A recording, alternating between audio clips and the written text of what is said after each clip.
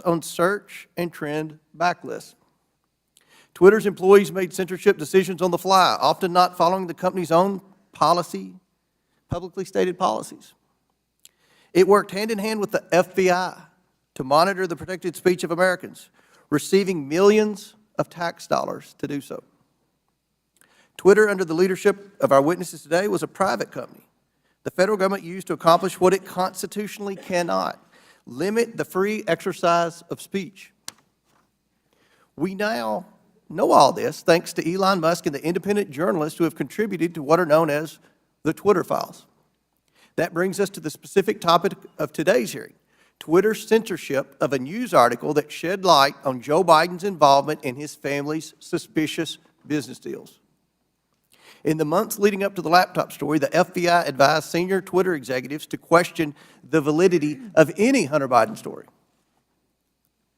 We also know that one of the witnesses before us today participated in an Aspen Institute exercise in September 2020 on a potential hack and dump operation related to Hunter Biden. Other big tech companies and reporters attended as well. This exercise prepared them for their future collusion to suppress and delegitimize information contained in Hunter Biden's laptop about the Biden's family business schemes. On October 14, 2020, the New York Post published its first story based on information contained in Hunter Biden's laptop story. The Post provided proof of the laptop's legitimacy by releasing a computer repair store's signed receipt for the laptop and the federal subpoena used by the FBI to retrieve it in 2019. The article revealed that a top executive at Burisma, who was paying Hunter Biden $50,000 a month, had spent time with then Vice President Biden in Washington, D.C. Throughout his presidential campaign, Joe Biden assured the American people that he had never spoken to his son about his overseas business dealing. However, the details exposed in the Post article indicate that Joe Biden lied to the American people. Immediately following the story's publication, America witnessed a coordinated campaign by social media companies, mainstream news, and the intelligence community to suppress and delegitimize the existence of Hunter Biden's laptop and its contents. That morning, Twitter and other social media companies took extraordinary steps to suppress that story. Twitter immediately removed the story and banned the New York Post account. Twitter also banned accounts who shared the story, including White House Press Secretary Kayleigh McEnany, and blocked its transmission via direct message. This episode marked the first time Twitter directly limited the spread of information from a mainstream news organization. And the New York Post would not get its account back for 2 weeks. Twitter would finally admit its mistake, but the damage had already been done. On October 19th, 51 former intelligence officials published a letter that Hunter Biden's laptop was Russian disinformation, which Joe Biden used as a talking point at a presidential debate on October 22nd. But we all know now this was not Russian disinformation. It wasn't disinformation. I want to make sure the American people truly understand the timeline here because it's very important. The Hunter Biden laptop story was published on Wednesday. Twitter did not acknowledge a mistake for at least 24 hours. Then on Monday morning, 51 former intelligence officials published their letter. That letter was then wholeheartedly accepted by mainstream news as proof that the laptop was fake. Joe Biden used that letter to brush aside the few questions he received about the story. During that time, the mainstream media was more concerned about what flavor of ice cream Joe Biden had ordered on a particular day. All this happened 2 weeks before the 2020 election. 2 weeks. One survey found that 17% of Biden voters would not have voted for the Biden-Harris ticket if they had known about the Biden laptop. But many Americans did not know about it because of a coordinated cover-up by big tech, the swamp, and mainstream news. Now mainstream media outlets have verified the laptop, but the damage has been done. Today we are joined by 3 former high-ranking employees at Twitter. Vijaya Gadde, Twitter's former top lawyer; James Baker, Twitter's former deputy general counsel; and Yoel Roth, Twitter's former head of trust and safety. We are also joined by Annika Collier Navaroli, Navaroli, Twitter's former head of trust and safety. A former Twitter member of U.S. safety policy team. Let me get that right. I would like to thank you all for your participation in today's hearing. We owe it to the American people to provide answers about this collusion to censor information about Joe Biden's involvement in his family's business schemes. With that, I yield to the ranking member for his opening statement.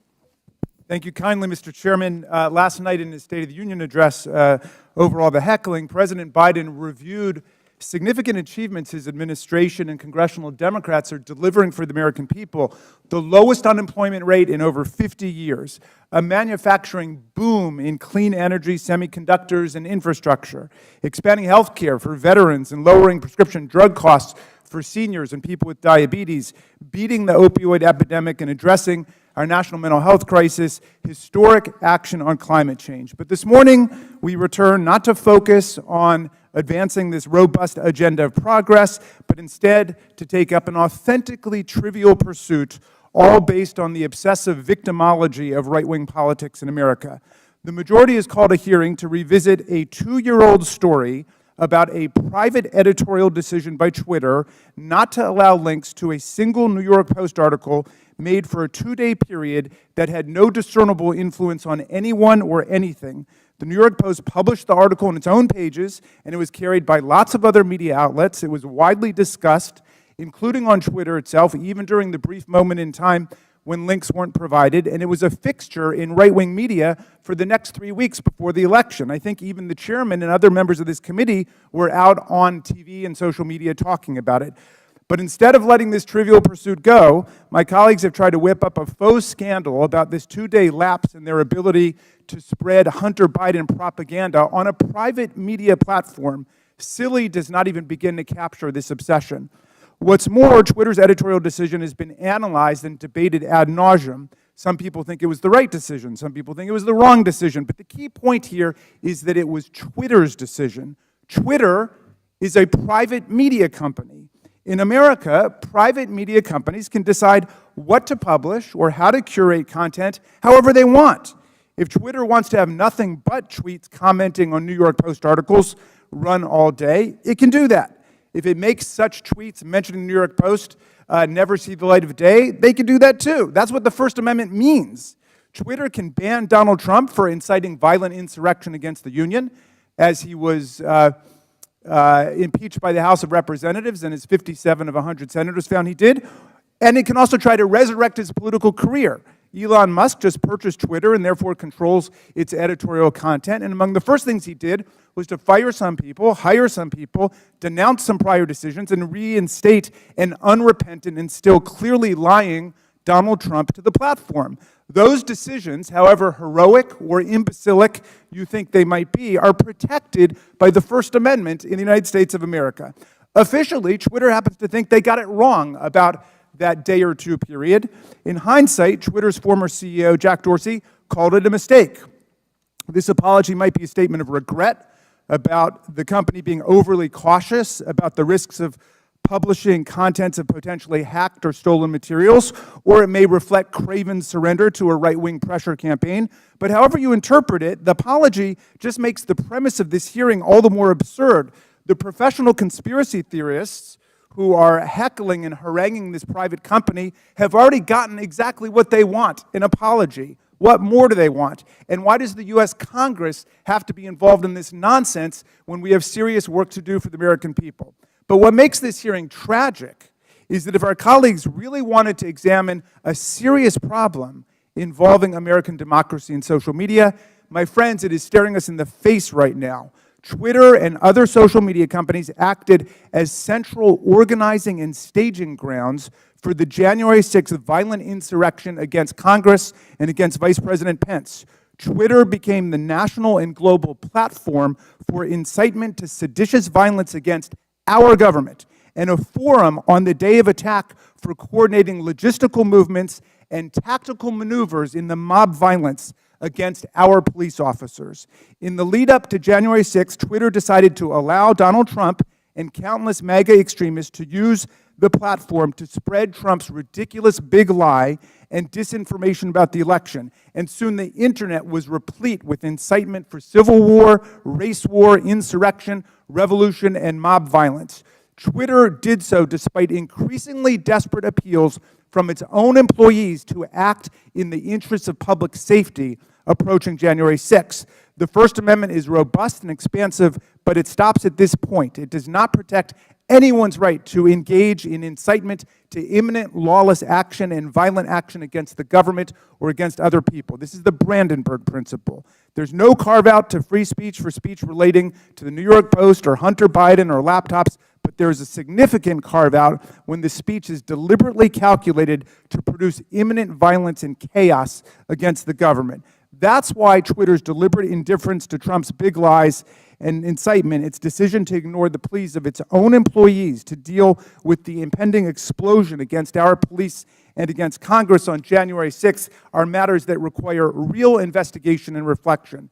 Rather than conspiring to suppress right-wing MAGA speech, as my colleagues astonishingly claim, Twitter and other media companies knowingly facilitated Trump's spread of disinformation, or what his own sycophantic Attorney General William Barr would come to call bullshit, and gave voice to his followers' glorification of violence and calls for civil war. Today, we will hear from Anika Collier-Navaroli, a former Twitter employee turned corporate whistleblower and patriotic hero who raised the alarm inside Twitter and about numerous accelerating warning signs that she saw leading up to the violent and catastrophic attack on the Capitol on January 6, 2021. Ms. Navaroli is here today to publicly testify about how senior officials at Twitter resisted her efforts to put policies in place or to enforce existing policies to promote public safety and to defend our national security. Twitter management, however, did not want to cross Donald Trump. I don't know precisely how we will solve the problem of private social media platforms being used for the organization of coups and incitement of violent insurrections against the United States or Brazil or any other country. But this is a grave problem confronting democracy, not just in America, but all over the world. It is not a silly, concocted partisan issue. We must analyze it carefully and legislate effectively to address it, and we must never forget that the enemies of democracy, led by autocrat and war criminal Vladimir Putin, are spending hundreds of millions of dollars on social media propaganda and disinformation to destabilize democracy all over the world, even as they wage their genocidal, illegal, aggressive war against the people of Ukraine. How are we going to prevent the liberal democracies from being overrun by propaganda, disinformation, and violent incitement? Well, listen to Anika Collier-Navaroli, because she has something important to say. She poses a problem that would be worthy of a serious congressional hearing, and we should have one. Thank you, Mr. Chairman. I yield back. Gentleman yields back. I want to thank, again, the witnesses for appearing here today. Today's witnesses are former Twitter employees. Vijaya Gadde, Twitter's former general counsel. James Baker, Twitter's former deputy general counsel. Yoel Roth, Twitter's former head of trust and safety. And Anika Collier-Navaroli, a former member of Twitter's U.S. safety policy team. I want to remind everyone, you all are appearing under subpoena by your own request. Pursuant to Committee Rule 9G, the witnesses will please stand and raise the right hands. Do you solemnly swear or affirm that the testimony you are about to give is the truth, the whole truth, and nothing but the truth, so help you God? Let the record show that the witnesses all answered in the affirmative. We will begin the 5-minute question portion of our hearing today. The chair recognizes.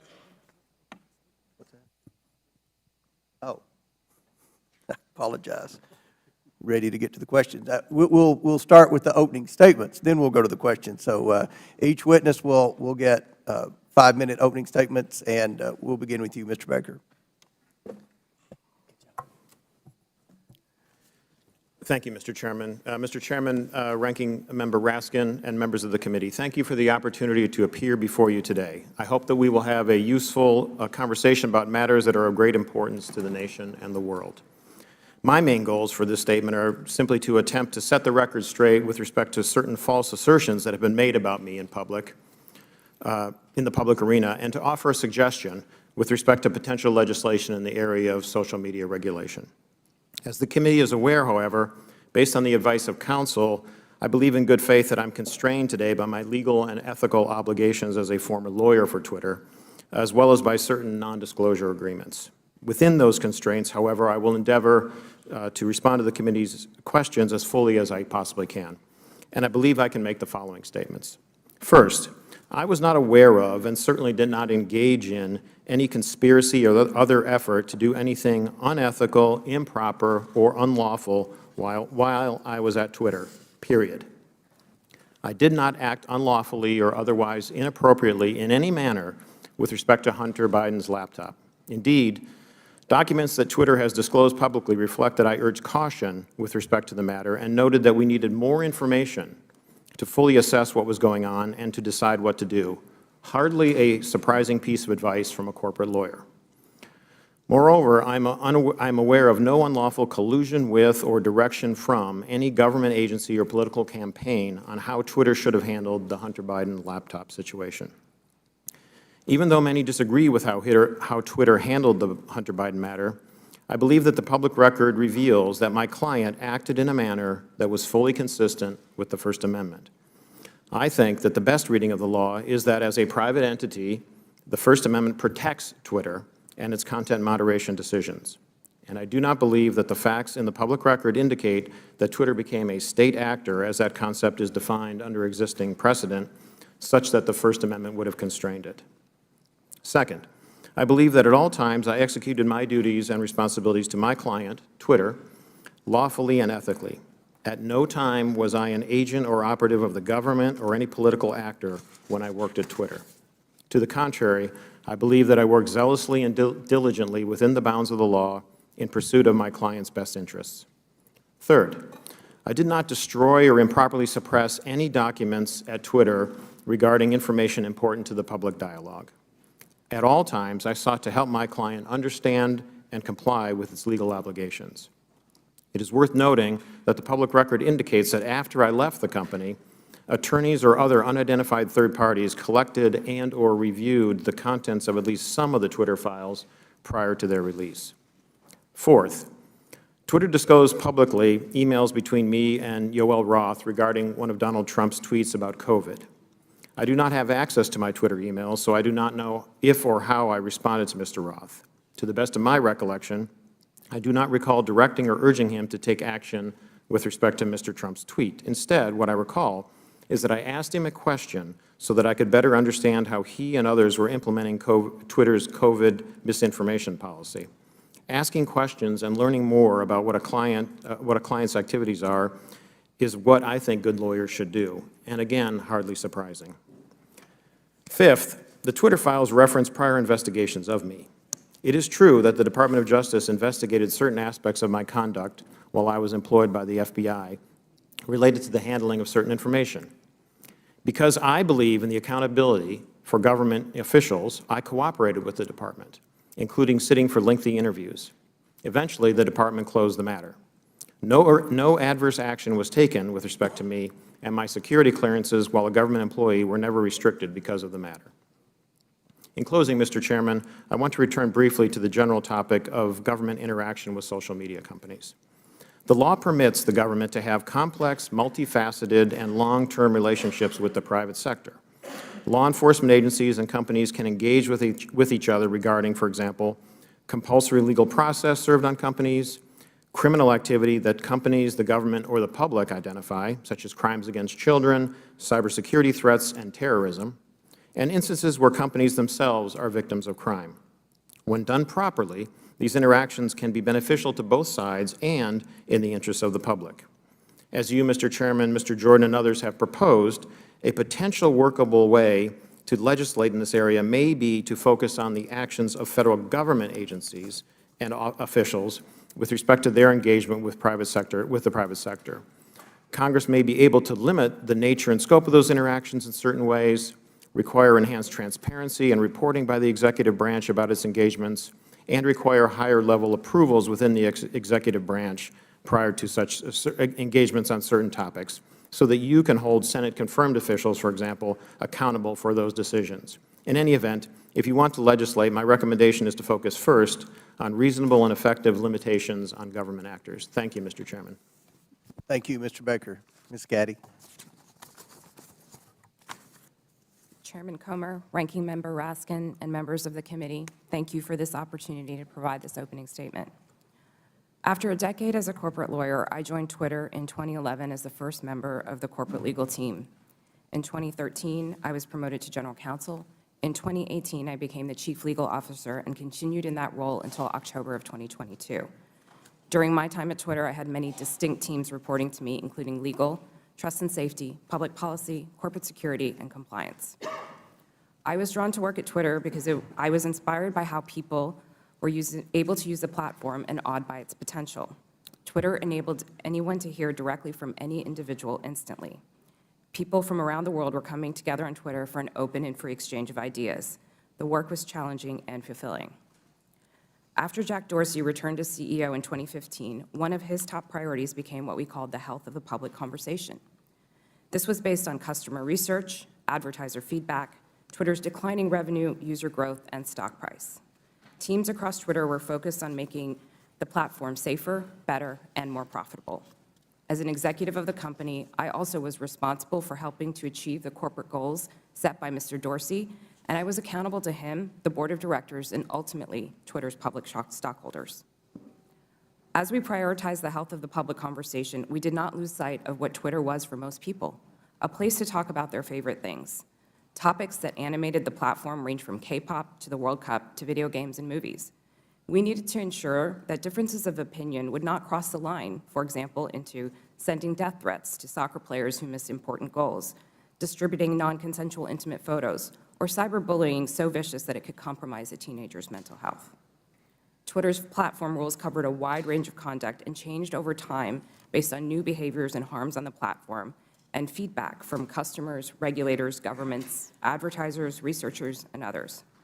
This feedback led to a principles-based approach, which we applied to an array of difficult yet equally complicated situations around the world. These rules were also benchmarked against industry standards. We all knew how difficult it would be to design, much less apply, one set of global rules for hundreds of millions of accounts that shared billions of tweets a week. While I was at Twitter, the company never lost sight of its deep commitment to promoting and defending free expression around the world. For example, to protect human rights defenders, we fought for the right of people to use pseudonyms on the platform. We litigated in courts around the world to protect the rights of people to express their opinions, often defending them against their own governments who are acting unlawfully or violating international human rights. And we took extra precautions to ensure we scrutinized or challenged and never just acquiesced to government legal demands. Defending free expression and maintaining the health of the platform required difficult judgment calls. Most applications of Twitter's rules were fact-intensive, subject to internal debate, and needed to be made very quickly. We recognized that after applying our rules, we might learn that some of them did not work as we imagined and that we would need to update them. We always remained open to new information from our customers and critics regarding our policies and enforcement. At times, we also reversed course. For example, on October 14, 2020, the New York Post tweeted articles about Hunter Biden's laptop with embedded images that looked like they may have been obtained through hacking. In 2018, we had developed a policy intended to prevent Twitter from becoming a dumping ground for hacked materials. We applied this policy to the New York Post tweets and blocked links to the articles embedding those source materials. At no point did Twitter otherwise prevent tweeting, reporting, discussing, or describing the contents of Mr. Biden's laptop. People could and did talk about the contents of the laptop on Twitter or anywhere else, including other much larger platforms, but they were prevented from sharing the primary documents on Twitter. Still, over the course of that day, it became clear that Twitter had not fully appreciated the impact of that policy on free press and others. As Mr. Dorsey testified before Congress on multiple occasions, Twitter changed its policy within 24 hours and admitted its initial action was wrong. This policy revision immediately allowed people to tweet the original articles with the embedded source materials. Relying on its long-standing practice not to retroactively apply new policies, Twitter informed the New York Post that it could immediately begin tweeting when it deleted the original tweets, which would have freed them to retweet the same content again. The New York Post chose not to delete its original tweets, so Twitter made an exception after 2 weeks to retroactively apply the new policy to the Post's tweets.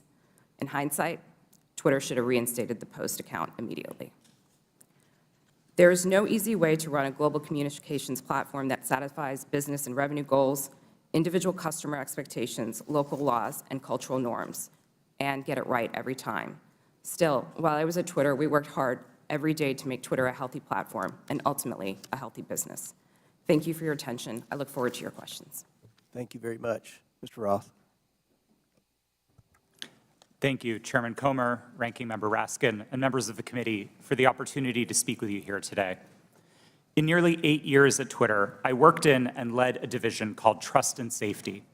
Trust and Safety's core duty is content moderation, removing tweets that violate Twitter's terms of service and suspending users who repeatedly break the rules.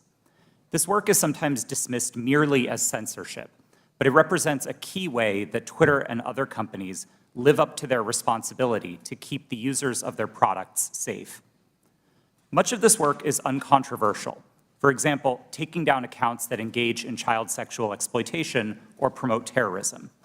The gray area of this work, though, is when trust and safety teams have to make decisions about so-called lawful but awful material, content that may be legal in many jurisdictions, but isn't something most people would want to experience.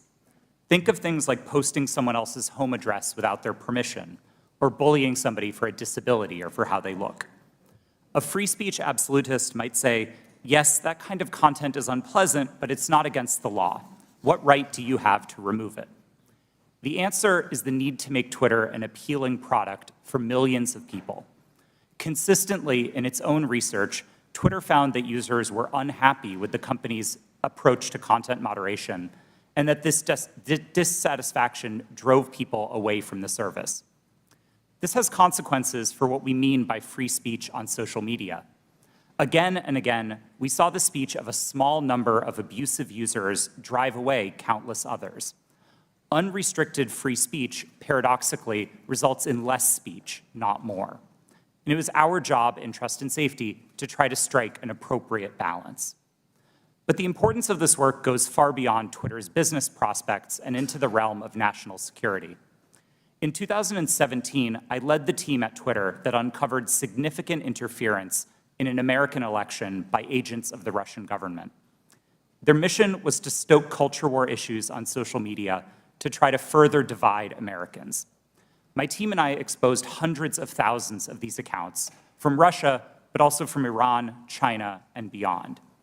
It's a concern with these foreign interference campaigns that informed Twitter's approach to the Hunter Biden laptop story.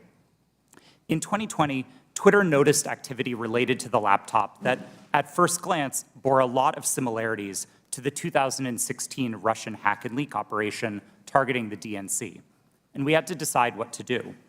And in that moment, with limited information, Twitter made a mistake. Under the distribution of hacked material policy, the company decided to prevent links to the New York Post stories about the laptop from being shared across the service. I've been clear that in my judgment at the time, Twitter should not have taken action to block the New York Post's reporting. And just 24 hours after doing so, the company acknowledged its error. But the decisions here aren't straightforward, and hindsight is 2020. It isn't obvious what the right response is to a suspected but not confirmed cyber attack by another government on a presidential election. I believe Twitter erred in this case because we wanted to avoid repeating the mistakes of 2016. And so the basic job of Trust and Safety is to try to strike this balance between the harms of restricting too much speech and the dangers of doing too little. I'll be the first to admit that we didn't always get it right. Even rare mistakes add up when you're carrying out content moderation at the scale of hundreds of millions of unique posts per day. While I was head of Trust and Safety at Twitter, I strove to do this work with impartiality and with a commitment to the fair enforcement of Twitter's written rules. But whether it's me or Elon Musk or someone else in the future, someone will have to make choices about the governance of online spaces. Those decisions should not be made behind closed doors or based on personal whims. I hope that we can work together to find ways to bring greater trust and transparency to social media, and I look forward to answering the committee's questions about any of these topics to the best of my ability. Thank you. Ms. Navaroli. Good morning, Chairman Comer, Ranking Member Raskin, and members of the committee. Thank you so much for the opportunity to speak with you all today. I'm here because there is an urgent need for us to understand the impact that social media companies are having on our democracy. I will be very clear. I was not involved in the decision around Hunter Biden's laptop, but I was involved in decisions that were made leading up to, during, and after the January 6th attack on the Capitol. If we are going to talk about social media in the government, we need to talk about Twitter's failure to act before January 6th. I am here to tell you that doing nothing is not an option. If we continue to do nothing, violence is going to happen again. My background is as a trained lawyer and journalist, and my expertise over the past decade has been in the areas of media, technology, law, and policy, with a particular focus on social media and free expression. I joined Twitter in 2019, and by 2020, I was the most senior expert on Twitter's US safety policy team. My team's mission was to protect free speech and public safety by writing and enforcing content moderation policies around the world. These policies included things like abuse, harassment, hate speech, violence, and privacy. So if no other algorithm or no other human could decide if a tweet violated my team's policies, the safety team policy acted as the final moderators. If a high-profile individual like any member of this committee or President Trump tweeted something controversial, it was sent to my team's desk.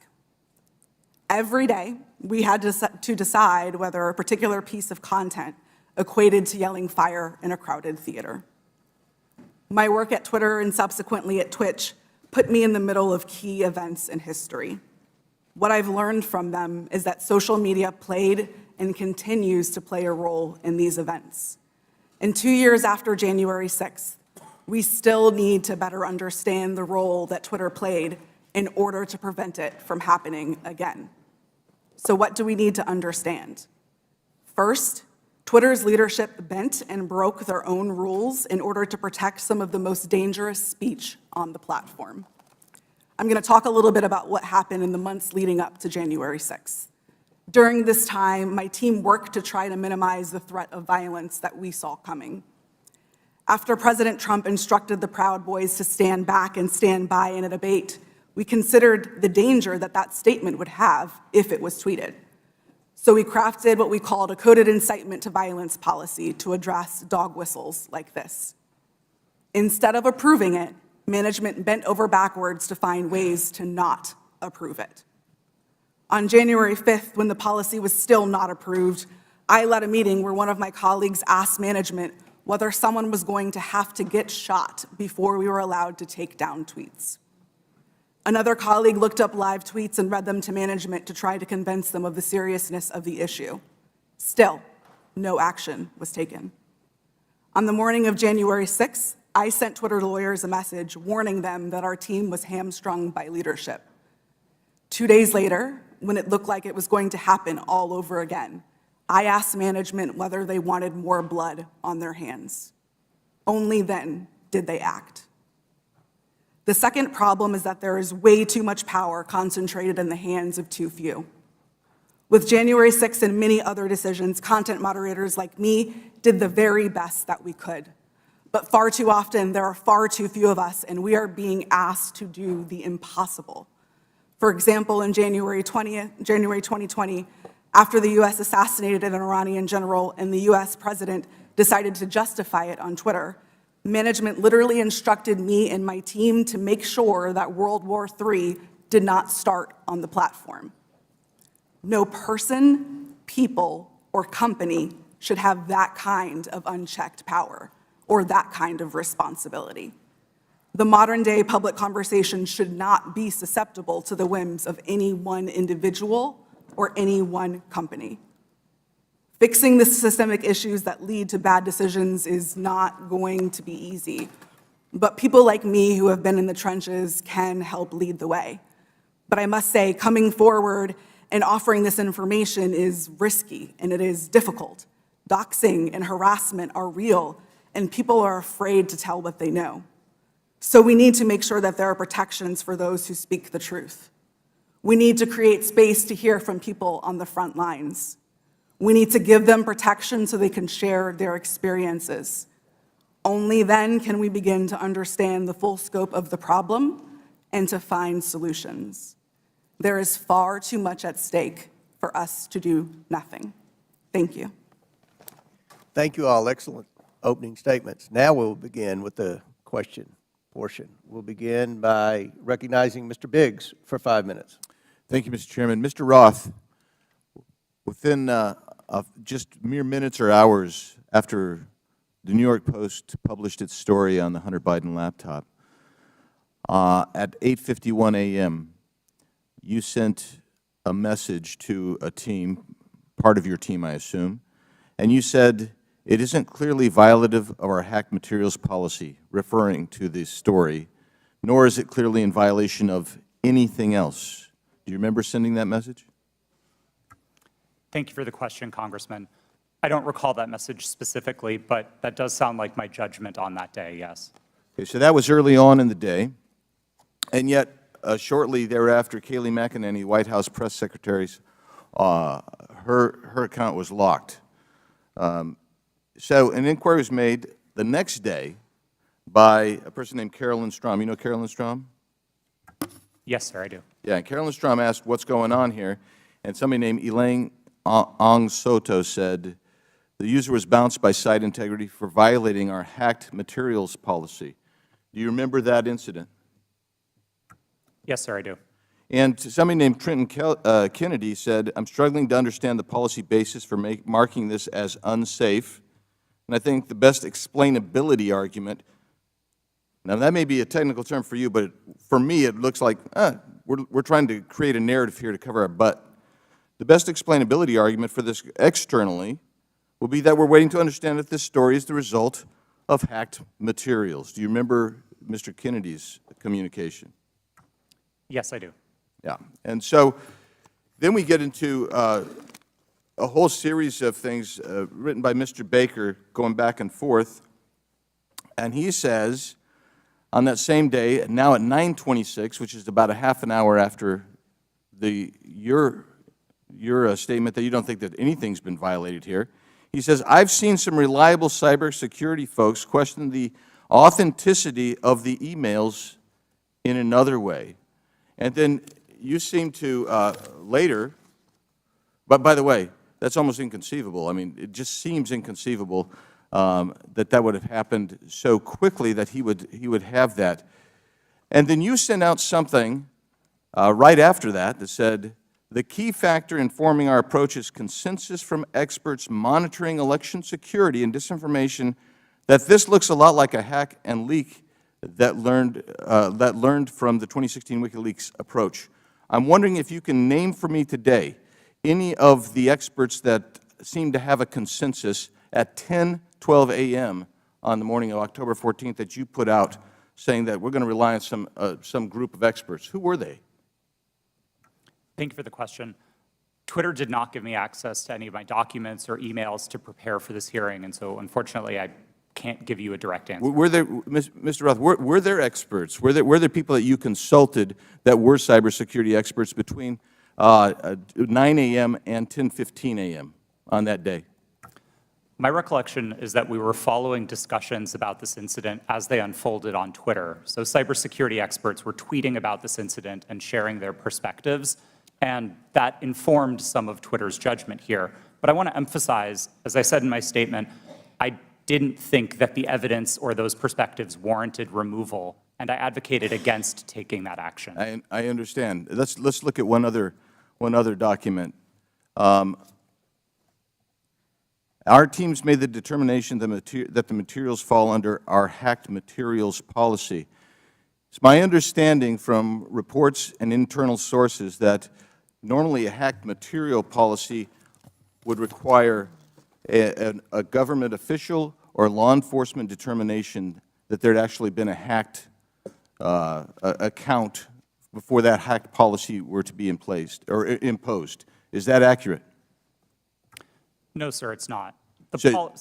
So the policy did not require that there be any kind of official finding by the government, by a government source?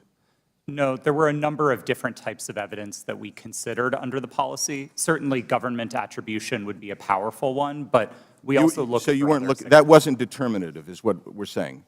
In that instance, we did not have any specific information from Okay. any government source, no. I'm going to read something that applies to this and several other things from the Twitter stack that you guys had. This might be an unpopular opinion, but one-off ad hoc decisions like this that don't appear rooted in policy are, in my humble opinion, a slippery slope and reflect an alternatively equally dictatorial problem. Quite frankly, that's what the essence of all four of your testimony. I realize you're trying to fight against it, but you exercised. You exercised an amazing amount of clout and power over the entire American electorate by even holding them hostage for 24 hours, reversing your policy, and then they're like, well, we want to go back with the originals. That's 24 hours, or 2 weeks, that you imposed your will on the American electorate. I'll yield back, Mr. Chairman. Gentleman, time's expired. He went 30 seconds over. I'll give the ranking member an extra 30 seconds. You're very fair-minded, Mr. Chairman.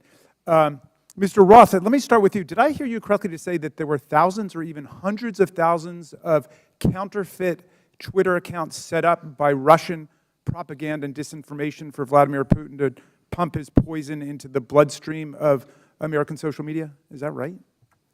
That's right, sir. And that's not just past tense. Those accounts are active on social media today. This is an ongoing campaign. Well, we should be having a hearing about that. I appreciate your alerting to us what's taken place.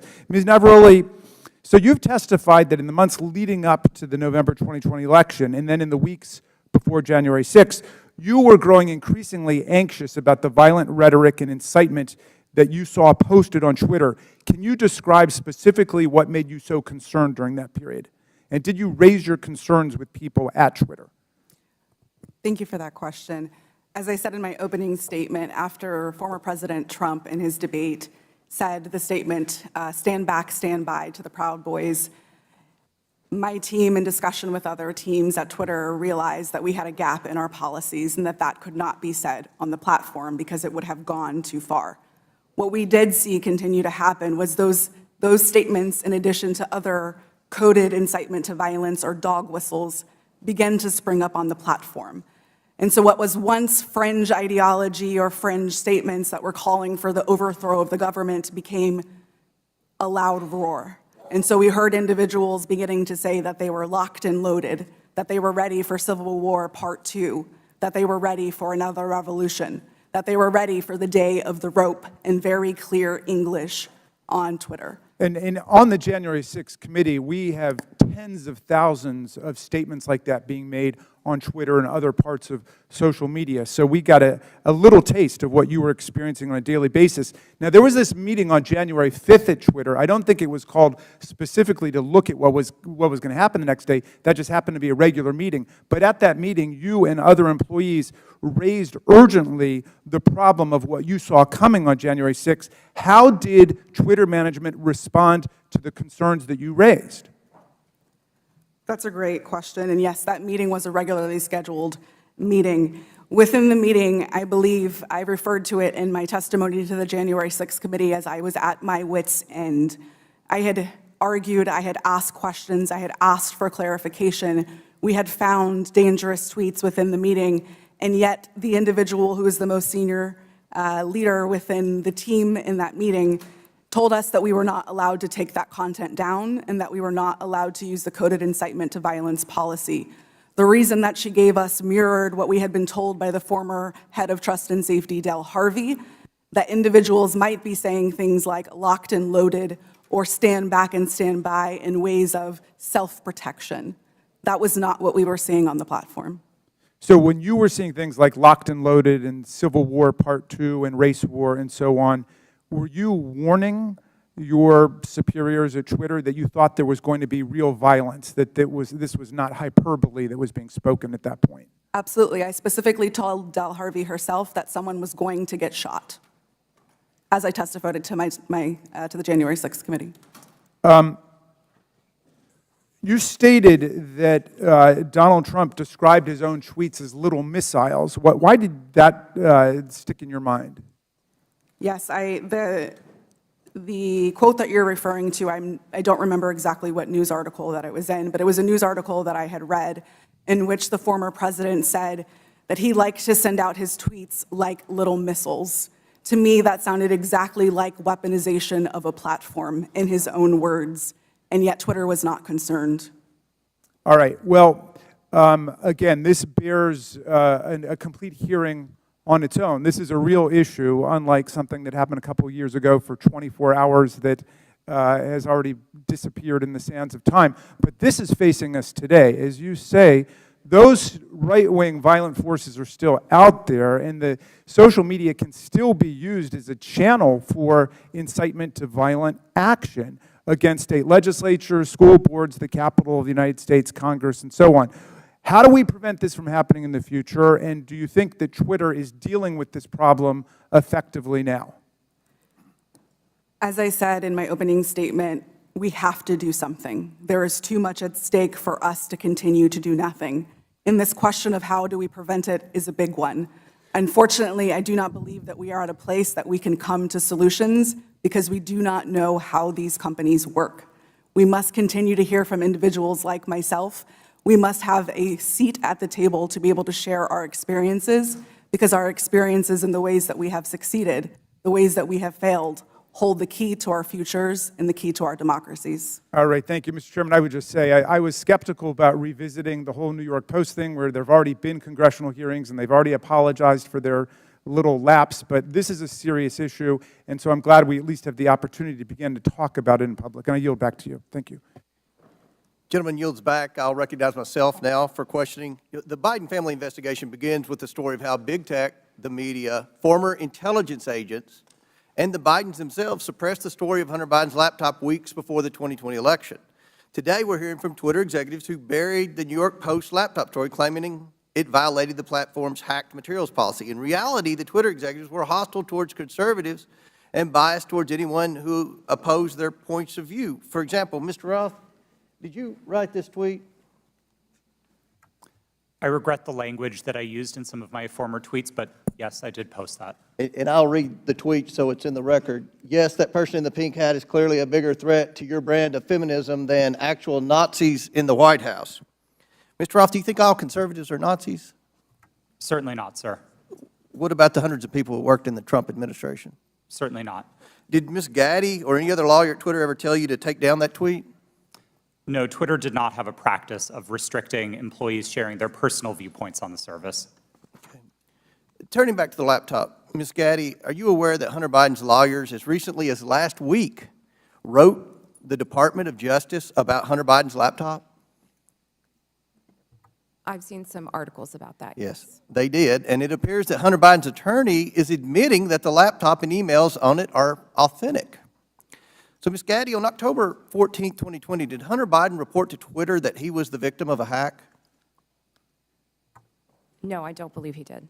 Ms. Gadde, when the New York Post initially broke the story about the laptop, did you call Hunter Biden's lawyer to ask if it was authentic? No, I did not. Isn't it correct that the Biden campaign had contact with Twitter in the run-up to the 2020 election? Not to my knowledge. And you're telling this committee that you didn't ask any Biden representative if the laptop was real or for Hunter Biden's attorney's phone number to confirm its authenticity? We did not speak to anybody related to that. Mr. Baker, are you aware that the FBI had Hunter Biden's laptop since December of 2019? I'm sorry, am I aware of that now? Well, were you aware then? Then, no, I don't believe, sir, that, to the best of my recollection, I don't think I knew But that. you're aware now? I've heard that now, yes. Mr. Baker, did you call any of your contacts at the FBI to ask whether or not they knew if the material had been hacked? I don't recall contacting them about that on that day.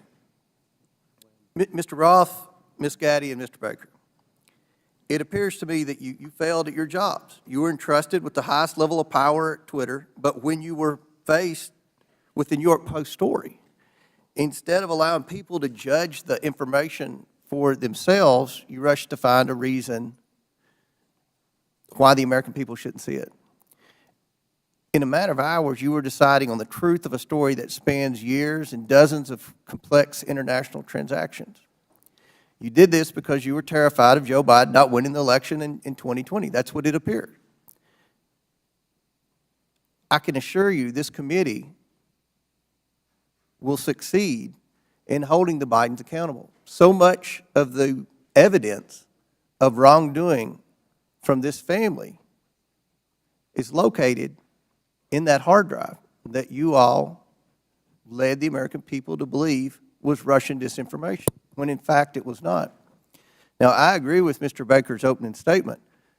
The concern for me is the level of involvement the FBI had with not just Twitter, but all of our social media platform companies. And I think it kind of goes in the opposite direction of where my friend, the ranking member, was trying to take this in his opening statement. This is something this committee should be concerned about. The government doesn't have any role in suppressing speech. And that's something the media should be very concerned about. What if there's a conservative president that somehow cleans out our FBI and they put in conservatives to suppress liberal speech? That's something that should never happen. So I look forward to more questions, and at this time I yield to the gentleman from I thank Ohio. the chair for yielding. Mr. Baker, you said you didn't talk with the FBI that day. Did you talk to the FBI about the Hunter Biden laptop story prior to then or after that day? I'm trying to make sure I can answer this question consistent with the restrictions that I talked about in my opening Simple statement. question. Did you Yeah. talk to the FBI about the Hunter Biden story? To the best of my recollection, I did not talk to the FBI about the Hunter Biden story before that day. Did you talk to him after it? You said your don't response recall. your response is real specific to the chairman. You said, I did not talk to the FBI about the Hunter Biden laptop story that day. I assume that day is October 14th. I want to know if you talked to him on the 13th or before, or if you talked to him on the 15th and after.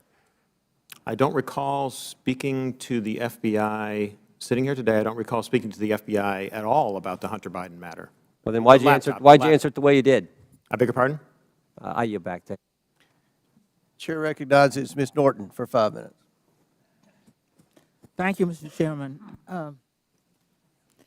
Like Benghazi before, Republicans are on a taxpayer-funded expedition to attack their political rivals, and they're feeding the flames of conspiracy in the process.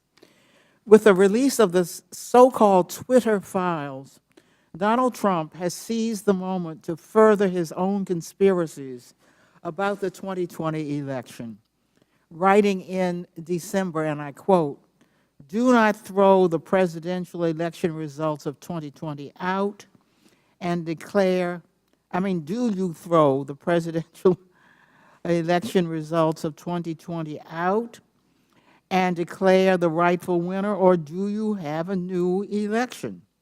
A massive fraud of this type and magnitude allows for the termination of all rules, regulations, and articles, and even those found in the Constitution, end quote.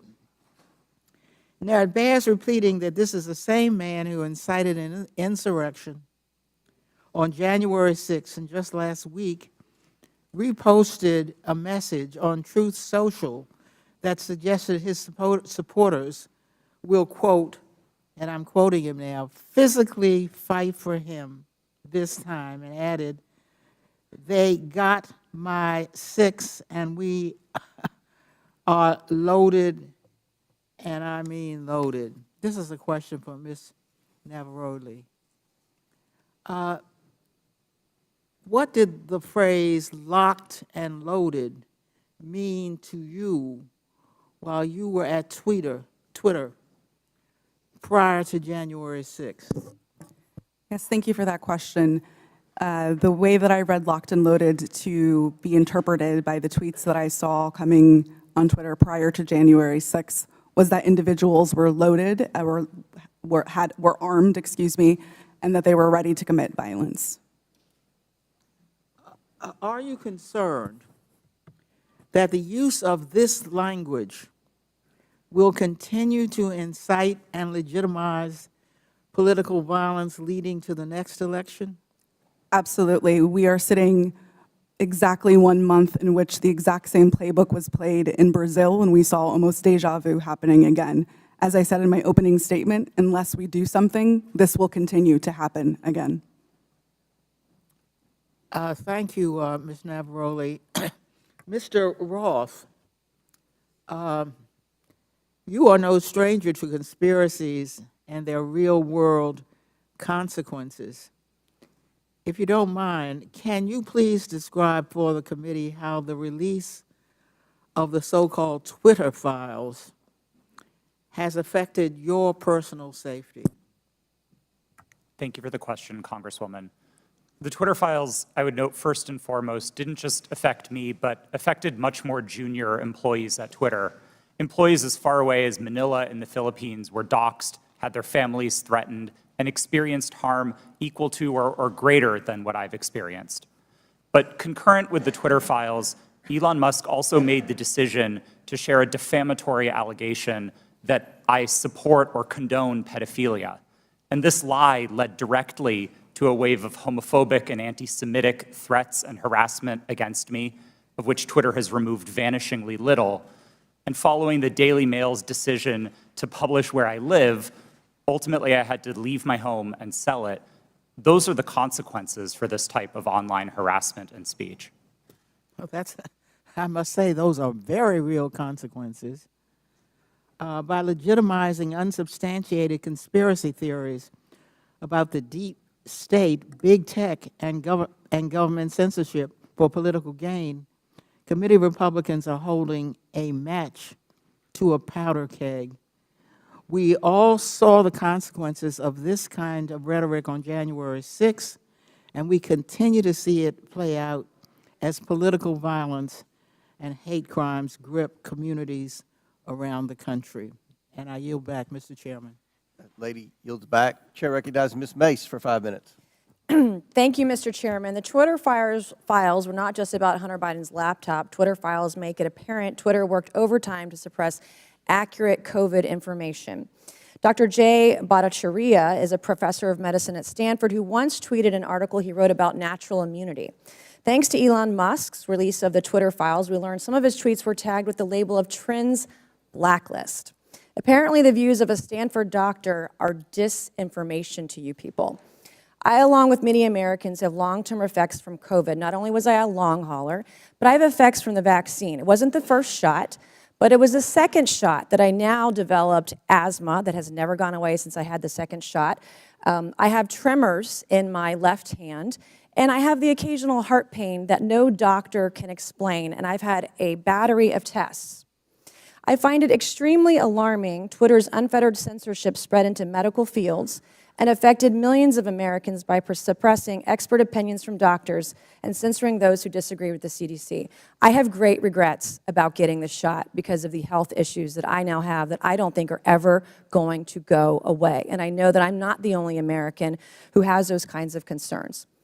Another example of what Twitter has done to censor folks is from Dr. Martin Kulldorff, a Harvard-educated epidemiologist, who once tweeted, "COVID vaccines are important for high-risk people and their caretakers. Those with prior natural infection do not need it, nor children." The Twitter files reveal this tweet was deemed false information because it ran contrary to the CDC. So my first question this morning of Ms. Gadde, may I ask of you, where did you go to medical school? I did not go to medical school. I'm sorry? I did not go to medical school. That's what I thought. Why do you think you or anyone else at Twitter had the medical expertise to censor a doctor's expert opinion?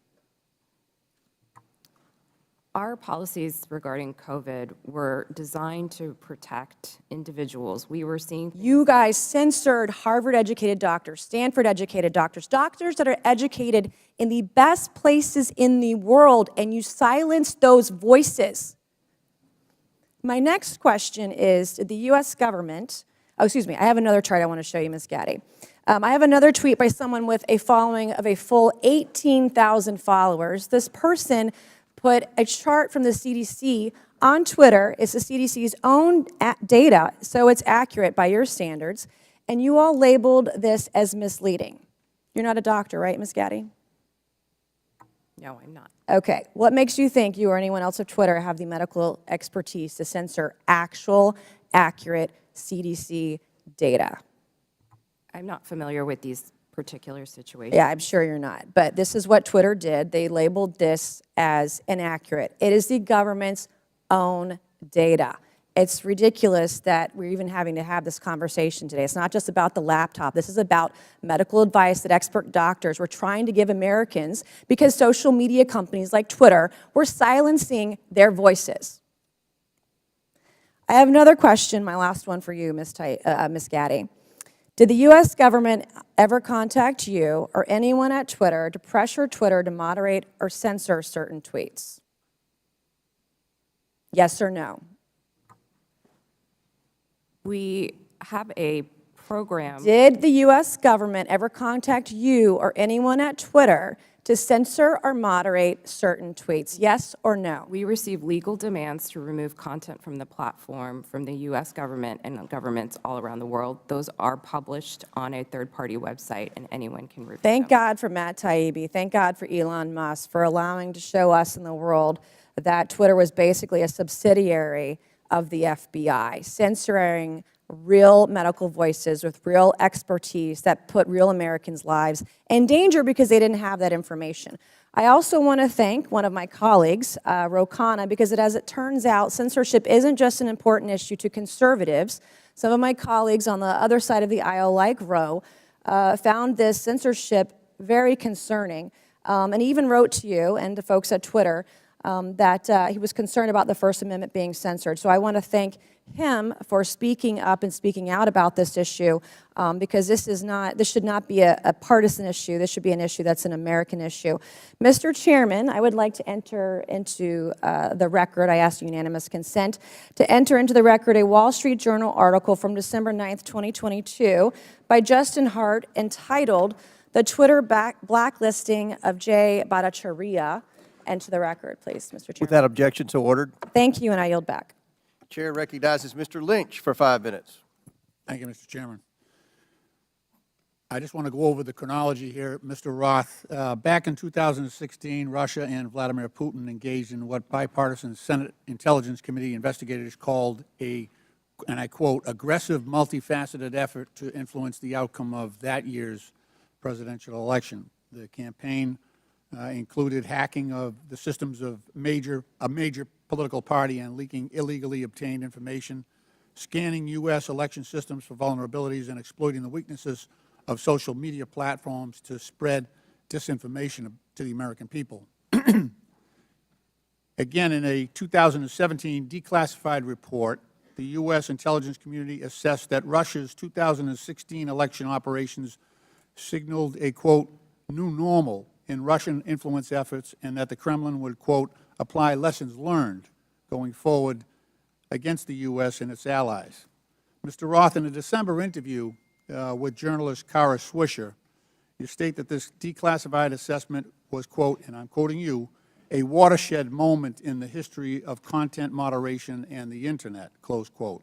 You also stated in that interview that Twitter discussed potential threats to the integrity of the 2020 elections, and it was, quote, and I'm quoting you again, obvious to think about the most influential thing that impacted the 2016 election, which was the hack and leak campaign organized by the Russian government, and that, quote, we would have been stupid not to think about that risk. Mr. Roth, why would Twitter have been stupid to ignore that risk? Thank you for the question, Congressman. I think Twitter and the entire social media industry were, frankly, caught with their pants down in 2016 and missed an opportunity to do the critical work of protecting election security. This isn't my judgment. This is the judgment of academics and researchers who have spent years studying Russian active measures. And most of their conclusions suggest that the #1 most influential part of the Russian active measures campaign in 2016 was the hack and leak targeting John Podesta. It would have been foolish not to consider the possibility that they would run that play again. Right. And so let me ask, was that top of mind for Twitter? You're trying to you're trying to measure the credibility of incoming intelligence. Was that top of mind in regard to your decision, the company's decision to temporarily limit the distribution of the October 14th New York Post story that was delivered by Mayor Giuliani? Yes, that was one of the animating concerns for us. For nearly 2 years, we had engaged in scenario planning exercises for potential risks tied to the elections, and one of them appeared to be happening that day. Now, again, I think the facts were complicated, and I do believe Twitter made a mistake then, but our judgment was colored by the experience of 2016 and by the very real Russian activities that we saw play out that year.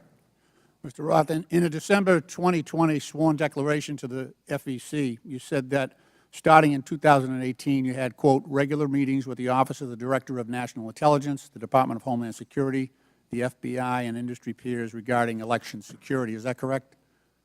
Yes, sir, it is. Okay. You stated that during these meetings, quote, federal law enforcement agencies communicated that they expected hack and leak operations by state actors that might occur in the period shortly before the 2020 presidential election, likely in October, and that there were, quote, rumors that a hack and leak operation would involve Hunter Biden, close quote. Is that your recollection today? It is, but I want to clarify that sentence slightly. I think it actually should have been two separate sentences.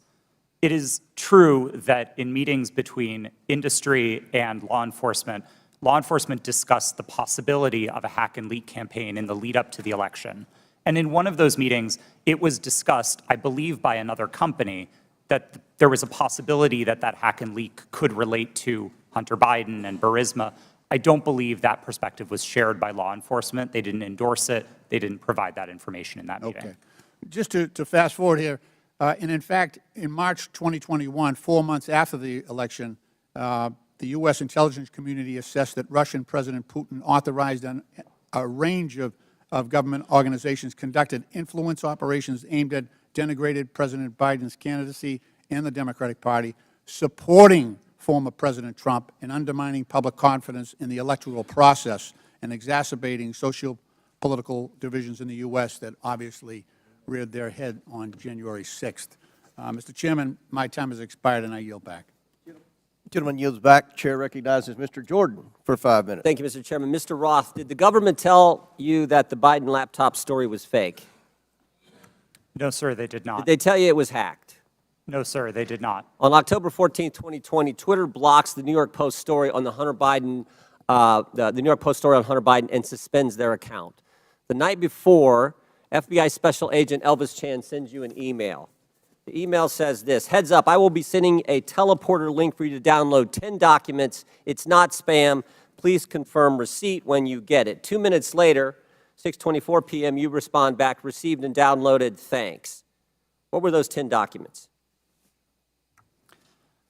Twitter didn't give me access to my laptop, but Special Agent Chan has said publicly, and the FBI has confirmed, that those documents did not relate to Hunter Biden, and that's my recollection of them. What did they relate to?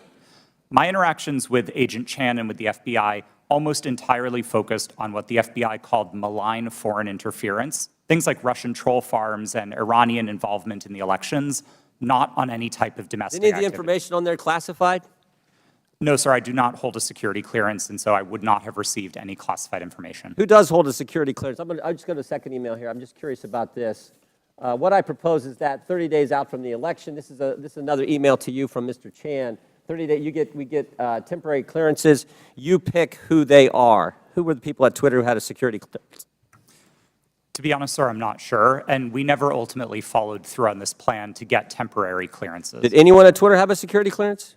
It's my understanding that at least some current or former employees did hold clearances, but I wasn't certain about that. Ms. Gadde, do you know if anyone took up Mr. Chan's offer to hand out security clearances 30 days before the 2020 election? Not that I'm aware. So we don't know how many people had security clearances. Twitter, do we know? Mr. Baker, Mr. Gadde, Ms. Gadde, anyone know how many people at Twitter had a security clearance in the 30 days prior to the election? I don't know the answer to that question, Ms. sir. Gadde? I do not know. Mr. Roth, you don't know? No, sir. How about the last one? Ms. Navaroli, do you know? No. I mean, it seemed like the offer was to sort of just hand them out like candy. I just wondered who had them. No one knows? Okay. So the FBI didn't tell you that it was fake, didn't tell you that it was hacked. And Mr. Roth, did the story violate your policies? In my judgment at the time, no, it did not. Yeah, that's what you said. Said what I would propose, is you said, it isn't clearly a violation of our hack materials policy, nor is it clearly a violation of anything else. So I think what a lot of people are wondering is if it didn't violate your policies, and they didn't tell you it was fake, didn't tell you it was hacked, why'd you take it down? The company made a decision that found that it did violate the policy. It wasn't my personal judgment at the time that it did, but the decision was communicated to me by my direct supervisor, and ultimately, I didn't disagree with it enough to object to You know what I think happened, Mr. Roth? I think you guys got played. I think you guys wanted to take it deep down. We saw what the chairman put up where you said, everyone in the White House is a fascist. I think you guys wanted it to be taken down. I think you meet with these guys every week. We know that's been established in the Twitter files. You had weekly meetings with Mr. Chan in the run-up to the election. They send you all kinds of emails. They send you documents on the super secret James Bond teleporter. You get information on that. I think you guys wanted to take it down. I think you guys got played by the FBI. And that's the scary part. Because we had 50, this to me is the real takeaway. 51 former intelligence officials 5 days after you guys take down the Hunter Biden story and block the New York Post account. 5 days later, 51 former intel officials send a letter and they say, the Hunter Biden story has all the classic earmarks of a Russian information operation. The information operation was run on you guys, and then by extension run on the American people. And that's the concern. And to Mr. Raskin's point that you guys aren't bound by the First Amendment because you're a private company, okay, maybe so. But your terms of service don't have to comply with the First Amendment. Would that be right, Mr. Roth? They don't have to. You've said that as much in your testimony. My understanding of the First Amendment is that it protects people and businesses from government, not Understand informs how the... in your terms of service. So here's what I want to know. Here's what I want to know. Is this a violation of the First Amendment when the government, Mr. Chan again, sending you an email saying, we think these accounts need to be looked at because they violate your terms of service? That's a different standard. So you got the government saying your terms of service, which don't have to comply with the First Amendment, but the government saying we don't think these accounts comply with your terms of service, please take them down. You see a problem there, Mr. Roth? Mr. Chairman, I'm seeing a flashing red light. I'm happy to answer the question. Do I think that that's a valuable use of the FBI's time? No, but I don't see in a request for review a problem under the First Amendment, no. I sure do. I thank the gentleman. I get back. Chair recognizes Mr. Conley for 5 minutes. Thank you, Mr. Chairman. Very good. My, what happens when you hold a hearing and you can't prove your point? We heard from the chairman in his opening statement that it's wrong for government to call Twitter and say, take down a tweet. Did I hear that correct, Mr. Roth? That was my understanding, yes. Yeah. So on May 27th, 2020, President Donald J. Trump tweeted, and I quote, Republicans feel that social media platforms totally silence conservatives. By the way, something that would come as news to you, apparently, Mr. Roth, because you're still the subject of conservative harassment. We will strongly regulate, he went on to say, or close them down before we ever allow this to happen, unquote. Ms. Navaroli, doesn't that sound eerily like a government official telling Twitter that there's a threat, we'll shut you down if we don't like the content? I am not familiar with the tweet that you have referenced. Well, but if I just told you that quote without telling you who said it, might it have some ominous overtones from your point of view if you're still at Twitter? We'll shut you down. We'll regulate you. We will never allow this to happen. Those are pretty strong words. They are. Yeah. Okay.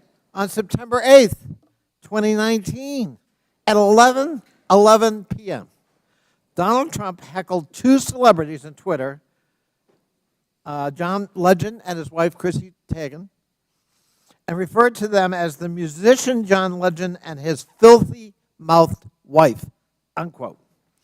Ms. Tagan responded to that email at 12:17 a.m., and according to notes from a conversation with you, Ms. Navaroli's counsel, your counsel, the White House almost immediately thereafter contacted Twitter to demand the tweet be taken down. Is that accurate? Thank you for the question. In my role, I was not responsible for receiving any sort of request from the government. However, what I was privy to was my supervisors letting us know that we had received something along those lines or something of a request.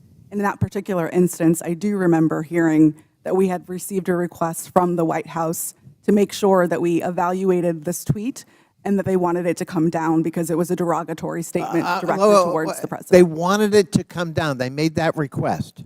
To my recollection, yes. I thought that was an inappropriate action by a government official, let alone the White House. But it wasn't Joe Biden about his son's laptop. It was Donald Trump because he didn't like what Chrissy Teigen had to say about him. Is that correct? Yes, that is correct. My.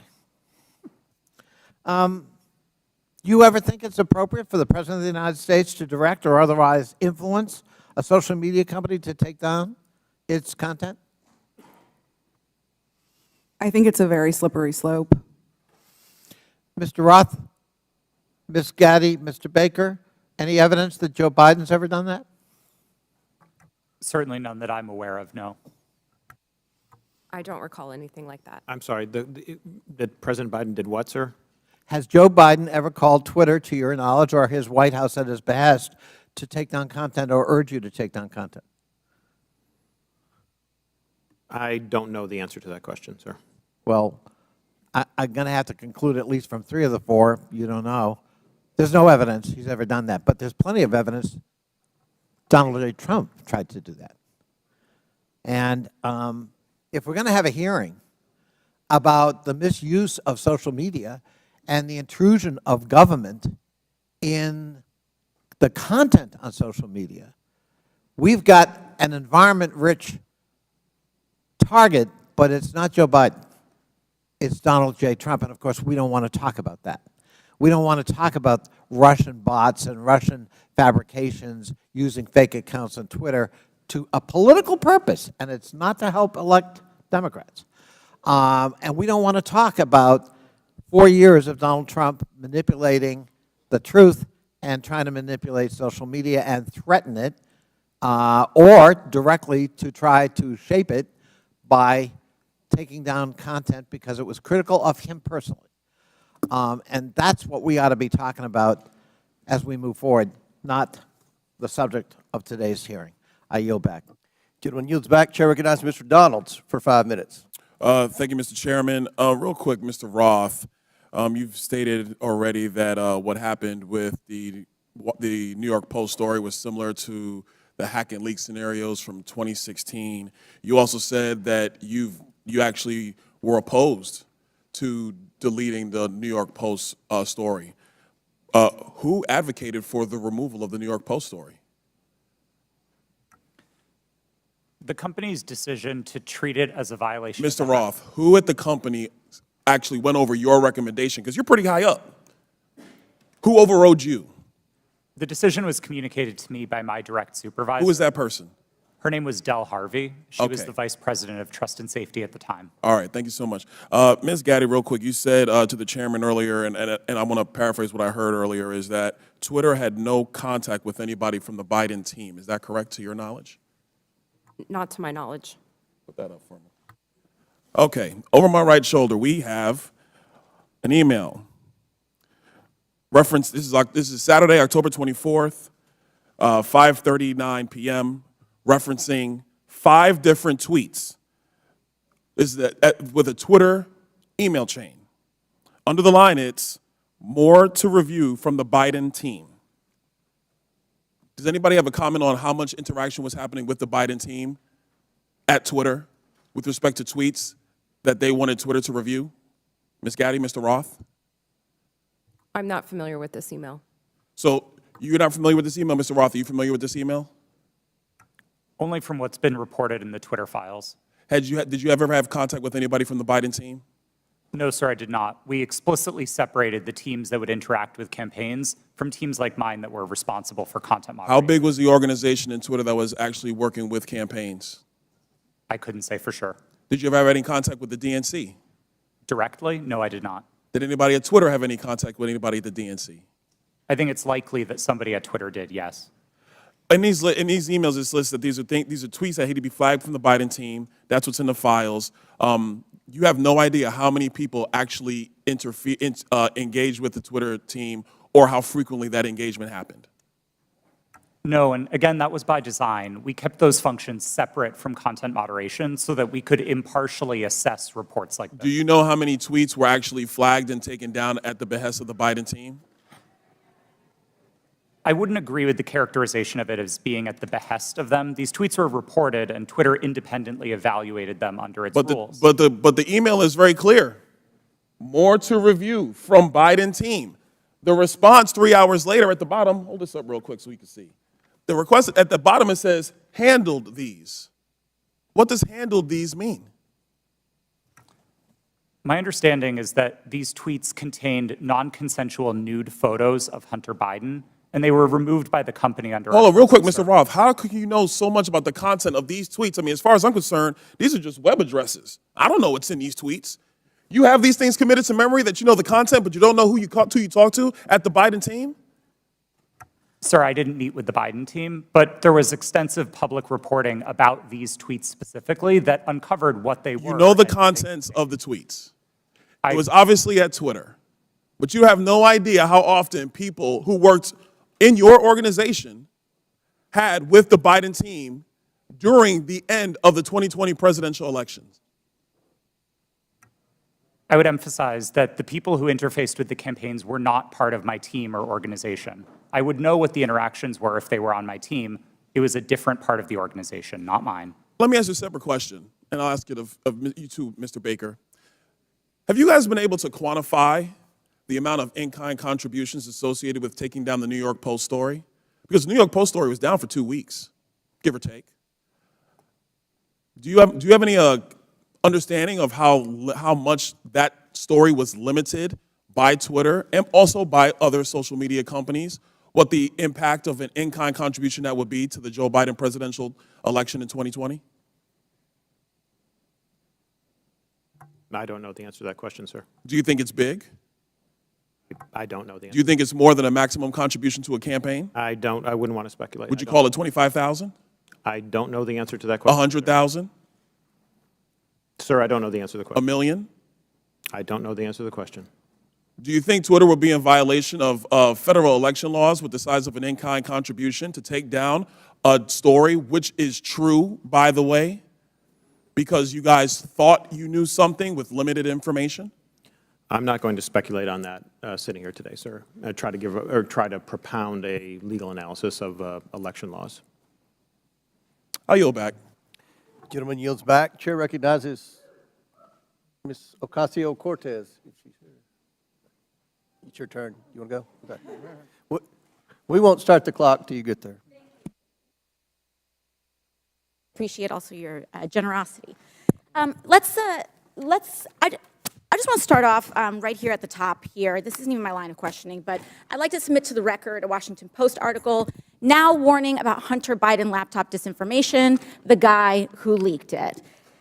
Here's the deal. Before I even get into my questions, I think that the story here with the Washington Post reporting is that what they're saying right here, when the New York Post first reported in October 2020 that it had obtained contents of a laptop computer allegedly owned by Joe Biden's son Hunter, there was an immediate roadblock faced by other news outlets that hoped to corroborate reporting, as many did. The newspaper wasn't sharing what it obtained.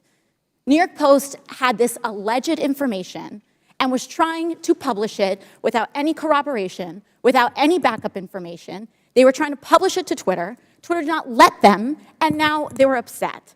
I believe that political operatives who sought to inject explosive disinformation with the Washington Post couldn't get away with it. And now they're livid. And they want the ability to do it again.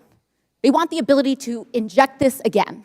So they've dragged a social media platform here in Congress. They're weaponizing the use of this committee so that they can do it again. A whole hearing about a 24-hour hiccup in a right-wing political operation. That is why we are here right now. And it's just an abuse of public resources, an abuse of public time. We could be talking about health care. We could be talking about bringing down the cost of prescription drugs. We could be talking about abortion rights, civil rights, voting rights. But instead, we're talking about Hunter Biden's half-fake laptop story. I mean, this is an embarrassment. But I'll go into it. Ms. Navaroli, let's talk about something real. I'd like to show you a tweet posted by former President Trump about my colleagues and I on July 14, 2019. It says in part, quote, "Why don't they go back and help fix the totally broken and crime-infested places from which they came? Then come back and show us how it's done. These places need your help badly. You can't leave fast enough. I'm sure that Nancy Pelosi would be very happy as quickly to work out free travel arrangements." A day or two after that, Donald Trump publicly incited, violence at a rally, targeting 4 congresswomen, including myself, saying, "Go back to where you came from." Ms. Navaroli, as I understand it, you were the most senior member of Twitter's content moderation team, or a senior member of Twitter's content moderation team when this was posted. As part of your responsibilities, did you review this tweet? Yes, it was my team's responsibility to review these tweets. And what did you conclude? My team made the recommendation that for the first time, we find Donald Trump in violation of Twitter's policies and use the public interest interstitial. For the first time? Yes. And at the time, Twitter's policy included a specific example when it came to banned abuse against immigrants, as they specifically included the phrase, "go back to your country," or go back to where you came from, correct? Yes, that was specifically included in the content moderation guidance as an example. You brought this up to the Vice President of Trust and Safety, Del Harvey, correct? I did, yes. And she overrode your assessment, didn't she? Yes, she did. And something interesting happened after she overrode your assessment. A day or two later, Twitter seemed to have changed their policies, didn't they? Yes, that trope, "go back to where you came from," was removed from the content moderation guidance as an example. So Twitter changed their own policy after the president violated it in order to potentially accommodate his tweet? Yes. Thank you. So much for bias against right wing on Twitter. Additionally, Ms. Navaroli, are you familiar with the account Libs of TikTok? I have heard of it from the news, yes. Mr. Roth, are you familiar with this account? Yes, ma'am, I am. Are you aware that from August 11th to August 16th, that account posted false information about Boston Children's Hospital, claiming that they were providing hysterectomies to children?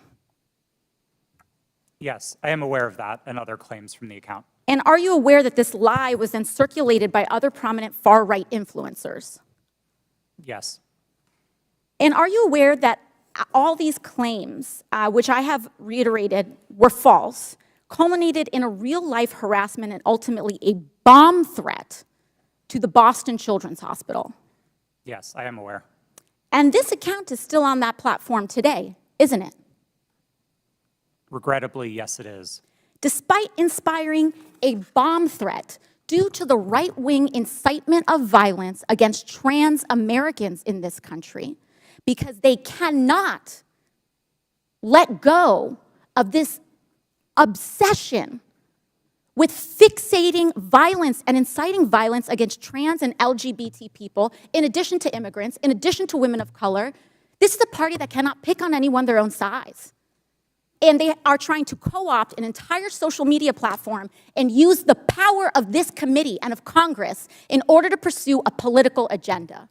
I yield back. Lady yields back. Chair recognizes Mr. Fry for 5 minutes.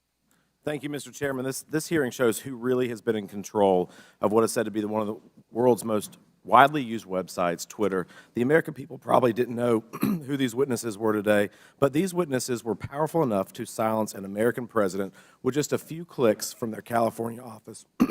We're also learning that some of those in Washington, D.C. have forgotten their role and exercised their power to achieve ends antithetical to American principles of free speech and expression. The FBI is the lead federal agency responsible for investigating foreign influence operations. However, in recent years, the FBI has devoted countless amounts of time taxpayer money and manpower to combating Russian foreign influence on social media. The FBI, as one reporter noted, acted as a, quote, doorman to the vast program of social media surveillance and censorship encompassing agencies across the federal government, from the State Department to the Pentagon to the CIA. End quote. Reports suggest that thousands of reports from the FBI and the Foreign Influence Task Force were sent to Twitter. This isn't what the American people are paying for. This isn't what we trust the FBI to do. FBI agents shouldn't be sitting at a desk in Washington, D.C., scrolling through Twitter and emailing with social media companies. An email from one Twitter employee to another reads, quote, the FBI San Francisco Emergency Operations Center sent us the attached report of 207 tweets they believed may be in violation of our policies, end quote. Another email revealed that there are, quote, some folks in the Baltimore field office and at headquarters that are just doing keyboard searches for violations. Mr. Roth, Twitter usually found little evidence that the accounts the FBI flagged had ties to foreign influence. Is that correct? In part, but we received many reports from the FBI, particularly related to malign foreign interference, that were highly credible and were constructive. So I would say it was a bit of a mixed bag. And you pushed back to the FBI when they would send you a list of American-based accounts. Is that correct? Politely, but yes. Mr. Roth, it appears that Twitter employees were under pressure by the FBI and other government agencies to validate these theories of foreign influence. Would you agree with that? No, I wouldn't agree with the word pressure. The FBI was quite careful and quite consistent to request review of the accounts, but not to cross the line into advocating for Twitter to take any particular action. So flagging American accounts, in your view, is not foreign or theories of foreign influence. There's not pressure there just by flagging it to you. Again, domestic accounts. I don't think it's a great use of the Bureau's time, but I wouldn't characterize how they communicated with us as pressure. Mr. Roth, you enjoyed these meetings with the FBI, it seems, based on the tweets behind me or the communications behind me. In internal communications at Twitter, you said, definitely not meeting with the FBI, I swear. Is that correct? I believe I was joking with a colleague at the time, but yes. But I can assume that you were meeting with the FBI when you were communicating with your colleague. Is that correct? Yes, one of my job responsibilities was meeting with law enforcement about election security. And just so I'm clear, the person you're communicating with here says, very boring business meeting that is definitely not about Trump. I assume that's also sarcasm. Yes, that's my assumption. And we can assume that Twitter was having these meetings with the FBI about President Trump, correct? No, sir. The meetings that I was a part of with the FBI were almost entirely and exclusively focused on malign foreign interference, so accounts being operated outside of the United States by other governments, not on the accounts of Americans. So what is the basis of this communication, then, where you talk about not meeting with Trump or not meeting about Trump? Again, I think those comments are sarcasm, but the context for this interaction was the need to mark my calendar private after another Twitter employee joined one of those meetings with the FBI unexpectedly, and so I had to implement additional security measures around my calendar. This was a fairly banal interaction with a colleague. Mr. Chairman, I yield the rest of my time to Mr. Jordan. Can I ask Mr. Jordan?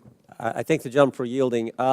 Mr. Roth, was there ever any visibility filtering that was hard-coded by Twitter employees into accounts of specific users?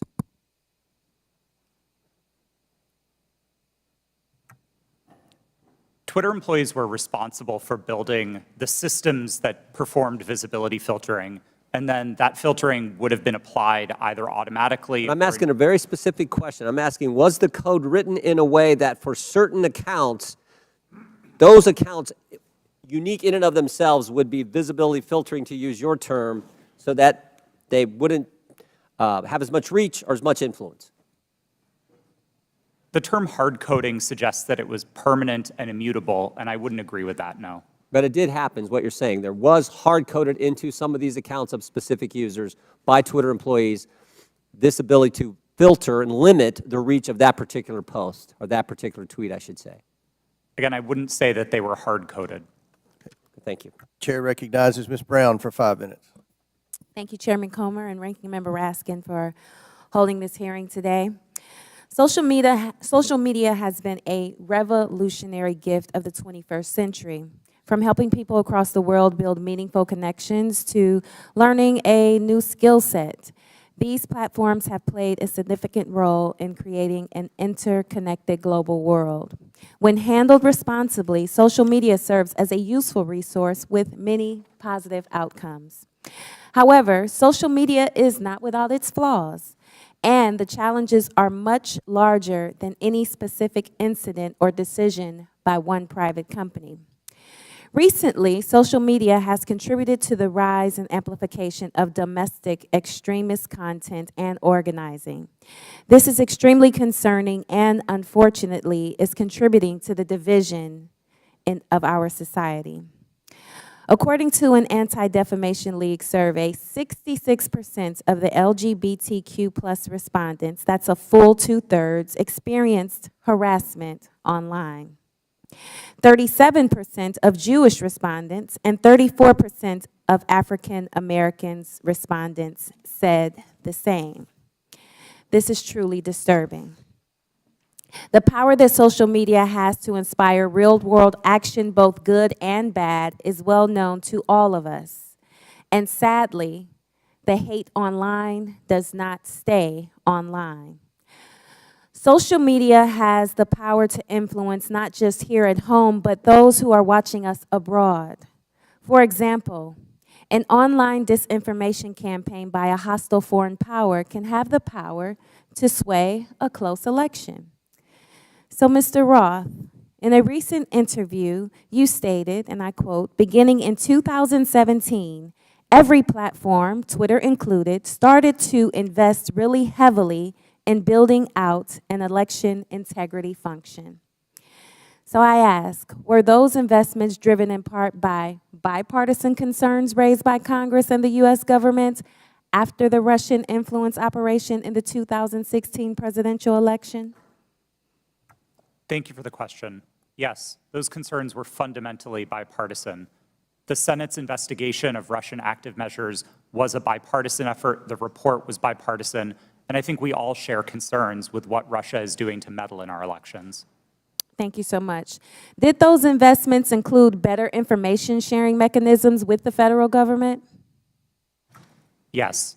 I think one of the key failures that we identified after 2016 was that there was very little information coming from the government and from intelligence services to the private sector. The private sector had the power to remove bots and to take down foreign disinformation campaigns, but we didn't always know where to look without leads supplied by the intelligence community. That was one of the failures highlighted in the Senate Intelligence Committee's report and in the Mueller investigation, and that was one of the things we set out to fix in 2017. Thank you for that. And Mr. Roth, were those communication channels useful to Twitter as it worked to combat foreign influence operations? Absolutely. I would say they were one of the most essential pieces of how Twitter prepared for future elections. Thank you so much. So clearly, we must come together as a committee to stand up and protect our country from foreign election interference and disinformation. I sincerely look forward to spending more time with this committee, working to understand how to fight back against our adversaries and strengthen our democracy. And with that, Mr. Chairman, I yield back. Thank you very much. Chair recognizes Ms. Green for 5 minutes. Thank you, Mr. Chairman. Mr. Baker, Ms. Gadde, Mr. Roth, and Ms. Navaroli, you can consider your speech canceled during my time because you canceled mine. You see, you permanently banned my personal Twitter account, and it was my campaign account also.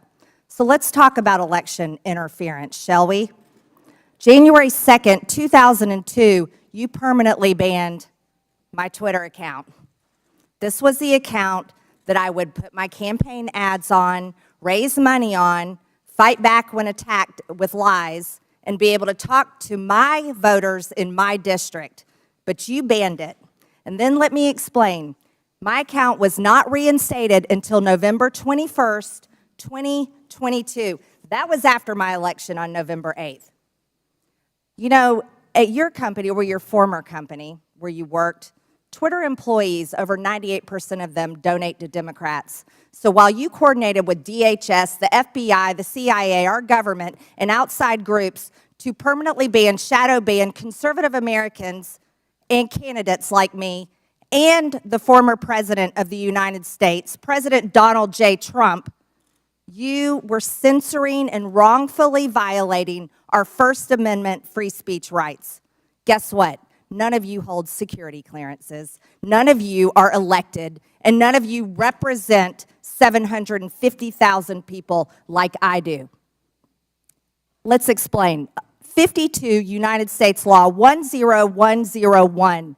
No person shall intimidate, threaten, coerce, or attempt to stop any other person for the purpose of interfering with their rights to vote, or to vote as he may choose. You didn't shadow ban or permanently ban my Democrat opponent. No, you did that to me. And that was wrong, and it was against the law. You see, not only that, was it me that you violated my First Amendment rights, you violated countless conservative Americans. These were doctors that were trying to tell the truth about COVID, doctors that were having success treating people with ivermectin that you all would not allow to be talked about on your platform. These were parents complaining about their school boards, teaching gender lies in their schools, biological males entering their daughters' bathrooms and sports. These were also people questioning the 2020 election, and guess what? That's Americans' First Amendment right. These were people talking about voting machines. You know what? Democrats did that in 2019, before the 2020 election. On Twitter, people could question elections such as 2016, saying Hillary won, but in 2020, no one could question elections saying Trump won. You abuse the power of a large corporation, big tech, to censor Americans. And you want to know something? Guess what? I'm so glad that you're censored down. I'm so glad you've lost your jobs. Thank God Elon Musk bought Twitter. And you know what? Let's talk about something a little bit further. It's amazing to me, Mr. Roth, as the head and trust of safety at Twitter, your ability, or should I say inability, to remove child porn. Now, here's something that disgusts me about you. In your doctoral dissertation entitled Gay Data, you argued that minors should have access to Grindr, an adult male gay hookup app. Minors? Really? You know, Elon Musk took over Twitter and he banned 44,000 accounts that were promoting child porn. You permanently banned my Twitter account, but you allowed child porn all over Twitter. Twitter had become a platform, you said, connecting queer young adults. You also wrote on Twitter in 2010, can high school students ever meaningfully consent to sex with their teachers? In 2021, while you were the director of trust and safety on Twitter, an underage boy and his mother announced a lawsuit against Twitter because Twitter was benefiting from and refused to remove a lewd video featuring this boy and another minor. That is repulsive. But you violated me. What were my tweets? Okay, let's talk about them.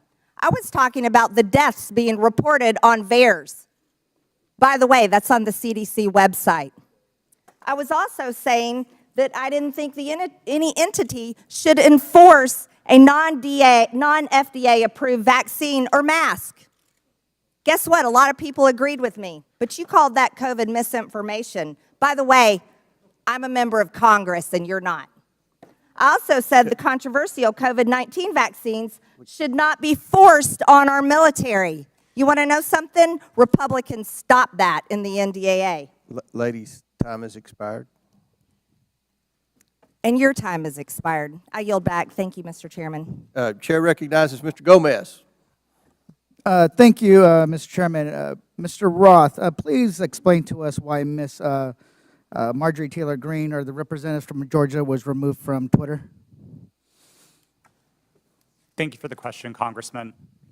My recollection is that her personal account was banned from Twitter after repeated written notices due to repeated violations of the Twitter rules. Can you add a little specificity to the violation of the Twitter rules? Yes. Again, I didn't have access to my Twitter email, documents, anything that would have let me prepare to answer that in more detail, but my recollection is that the Congresswoman repeatedly violated Twitter's policies about sharing misinformation about COVID-19. She received multiple written warnings about that conduct. She received multiple timeouts related to that conduct. And then ultimately, consistent with the written and published policy, those repeated violations resulted in her account being permanently suspended. Mr. Chairman, So in essence, I'd like to take a point of personal privilege. it's still my time. We'll stop Still my clock. It's still Point of my order, time. Mr. Chairman. The Point of reason order why- by Mr. Raskins.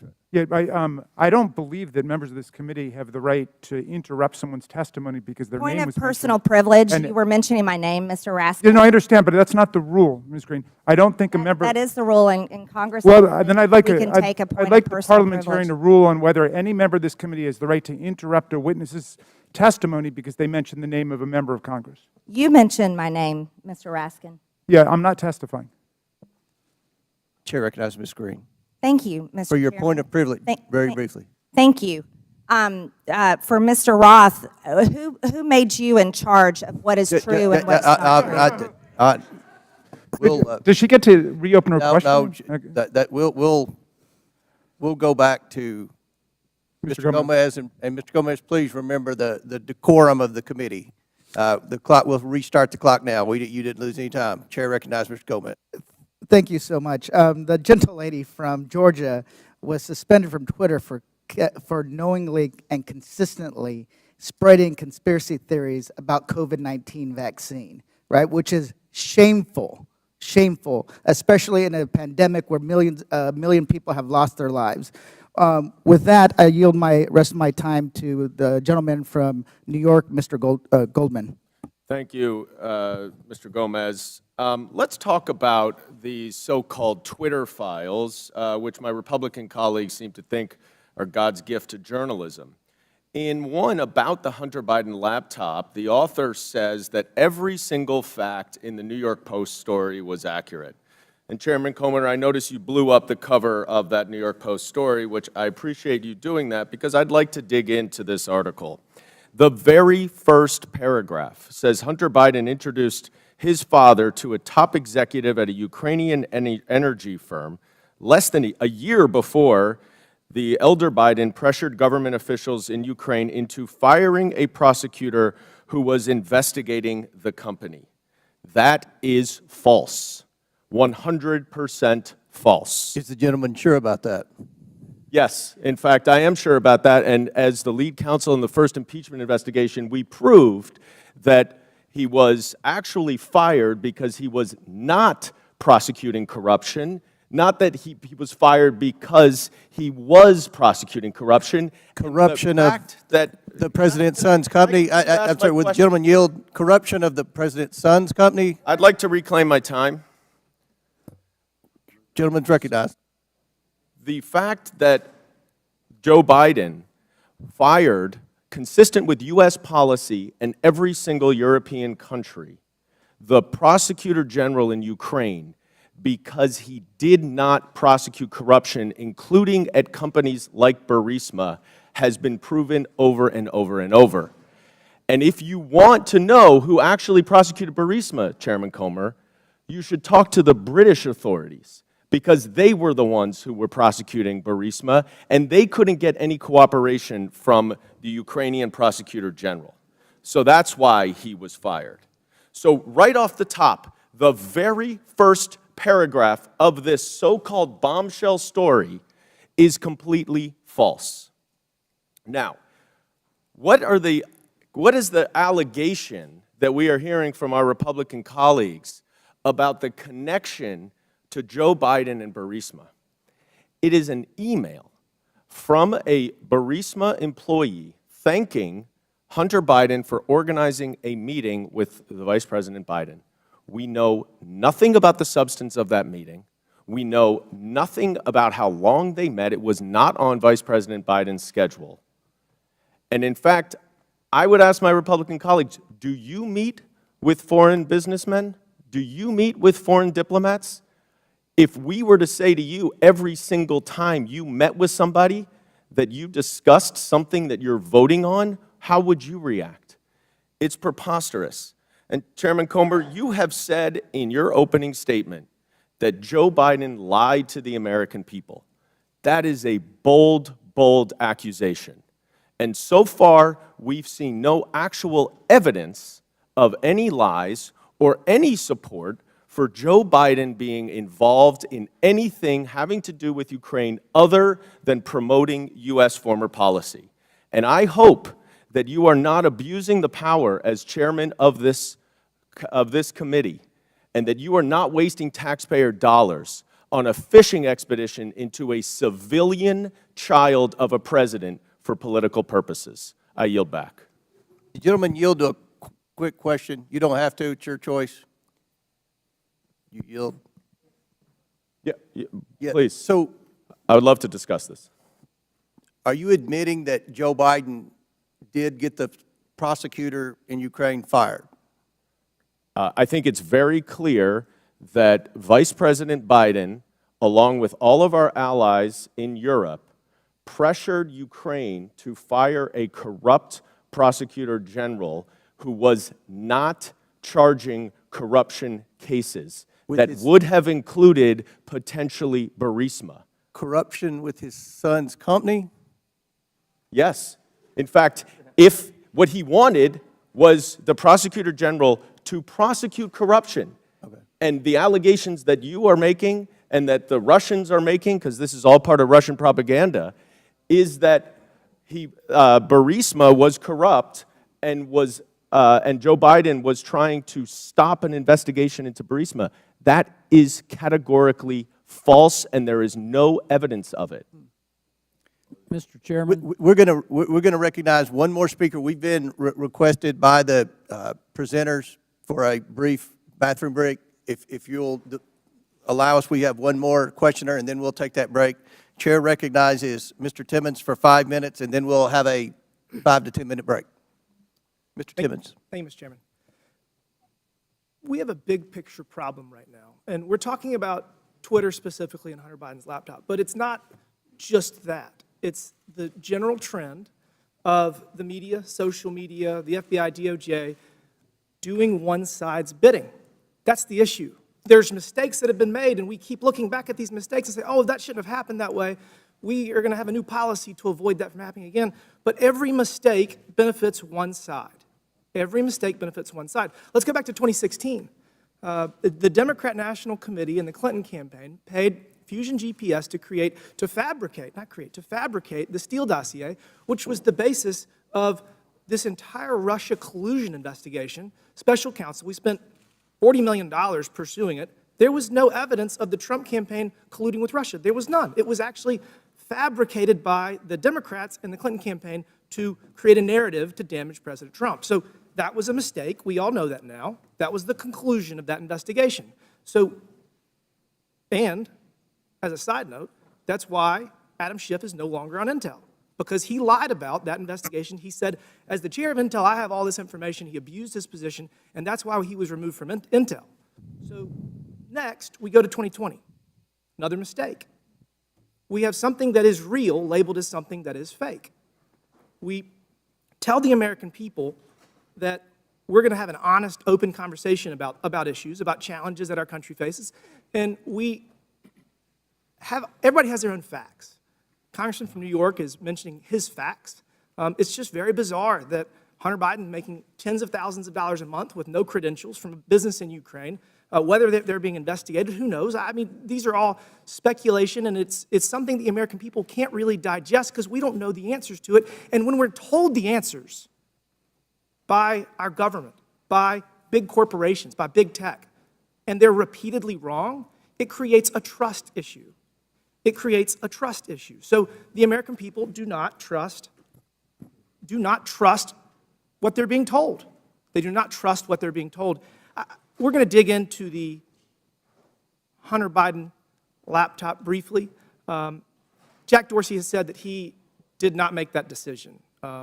Ms. Gadde, did you make the decision to censor the Hunter Biden laptop story?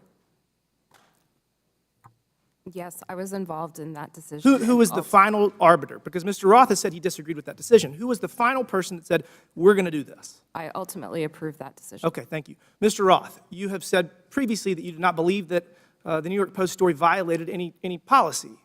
You've said that multiple times today. How many times, other than this one, did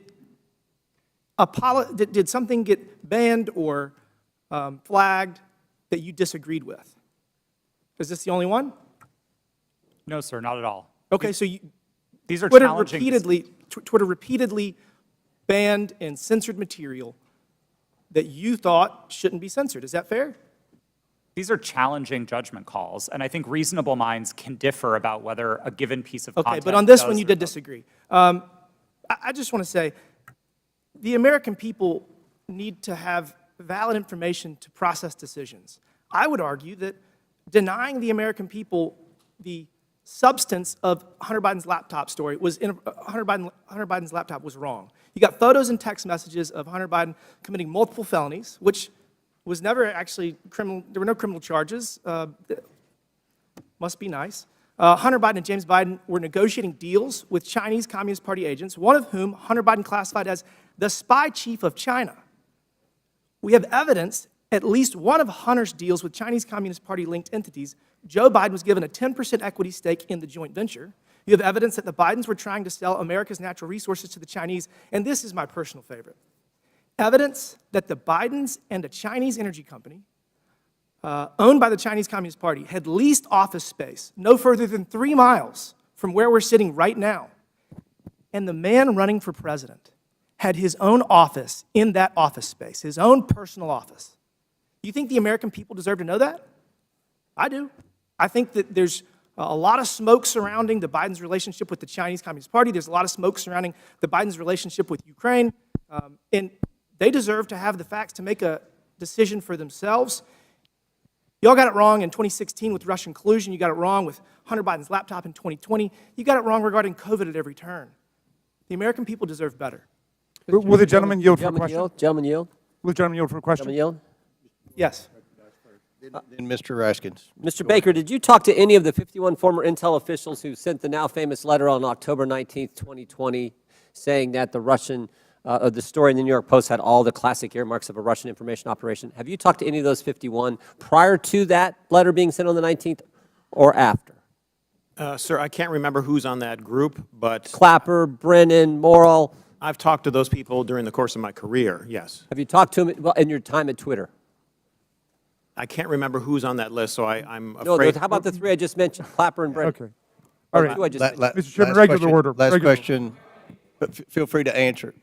Then we'll recognize Mr. Raskins. Well, I was going to ask the gentleman before he left whether he's denying the Russian disinformation propaganda campaign that we've heard about from witnesses, or he's just denying Russian collusion, which was something that Mr. Mueller specifically did not address in his final report. He said collusion is not a legal concept. He was looking just at conspiracy, and he said there wasn't substantial enough evidence to charge conspiracy, but there were dozens of contacts between Donald Trump and the Russians that were documented in that report. That's all I wanted to say. Mr. Chairman, if I could- Chair recognizes Mr. Jordan, then we'll recess for. Just to restate the question that's on the table to Mr. Baker, did he talk with Mr. Clapper, Mr. Brennan, or anyone else that he knows of on that who signed that Point of order, letter? Mr. Chairman. Whose time is this now? This was The chairman's time. remaining 3 seconds of.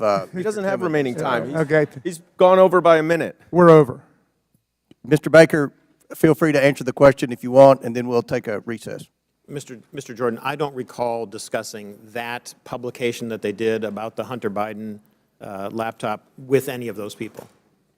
We'll stand in recess for 5 minutes. When we return, Mr. Garcia will begin our questioning. We're in recess for 5 to 10 minutes.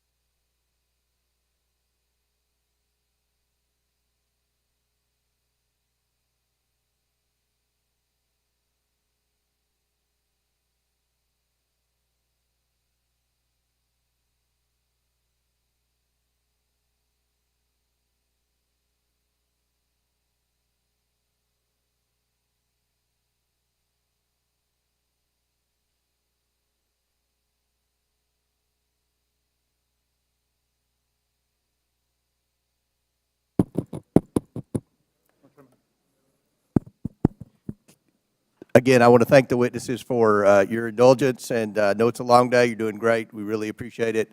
Now we'll resume questioning, and Chair recognizes Mr. Garcia for 5 minutes. Thank you, Mr. Chairman.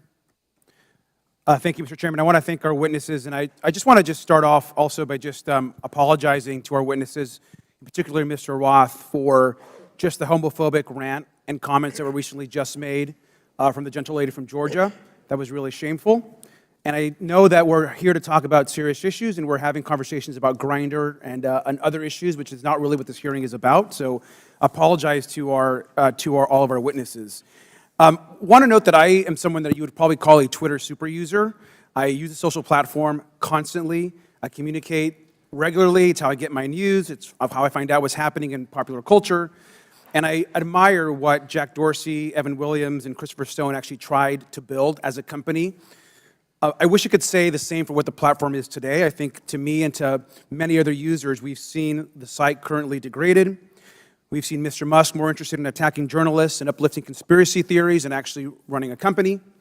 And I think we can all agree that just overall the service has substantially degraded. I think just an example is the forced For You page mess that I personally don't like, and I think most folks don't as well. But I want to know more seriously that Mr. Musk and the current team has also done damage as far as trust and safety on the platform. He's gutted the trust and safety teams that have been described. He's eliminated content management systems, and the human rights team, which, as we know, has ceased to operate. I do want to just take a minute to thank Mr. Roth and particularly Ms. Navaroli and your teams. I know that you were trying your best. I want to thank all of the folks that worked at Twitter because they believed in its mission, a mission I'm not sure holds true today completely, but it's one that I know a lot of folks worked on. And so just thank you for that work. And mistakes were made, and clearly you have actually lived up to those mistakes and the issues that have existed. But I especially want to thank you for your work around the pandemic. The pandemic took over 1 million American lives, 1,300 in my own city back home, and your decisions in content moderation actually saved countless lives in this country, including the work you did by moderating or banning members even of this committee who peddled in lies and were actively causing death and harm to others. And so for that work on content moderation, I want to thank you. And I want to go back to something that Mr. Roth said briefly. You had mentioned earlier in this hearing that you thought that currently there's still systemic election interference and interference happening. How serious do you think the current threat from Russia and other countries is to current election interference? I think we can look to the evidence from the midterms to know that these campaigns are ongoing and they are serious. And it's not just Russia, Iran, and China, though they are the big players. There's now a playbook for how election interference works. And it's unfortunately all too cheap and all too easy for countries to try to carry this out. Thank you. And I think it's pretty clear what we've learned today. One thing we've learned, which hasn't been much, by the way, is that there's current election interference happening today by Russia and other actors. And so that is something that's serious. That's what the focus of this hearing should actually be about, versus all of this kind of nonsense and lies and conspiracy theories that this committee is actually focused on today. I want to take the remaining balance of my time and yield to Ms. Ocasio-Cortez.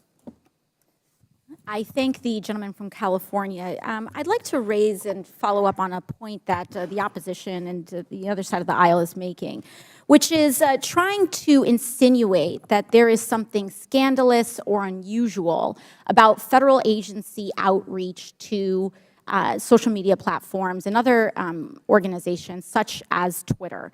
The insinuation here is that in the FBI and other agencies reaching out to Twitter, that there's something nefarious about this, that this was some sort of partisan weaponization or attempt to intimidate. But we actually have quite a documented history of representatives from the Trump administration hailing the progress that the government had made in working with companies like Twitter to counter foreign influence operations and other areas of concern. In early March 2020, right before the Super Tuesday primary election, several Trump administration officials, including Mike Pompeo, Bill Barr, Chad Wolf, and acting director of national intelligence, Richard Grenell, issued a statement praising the government's cooperation with the private sector to fend off foreign interference, and said that relationship was, quote, stronger than it's ever been. This was around this whole time where there's this, grievance around this. And listen to what DHS Secretary Chad Wolf had to say just weeks before the 2020 presidential election. We now have direct lines of communication with tech and social media companies and election officials so that both parties can seamlessly take action against false information spreading online. I would argue that this information from the Trump administration would say that they would support your decision in temporarily suspending this disinformation that seemed to be coming out from the New York Post. So with that, I yield back to the chair. Gentlelady yields back. Chair recognizes Mr. Burchett for 5 minutes. Thank you, thank you, Mr. Chairman. Ms. Gadde, Charlie Kirk and Dan Bongino are conservative commentators. Is that a fair characteristic? Just yes or no would be fine. I believe so, but I'm not familiar with them in Okay. detail. The posters behind me show the side of Twitter that is not available to users. Is that correct? This appears to be a view of some of our agent tooling, but I do not have access to that, so I'm not very familiar with that. Okay. Well, Ms. Gadde, the labels identify status that have been assigned to these accounts. Is that correct? I don't know. Ma'am, these are your internal things. You're telling me you don't receive these, you don't know what they mean? Representative, I did not have access to these tools, and so I don't know. They look familiar to me. As an executive, you did not have access to inside information at Twitter. Okay. Ms. Gadde, Mr. Bongino's account, there's a few words under the verified and active. Can you read the first two labels under verified and active? They're the yellow ones. Notification spikes, search blacklist. All right, thank you. Ms. Bongino, ma'am, Mr. Bongino has more than 3.5 million Twitter followers. Is that correct, would you say? I'm sorry, I don't know the answer to that question. Okay, well, that is correct. Let's look at Mr. Kirk's account. Ms. Gadde, can I get you to read the yellow labels on Mr. Kirk's account? Can you see those? I'm sorry, I can't see them from right here. All right. Do you know that Mr. Kirk has almost 2 million followers? I was not aware of that. Okay. Let me ask you, what is a search blacklist? I do not know specifically what that is, but I could make a guess if that would be helpful. Why don't you make a guess for me, please? We do, when I was at Twitter, there was an ability to prevent something from appearing in one of the tabs of search results. Okay, thank you. What does do not amplify mean? To the best of my recollection, when I was at Twitter, it would mean that we would not recommend or amplify that content in the parts of Twitter where Twitter was making recommendations. Thank you, ma'am. In 2018, you said that Twitter does not shadow ban. Twitter did, however, engage in what is called visibility filtering. One Twitter employee described visibility filtering as a way for us to suppress what people see to different levels. Do you agree with that characterization? I'm sorry, can you please repeat the question? I said Twitter, okay, they engaged in what is called visibility filtering. One Twitter employee described visibility filtering as a way for us to suppress what people see to different levels. Do you agree with that characterization? I agree that visibility filtering does give an ability to change. Okay. Shadow banning, ma'am, is understood that the practice is limiting the visibility of a user's post without their knowledge. How is visibility filtering any different? Representative, I believe there are different definitions of shadow banning. Okay. But you said that Twitter in 2018 does not shadow ban. Was that a truthful statement, ma'am? Was that a lie? At that time, I'd specifically defined shadow banning to mean something different than visibility filtering. You also said that Twitter does not shadow ban based on political viewpoints or ideology. Do you stand by those comments? While I was at Twitter, to the best of my knowledge, we did not do that. Okay. Mr. Roth, on January 22nd, 2017, you tweeted that there were actual Nazis living in the White House. Do you still stand by that comment? Yes or no? Sir, I regret the language I used. No, I do not. Okay. Mr. Roth, earlier in your testimony, you said you regretted tweeting that, quote, actual Nazis are living in the White House. However, Iran's Ayatollah sent anti-Semitic tweets, one stating, quote, Israel is a malignant, cancerous tumor that has to be removed and eradicated. Yes or no, did Twitter ever ban the Ayatollah or remove this hateful anti-Semitic tweet? Yes or no? To the best of my knowledge, Twitter did not remove that tweet. The answer is no. Mr. Chairman, it's clear that conservative voices are being silenced on social media and in the mainstream. I appreciate this hearing. I might also suggest we look into holding one on DirecTV, Newsmax, and OAN. I give the rest of my time to Mr. Jordan. I thank the gentleman for yielding and for his good questions. So the user knows when their account's been suspended or blocked, but they don't know when they have some of these gold terms that were under Mr. Bongino and Mr. Kirk. Is that right, Mr. Roth? As of the time that I worked at Twitter, yes, that's correct. So they don't know if they're on the search blacklist. They don't know if they're on the do not amplify. They don't know that. That's correct. Twitter did not disclose that. So you did that to these two accounts. What I want to know did you know, Mr. Roth, if that was at the prompting of anyone from the government? Gentleman's time's expired, but please answer the question. No, sir, I'm not aware of any requests or orders or demands or anything from the government requesting that visibility filtering be applied to those accounts or any others. Chair recognizes Mr. Frost for 5 minutes. Thank you, Mr. Chairman. Look, I mean, I've been sitting here for over 2 hours, and I'm still not really seeing the point of this hearing. Is it to solve the problems of the American people, what people are struggling with? No. We get it. My Republican colleagues wish that the Hunter Biden story would have helped them win the 2020 election, and that didn't happen. And so they're angry about it, and that's the point of this hearing. You know, it was actually the foundation of the chairman's opening statement. It's why he brought up that poll on the 2020 election. That's what this is all about. And so I want to say to my colleagues, don't worry. There's still many platforms you can spread disinformation on, Parler, Truth Social, that have questionable editorial policies but aren't here today. There was no collusion, as the witnesses have said, under oath. There was no pressuring from the United States government, as we heard under oath. We're wasting our time here bullying former Twitter employees. So that way, it's calling the refs. So that way, in the future, when they want disinformation to be put on the internet, social platforms will be scared to call them out down the road. It's called calling the ref. But let's talk about the root of this hearing. My Republican colleagues would have folks believe that Democrats are preparing for some sort of major culture war. And there's a difference between a culture war and how culture naturally changes, culture change. Some on this committee are very resistant to culture change. I mean, just yesterday we heard a member equate immigration negatively to changing our culture, black and brown folks coming to our country. The reality is that culture changes, it adopts, it welcomes more people, it becomes more understanding, and it also decides to reassess what's acceptable behavior and rhetoric. It could be different now than it was in, say, the 1950s.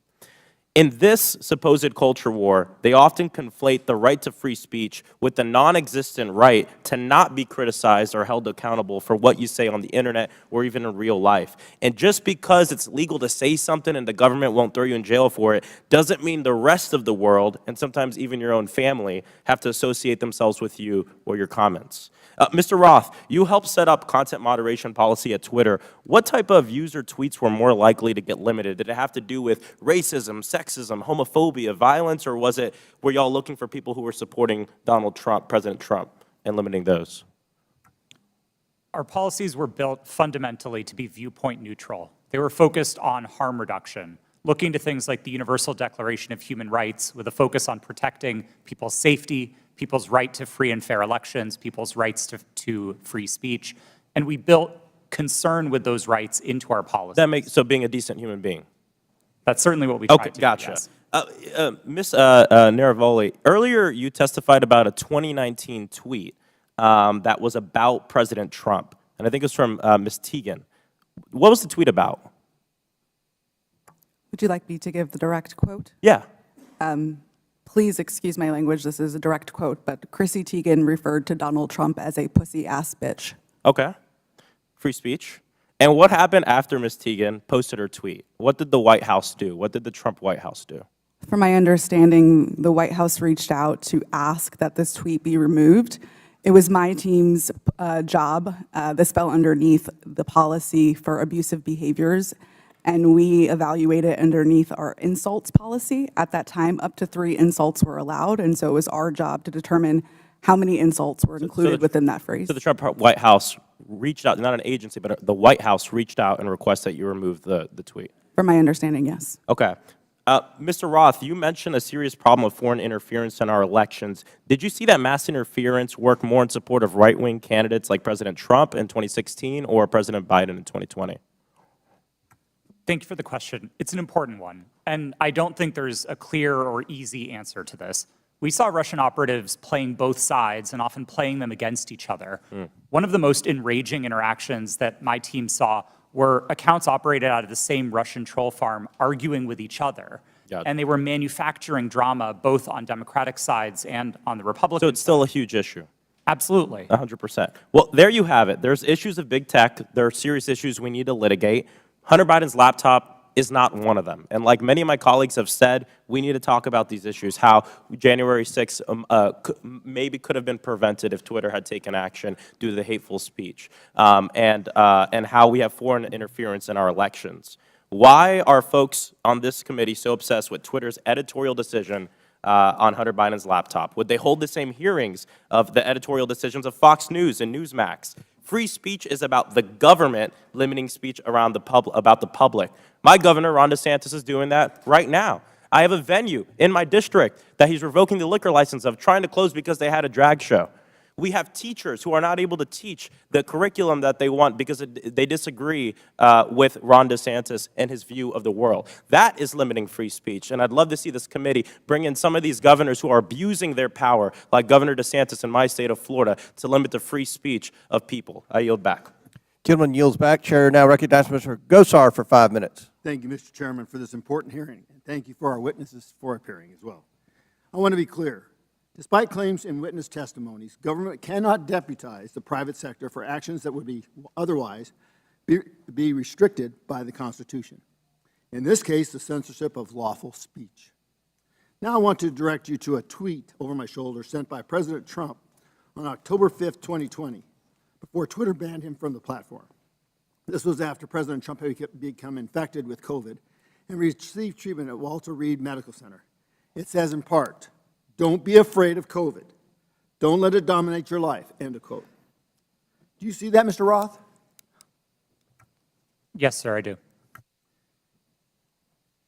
Less than an hour later, you received an email from James Baker at Twitter, reproduced behind me as well, saying, quote, "Why isn't this POTUS tweet a violation of our COVID-19 policy, especially the don't be afraid COVID statement," end of quote. Isn't that correct, Mr. Roth?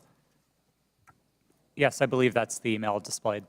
Now, Mr. Baker, was it your understanding that the Twitter COVID-19 policy was people should be afraid of COVID?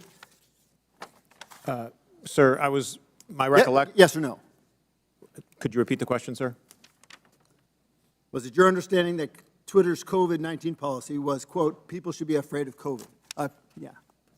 At that point in time, I did not fully understand what Twitter's COVID misinformation policy was, and so I was trying to understand. I'm recapturing my time. So maybe you thought that Twitter's policy was that it should dominate people's lives. Is that what you thought? I'm sorry, I'm having a hard time hearing you, sir. So is it the fact that Twitter, don't let it dominate people's lives? Is that the problem with the tweet? At that point in time, I did not understand fully. I was relatively new at Twitter, and I was trying to understand what the policy was, and therefore I was. I just want to ask you, the other two were asked, where did you go to medical school? I beg your pardon? Where did you go to medical school? I did not go to medical school. Good. Now, I'd like to have a yes or no from each of the witnesses on these following questions. Did you or others at Twitter communicate with government officials by means of disappearing messaging systems like Signal, Snapchat, or Wicker? Mr. Baker, yes or no? Have I ever communicated with a government official using those? Yes or no? I don't recall. Ms. Gadde? Not to the best of my recollection. Roth? Yes. Mr. Navaroli? Not to my recollection, no. Once again, did you or others at Twitter receive requests from federal law enforcement to allow criminal activity or content whose distribution is criminal to proceed on Twitter? Mr. Baker? I'm sorry, I don't understand the question, sir. Ms. Gadde? Can you please repeat the question, sir? Mr. Roth? If I understood the question correctly, it was whether we received requests to allow unlawful activity, and Yes. the answer is no. Okay, Ms. Navaroli? Not to my knowledge, no. Now, I'd like to submit for the record an article by the New York Post titled, quote, "Twitter refused to remove child porn because it didn't violate policies." Ms. Gadde, who was involved in this determination? I'm not familiar with this situation. Mr. Roth, are you familiar with it? No, sir, I'm not. Once again, I'd like a yes or no from each of the witnesses. Did you apply labels to users with an administrative tool to downrank them? Mr. Baker. I'm sorry, sir. I'm having a very hard time hearing your questions. Ms. Gadde. I'm having the same problem, sir. Can you please repeat the question? Mr. Roth. I'm not sure I understood the question, sir. Well, I'm asking you, did anybody use an administrative tool to downrank users? Yes, sir. That's a part of Twitter's content moderation capabilities. Mr. Baker? Well, I'll rely on Mr. Roth. Okay, Ms. Gadde? Yes, we're very public about our recommendation system Thank and how you. they work. Mr. Chairman, today's witnesses played a central, powerful, and disturbing role in limiting not only free speech, but even people's good faith inquiries and research regarding their own health. The Internet is increasingly where my constituents go to engage in civic discourse. Our liberties as Americans will be diminished if we do not recognize our speech is increasingly virtual and right now subject to hostility and threatened through bans and deplatforming. The suggestions by witnesses that all of the removal of, quote, lawful but awful speech, quote, was done in favor of users is bunk. You could just as easily provide content filter options to allow lawful speech, letting users decide what lawful materials they do or don't want to engage with. But you didn't. You censored and manipulated millions of people. Do not allow people like this sitting in front of us today to be the arbiters of truth. I urge my colleagues to support my Section 230 reform, Stop the Censorship Act, which empowers users with the editorial contract. Our private businesses, you always have a contract with your customers. Allow them to pick. I yield back my time. Gentleman yields back. Chair recognizes Ms. Bailett. Thank you, Mr. Chairman. And I want to say, as a former history teacher, I care a lot about the facts and the details, so let's dive in. On December 4th, then-ranking member Comer appeared on Fox News and alleged that what Elon Musk's Twitter files showed was, quote, evidence that the Biden campaign colluded with big tech to suppress a story that we now know is 100% true, unquote. That is simply not true. It is not true based on what we knew then. It is not true based on what we know now. Mr. Roth, in a declaration to the FEC in December 2020, you stated, quote, I did not receive any communications from or have had any communications with representatives of Biden for President, the Democratic National Committee, or any of their agents regarding the New York Post articles before Twitter implemented the enforcement actions on October 14th, 2020, unquote. Mr. Roth, do you stand by that statement? Yes, absolutely. It's also worth noting that your colleague, I believe, Lauren Culbertson, told the FEC the same thing. Ms. Gadde, did anyone from the Biden campaign or the Democratic National Committee direct Twitter to remove or take action against the New York Post story? No. Mr. Baker, same question to you, please. Not to my knowledge, no. So, the evidence is clear. Neither the Biden campaign nor the DNC had anything to do with Twitter's decision-making about the New York Post story. My Republican colleagues are using what are otherwise innocuous emails to suggest that there was somehow collusion between Twitter and the Biden campaign. For example, in one email, and this is the same one mentioned in Mr. Donald's questioning earlier, in one email selectively used by Elon Musk, one Twitter executive sends another a series of hyperlinks on October 24th, 2020, with the comment, quote, more to review from the Biden team. For the record, this is tweet number 8 in the first installment of the so-called Twitter file. So, Ms. Gadde, are you familiar with this email? No, I'm not. Okay.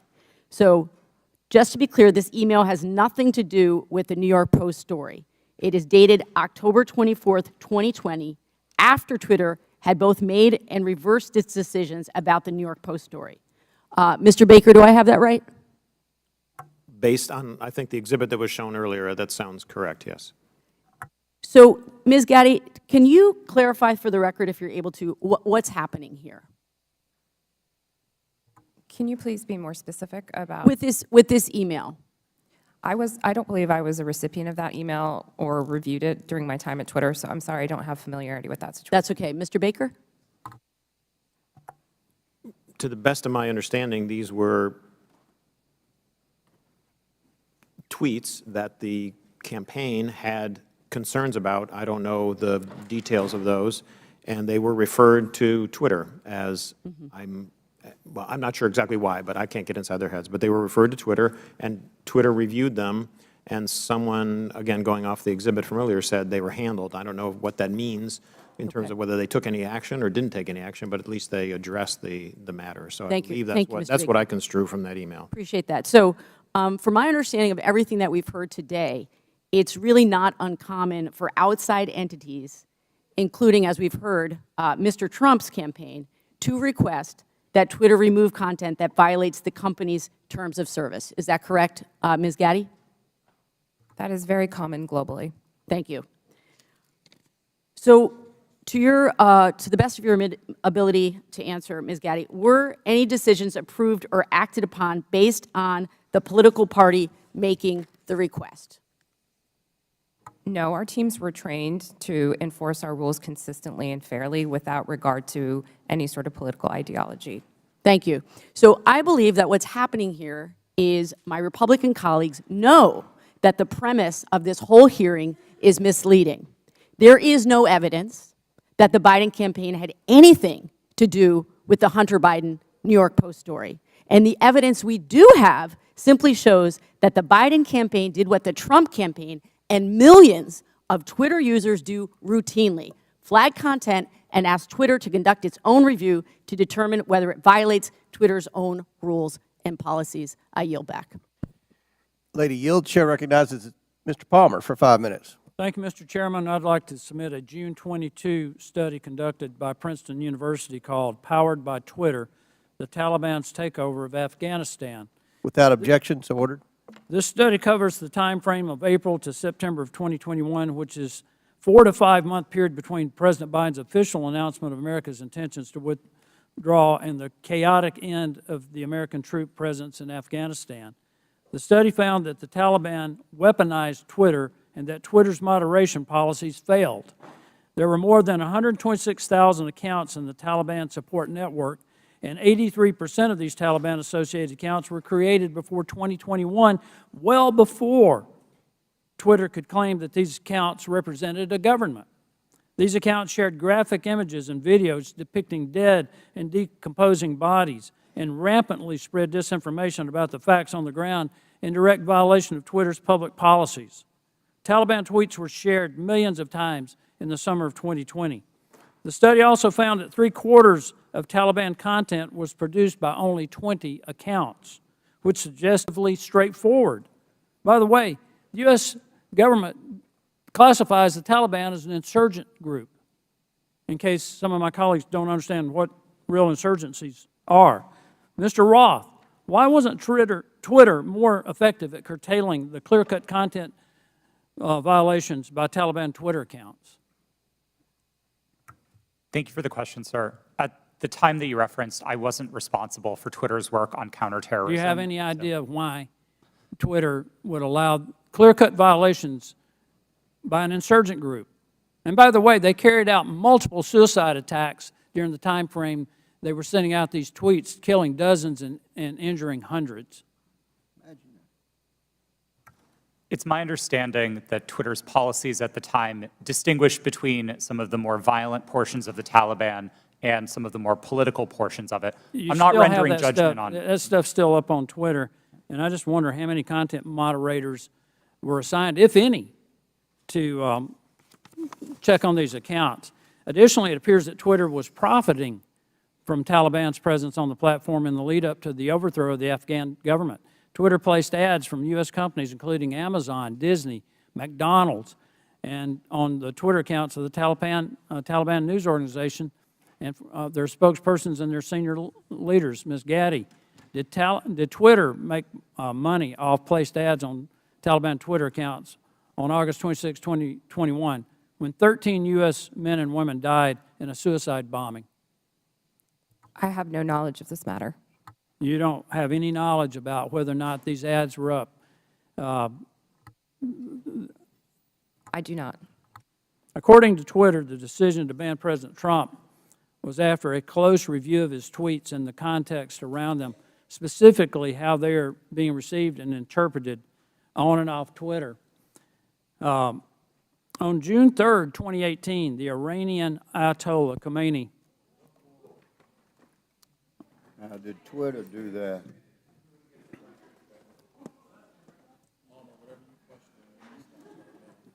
Sounds like the Green New Deal to me.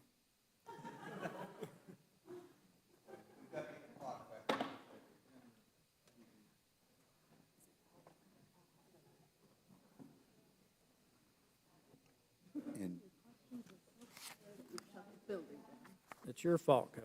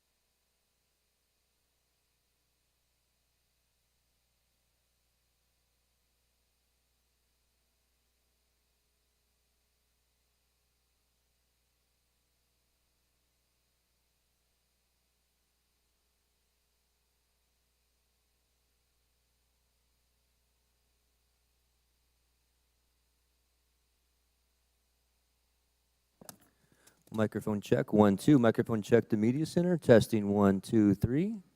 Testing, 1, 2, 3.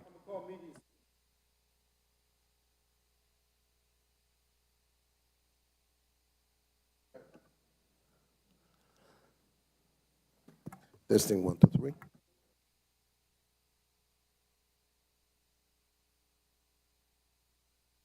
Audio video check. Chairman test, chairman test. Testing 1, 2, 3. Testing 1, 2, 3. Test. Okay, how about the video? Okay, thank you. Bye.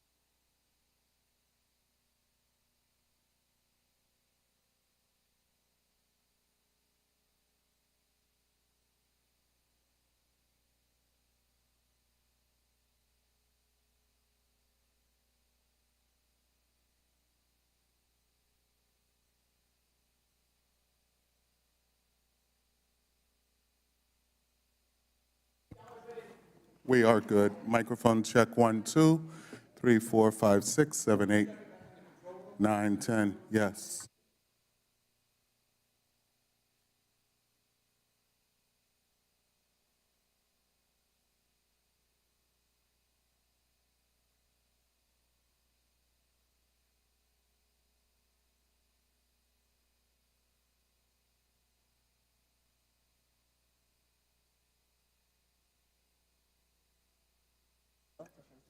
Ten nine eight seven six five four three two one 2154 Rayburn, the Oversight Committee, 1, 2, 3, 4.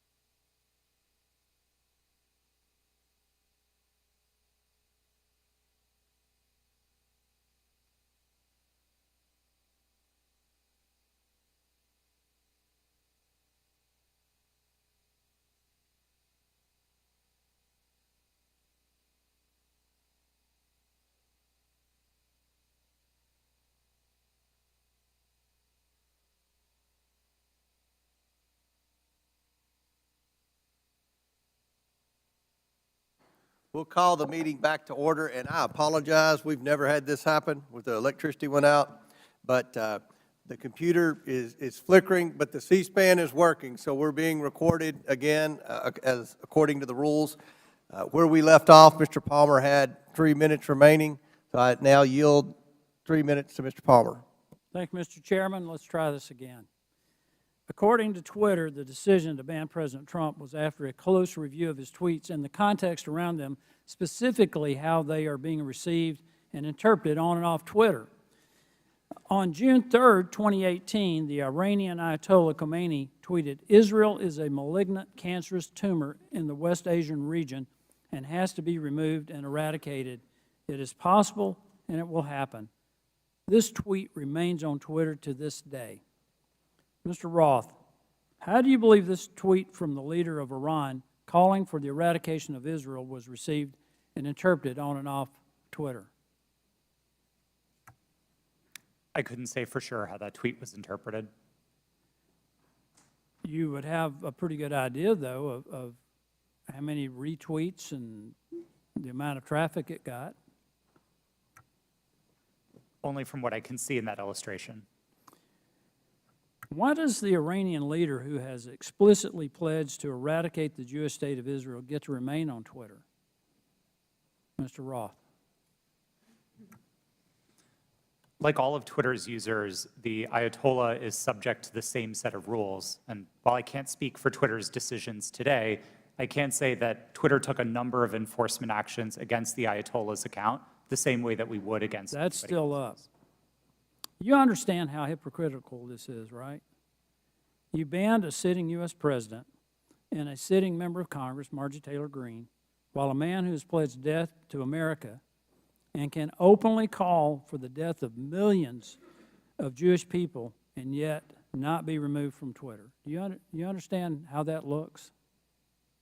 How hypocritical that is? I'm asking Mr. Baker, Ms. Gadde, Mr. Roth, Ms. Navaroli. That's amazing. But it shows the hypocrisy at Twitter. I want to pivot here, Mr. Chairman. Mr. Goldman made a very troubling statement claiming that as Vice President Joe Biden fired the Attorney General of Ukraine, since he had knowledge of this prior to becoming a member of Congress, Mr. Goldman should provide to the committee documentation about this action. We should know who authorized Vice President Biden to take this action against the Ukrainian Attorney General. We need to know, was there an investigation to justify the firing of the Ukrainian Attorney General, and if yes, who conducted it? He needs to provide all details involving this action, including Vice President Biden's threat to withhold $1 billion of U.S. funding if the Ukrainian AG was not fired, and who authorized Vice President Biden to make that threat. I would request that the committee look into this, and I yield back. Gentleman yields back. Chair now recognizes Ms. Lee for 5 minutes. Thank you, Mr. Chair. This has been an incredibly electric hearing. It'd be funny if it weren't real life. I understand my colleagues on the other side of the aisle want to be victims so very badly. But Ms. Navaroli, if I understand you correctly, public criticism and allegations of anti-conservative bias are actually making Twitter and other social media companies less willing to enforce their own policies against political conservatives, correct? Yes, that was my understanding based on research that was done at Twitter. Meaning the same Republicans insisting on making themselves a victim is working? Could you repeat the question? The same Republicans, folks on this panel who are insisting on making themselves victims in this conversation about Twitter censorship and other accusations they've made, is this working because of the conservative bias and the implications of it? Or the allegations of conservative bias? In other words, are the allegations of conservative bias making it harder for those in Twitter or those who are working there to enforce these policies against folks who incite hate speech or make... Thank you for rephrasing that question, and thank you for asking it. Yes, these allegations are very much having an impact on the leadership within every social media company as they hope to not receive allegations of being biased or in any way being politically leaning. Thank you. I'm not the only lawyer in the room, so you all know that while the Constitution does provide us the right to free speech, there are, of course, limitations. As Ms. Navaroli pointed out, we cannot yell fire in a crowded theater. Compromising freedom of speech may seem dangerous until we weigh that compromise against the men and women massacred in Buffalo, for instance, or the many other places where radicalized violent extremists found their motivation to kill on social media. This isn't about oppression. It's about public safety. This isn't about censorship. It's about protecting our democracy from misinformation. Ms. Navaroli, it was your job to decide whether someone was yelling fire in the theater. Could you describe the coded incitement to violence policy Twitter did not implement? Yes, thank you for that question. The coded incitement to violence policy was an incredibly nuanced policy that was created in order to fill the gaps that were existing in the already existing policies around violence. The policies around violence were explicit. So these were calls that said, I'm going to, I want to, I plan to, I wish to. Those sorts of incitements would have come down. Things like stand back, stand by. Things like I am locked and loaded and ready for a civil war were dog whistles that were not covered underneath the policy. Thank you. Could it have saved lives if it were implemented on January 5th, 2021, or possibly in November of 2020? I can't speculate as to what might have happened, and I do wish we would have acted. Thank you. Ms. Gadde, the very same words that were plastered across Twitter were shouted at the January 6th insurrection. What threats do Americans face now that Elon Musk has removed all guardrails and welcomed back Donald Trump to the platform? Thank you for the question. I'm actually not really familiar with what the content moderation policies of Twitter are today. Okay, thank you. Social media platforms like Twitter must own up to their responsibility in spreading violence and chaos. I'd argue so too do members of this panel and institution. Thank you. I yield the balance of my time to Mr. Raskin. Thank you very much. Mr. Roth, I want to go back to the whole question of your finding hundreds of thousands of fake accounts set up by Vladimir Putin and the Russian Internet Research Agency, I think they called it, which was the propaganda arm in 2016, and I suppose to this day. Some have been suggesting on the other side of the aisle that it's illegitimate for the FBI or any representative of the federal government, presumably even Donald Trump, who did a lot of this, to contact private media entities in order to apprise them of anything, whether it might be the penetration of organized crime or child pornography or foreign malign influence. And I'm just wondering if you would give us a sense of how much work is actually being done, and I was going to check with you and Mr. Baker about that. How much work does Twitter and other social media entities do that relies on the FBI and other national security agencies? Thank you for the question. There is a considerable amount of work to address foreign disinformation at Twitter and also at other companies. And this work was reliant in part on intelligence shared with companies by law enforcement and by the intelligence community. I would regard that work as essential. At Twitter, we had dozens of people working just on these questions of election interference. Those teams no longer exist under Mr. Musk. And Mr. Baker, if you could. Thank you, sir. Just generally, I mean, it's a matter of public record that the FBI has worked with the public, including private entities, for decades. Indeed, they've had for some number of years now an office of, I think it's called Office of Public Sector Engagement. This is part of what they do in order to fulfill their responsibilities and to do their jobs to protect the country. Thank you. Yield back. Chair recognizes Mr. Armstrong for 5 minutes. Thank you, Mr. Roth. I'm going to continue down that line of questioning. So when you testified, you were just talking about working very hard to keep foreign troll farms from using Twitter and to engage in malign foreign interference. This sounds like a fairly robust undertaking. You said between 2016 and 2020, you had different teams stood up to do this. Constant vigilance? Yes, sir. That was the phrase that we used. Yeah. And these types of attempts are constantly evolving. They're trying to find new ways to penetrate your system, so you have to be engaging with it on a, and being willing to adapt on a constant basis.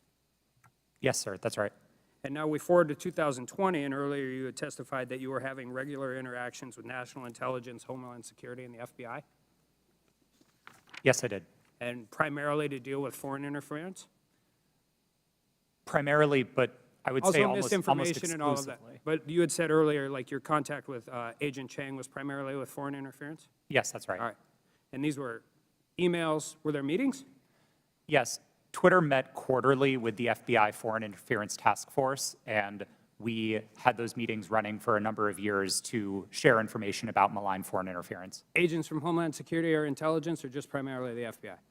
Our primary contacts were with the FBI, and in those quarterly meetings, they were, I believe, exclusively with FBI personnel. And you had multiple former FBI agents on the payroll. I mean, Mr. Baker, you have 10 years' experience with FBI, DOJ? I was, well, with DOJ, it's 2 decades roughly, but I was, just for the record, I was never an FBI agent. Okay. Yeah. And Twitter has such a close relationship with at least one FBI agent that that agent could start emails with, "Hey, Twitter folks," and could actually advise your company about violations of your own terms of service.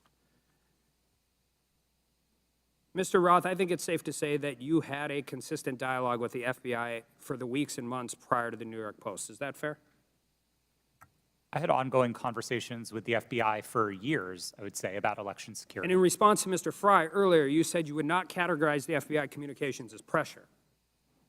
No, I would not. However, Twitter's director of policy wrote to you in 2020 that Twitter has seen a sustained effort by the intelligence community to push Twitter and that Twitter should keep a solid front against these efforts.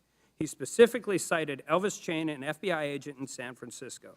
Now, on August 11th, 2020, Agent Chan sent you 3 documents in prep for a meeting and said the documents pertain to APT-28, a hacking unit connected with Russian military intelligence. Agent Chan arranged for having security clearance for Mr. Baker and facilitated encrypted networks for the FBI to share information with Twitter employees. And on October 14th of 2020, you stated that this feels a lot like somewhat of a subtle leak operation. Earlier today, you testified that you were following national experts on Twitter, national security experts on Twitter, as a reason to take down the New York Post story on Hunter Biden's laptop. Yes, sir, I did.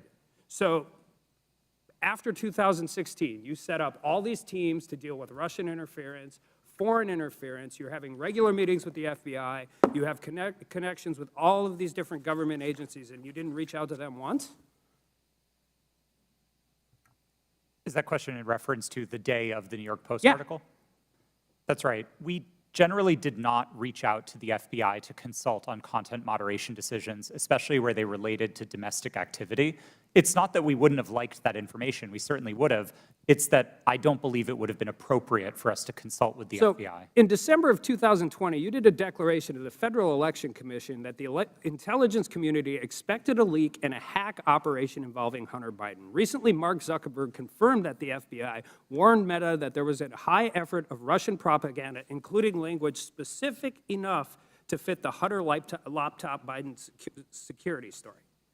You're talking to these people for weeks and months, years prior to this leaking. They have specifically told you in October that there is going to be a leak potentially involving Hunter Biden's laptop. They legitimately and literally prophesized what happened. And you didn't contact any of them? No, sir, I did not. Did they reach out to you? On and around that day, to the best of my recollection, no, they did not. So after the story was taken down and you guys did it and you personally disagreed with it, Ms. Gadde, you said you did. Did you contact them and say, hey, is this what you were talking about?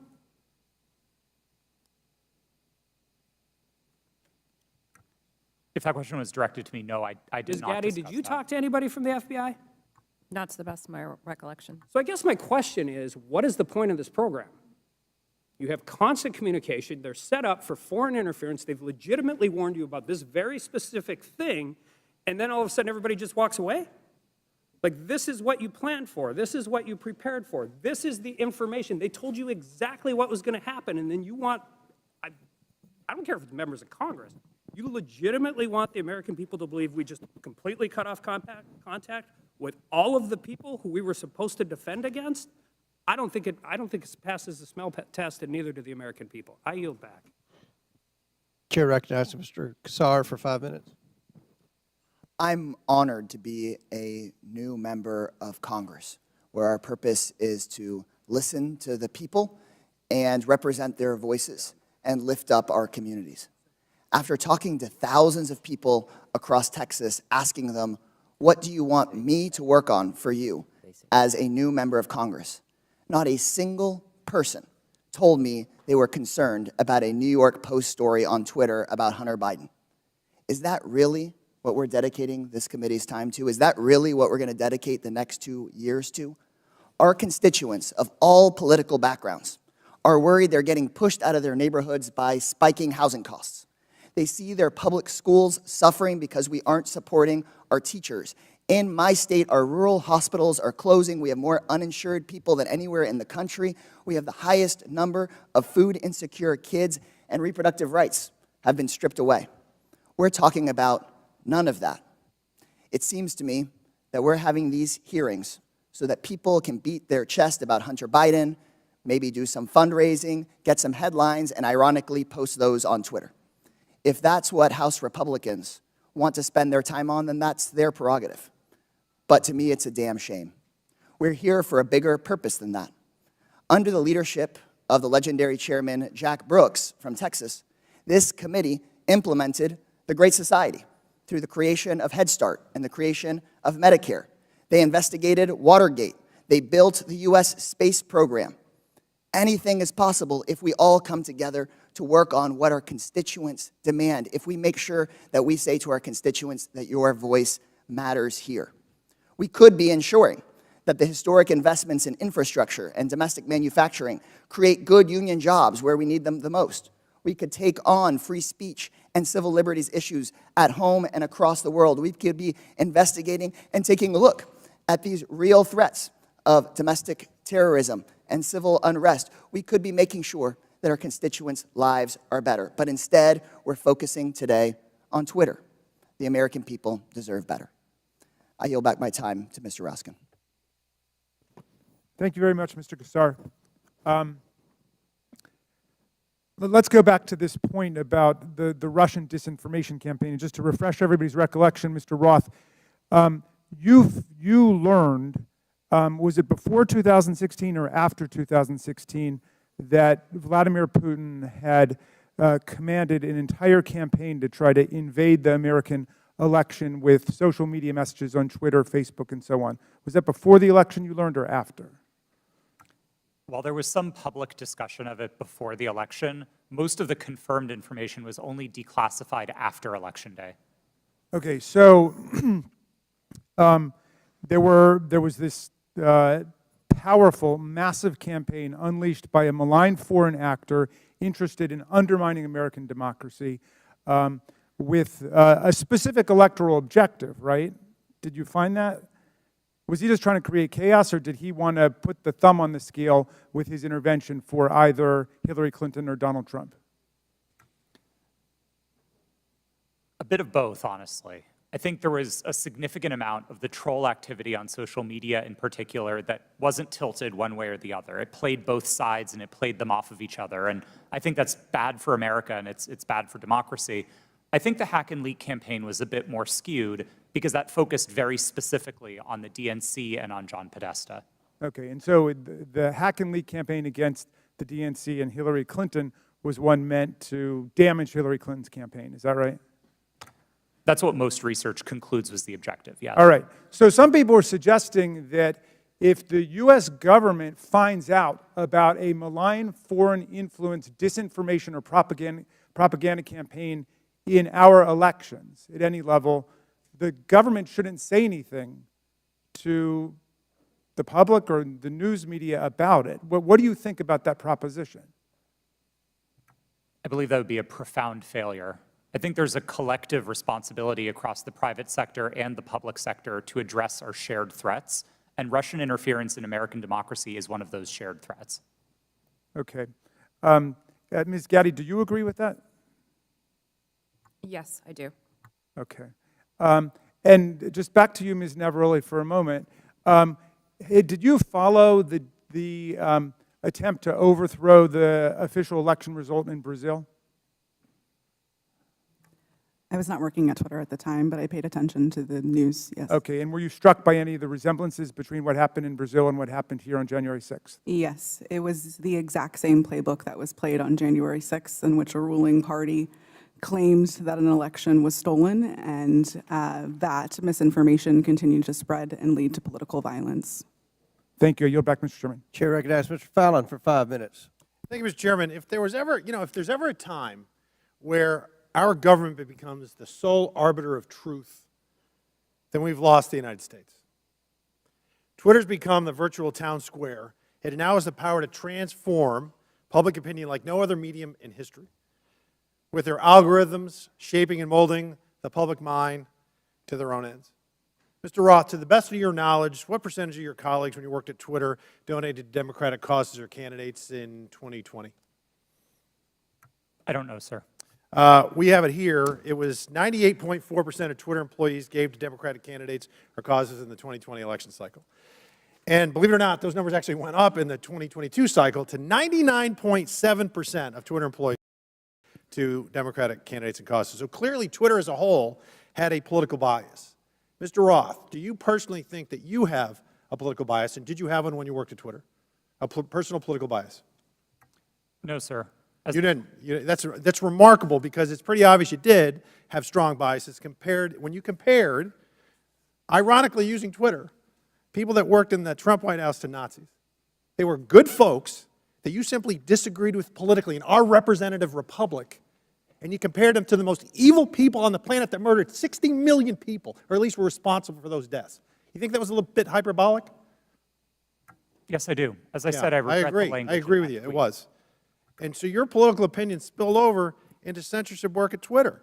I think your biases had consequences, which you intentionally expressed through your propaganda and censorship role at Twitter. Additionally, you may have collaborated with the U.S. intelligence community regarding stories that you all didn't want the public to see. So namely, what we refer to as the Hunter Biden laptop story that ran in the New York Post. So I'll ask you, Mr. Roth, did you receive 10 confidential documents from Special Agent of the FBI, Elvis Chan, the night before the Hunter Biden laptop story ran? Yes. You did. See, because it's interesting, with the immediacy with which you all acted to censor the New York Post Hunter Biden laptop story seems to be very indicative of foreknowledge. And the story was seismic, and it was rushed to be suppressed, knowing full well it was not Russian disinformation, as some here said. It was truth that was denied the American voter. And the Media Research Center polled Democratic voters in 2020 swing states and found that 17% would have changed their vote if they had known the contents and evidence of the New York Post story. President Trump lost key states, Georgia, Pennsylvania, Arizona, and Wisconsin, by collectively just over 100,000 votes. And if this is accurate, this poll, 3.2 million votes could have swung. And he only needed a teeny fraction of those 3.2 million. That decision almost certainly changed the result of the 2020 presidential election. Did you have any idea the contents of the New York Post story, Mr. Roth? Only what I read in the New York Post that day. And then it was killed by Twitter, and the mainstream media followed. So I found this interesting. In 2019, candidate for President Joe Biden said, and I quote, "I have never spoken to my son about his overseas business dealings." And yet, the evidence in that story and on that laptop revealed that two of Hunter's Mexican business associates, Miguel Magnati and Miguel Velasco, visited the White House in February 2014, and he was later photographed. Joe Biden was photographed with him in the White House. Also in October 2015, Hunter arranged a video conference with his dad, Joe Biden, the sitting vice president, and Carlos Slim, the Mexican billionaire. And then unbelievably in 2015, Hunter introduced his father, then vice president, to Vadam Pazarski, an executive at the now infamous Bursima Holdings Company, where Hunter would later magically make millions as a board member despite having no experience whatsoever in the energy sector. Joe Biden lied. He created the firewall, and then he was exposed because of this story and other information. He lied to the American people, and Mr. Roth, you withheld information on the eve of a presidential election, and you protected that lie. And I hope for the sake of the country that men like you that do those things, men and women, never get to put in such power, in positions of power again. And Mr. Chairman, I'd also like to see if, I'd like to ask unanimous consent to enter into the record a tweet from Ranking Member Raskin. The tweet reads, "It's horrifying to see images of Border Patrol agents whipping Haitian refugees at the Texas border. Not exactly the feeling I get from the Statue of Liberty." Without objection, it's ordered. Thank you. Would you yield back? Would you yield? Yep. Oh, well, I just think that's misinformation, or at least it was a mistake, and Twitter left it up for a week, or not a week, a year, a full year. Gentleman yields. I yield. Mr. Baker, in top of page 2 in your written testimony, you said, "I did not destroy or improperly suppress Whose time is this? any documents at Twitter regarding information important to the public dialogue." The way you worded that, it sounds like there is some Chairman, kind how of... much extra time is he going to get during this hearing?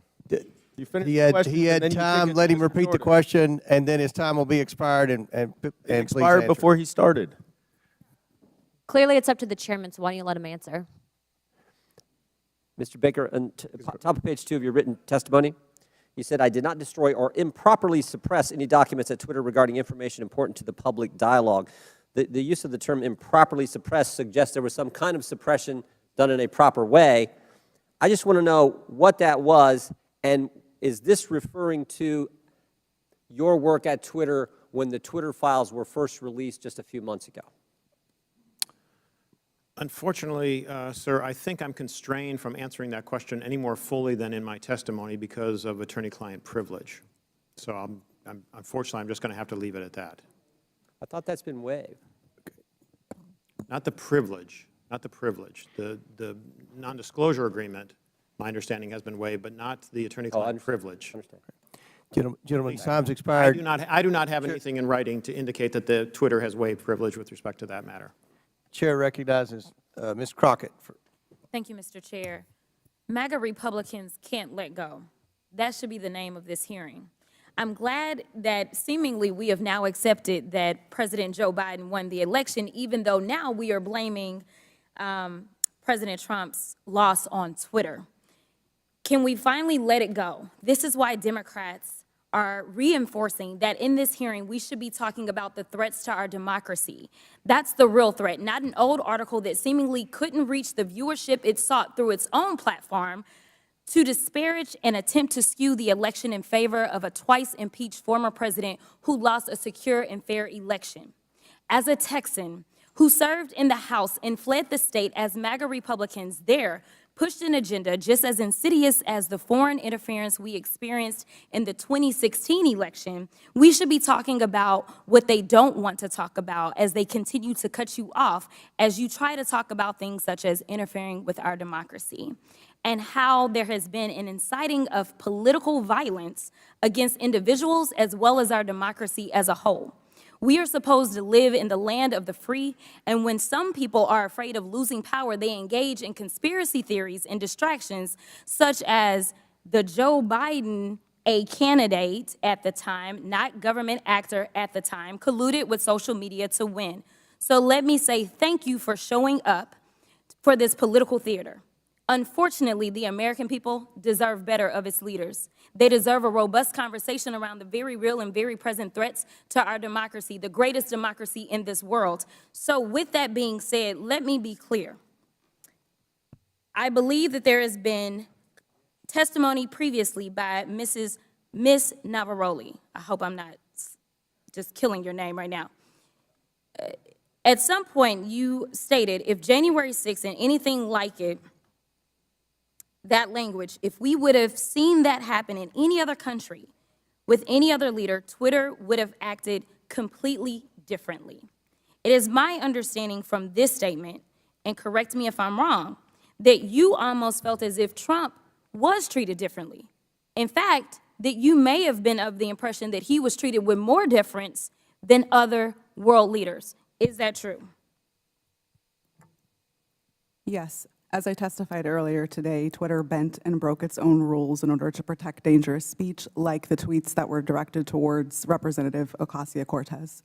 And when we talk about bending, it's my understanding from another deposition that there were actual alarms that would go off if someone would access Trump's Twitter account other than, I believe, the CEO.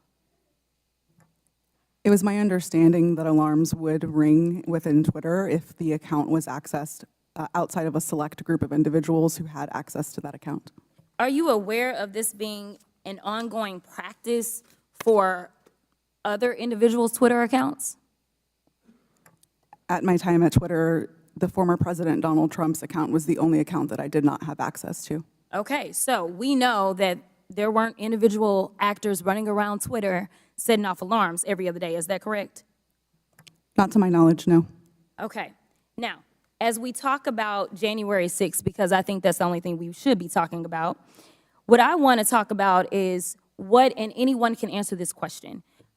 Did you see a correlation between a rise in homegrown domestic white supremacy online as it correlates to leading up to January 6th? I can answer that. So some of the things that we were seeing specifically on Twitter related to white supremacy fan fiction. I mentioned earlier in my testimony that we saw things like people wishing that the day of the rope would occur. That comes from things like the Turner Diaries, which are, again, white supremacy fan fiction. You would also agree with me that it was clear that white extremists were seemingly triggered and activated to take action against our very democracy here at home by some of the activity that was going on Twitter, correct? Yes, I believe so. Now, just to make sure that we can summarize what we allegedly are here to talk about, you all would agree with me when I say that there was no physical damage or destruction to structures, limb, or life as it relates to this article, yet we do know that there was actual harm, physical harm, as well as destruction that occurred as a result of January 6th, correct? Yes, people died on January 6th. Thank you. With that, I'll yield the remainder of my time to Chairman Raskin, or Ranking Leader Raskin. Thank you.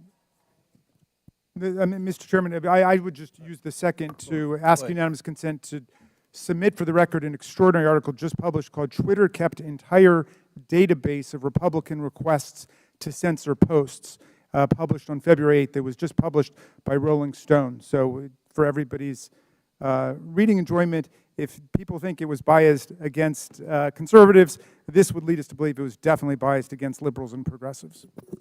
Didn't have you pegged for a Rolling Stone reader, but without objection, so ordered. Chair recognizes Mr. Groffman.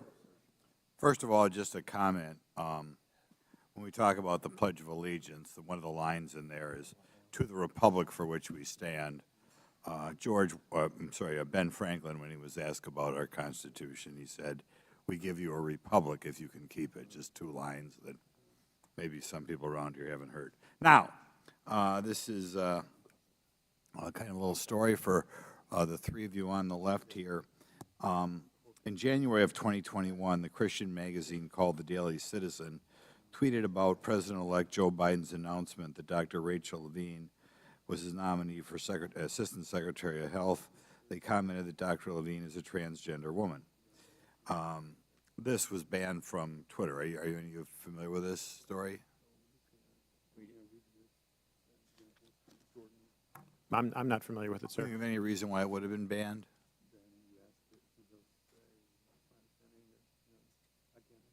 Okay. There are local talk radio hosts in my area, well-known media hosts out of the Madison, Milwaukee, Green Bay media market, widely listened to. They were shadow banned on Twitter. There's some very prominent doctors in the area that didn't agree, perhaps, with everything CDC or NIH said, that were banned on Twitter.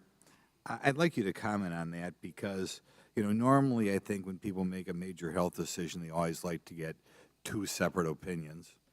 And some of these doctors who were wildly well-respected, probably two of the most prominent doctors in Wisconsin, thought outside the mainstream. And I think if we're thinking outside the mainstream, they were taken off your platform. Could you comment on why you would take somebody off a platform, or why a distinguished doctor would be considered something that the public as a whole couldn't hear their version of events?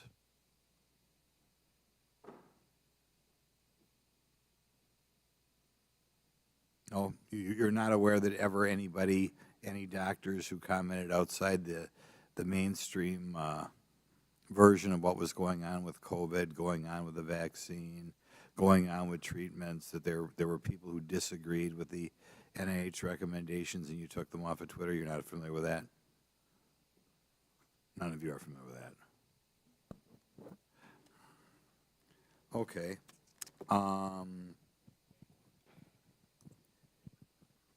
Well, I'll yield some time to Jim Jordan then. I thank the gentleman for yielding. Mr. Baker, Mr. Roth earlier said he thought it was a waste of time for the FBI to be sending you accounts that they thought violated Twitter's terms of services and Twitter's policy.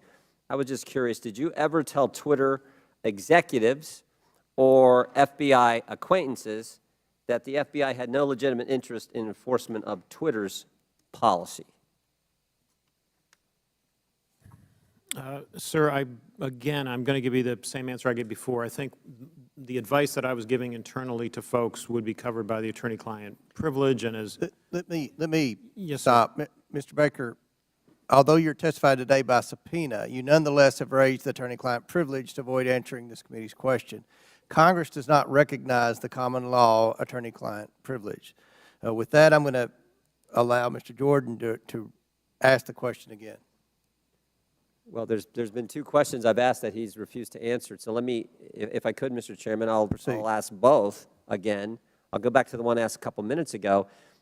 Top of page 2 of your testimony, you said, quote, "I did not destroy or improperly suppress any documents at Twitter regarding information important to the public dialogue." I would like to know what you're referring to that you, in your mind, properly suppressed, and when that took place, specifically if it took place during the time that the Twitter files were first being released just a few months ago. Well, again, sir, as I think we've notified the committee and we've had these conversations with Twitter as well to try to resolve this issue prior to coming up here today, I don't have anything in writing that clears me in my ethical responsibilities to my former client with respect to answering questions that I think fall squarely within the attorney-client privilege. So unfortunately, I don't think I can go beyond what I've said there already, sir. Unfortunately, Mr. Baker, your assertion that the attorney-client privilege, it's overruled as to this particular question and answer. So will you please answer the question by Mr. Jordan? Point of order, Mr. Chairman. State your point. Well, as I understand it, because we just went through this in the January 6th committee where multiple witnesses asserted attorney-client privilege, including people who weren't covered by it at all. Ultimately, that's for a court to decide. So I don't think there's anything we can do within the committee at this point, unless I'm missing something. We'll give you one more chance to answer the question. If you don't answer it, then we'll have to deal with it after the committee hearing. Mr. Baker, could you answer the question, I please? apologize, but I believe I have ethical responsibilities to my former client, and I don't think I can go beyond what I've said already, unfortunately. Yeah, I just said that. I just said that. I'm going to... Mr. Baker, you did suppress documents then that, in your language, was important to the public dialogue? I'm going to give you an extra minute, Mr. Goldman. Oh, You're thank next. you very much. I'm sorry, sir, could you repeat the question? Again, going on what your written testimony, so you did suppress documents at Twitter regarding information that was important to the public dialogue. That's a yes or no.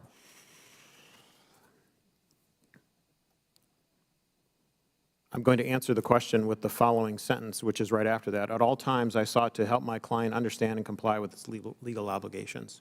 Okay. Gentleman's time's expired. I recognize Mr. Goldman for 6 minutes. Thank you, Mr. Chairman. I understand that Mr. Palmer was asking some questions about some of my assertions about the removal of the Ukrainian Prosecutor General. First, let's be clear, I did not say that Vice President Biden fired Mr. Shokin. It was official U.S. and European policy to encourage Ukraine to fire him, which they did. But he is right about one thing. What I say is not evidence, and neither is what any of our Republican colleagues say on the other side of the aisle. They may not like what these witnesses say, but the testimony of the witnesses is the evidence, not baseless statements without firsthand knowledge.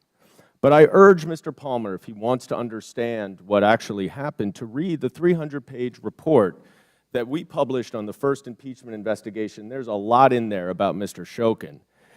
Luckily, though, he doesn't even have to do that. You can just read the New York Post story itself, because in that story, Shokin admitted that he never opened an investigation into Burisma. He claims to have had, quote, specific plans to do so. Yeah, sure. For 2 years, Rudy Giuliani had been peddling Victor Shokin's bogus story, including with agents of Russian intelligence. And Chairman Comer, if you question that, I urge you to look up Andrei Derkach. So who was the sole source of the hard drive to the New York Post? Rudy Giuliani. And for these reasons, many journalists were highly skeptical. One reporter at the New York Post itself refused to put his name on the story. Fox News' Brett Baer said, quote, "The whole thing is sketchy," unquote.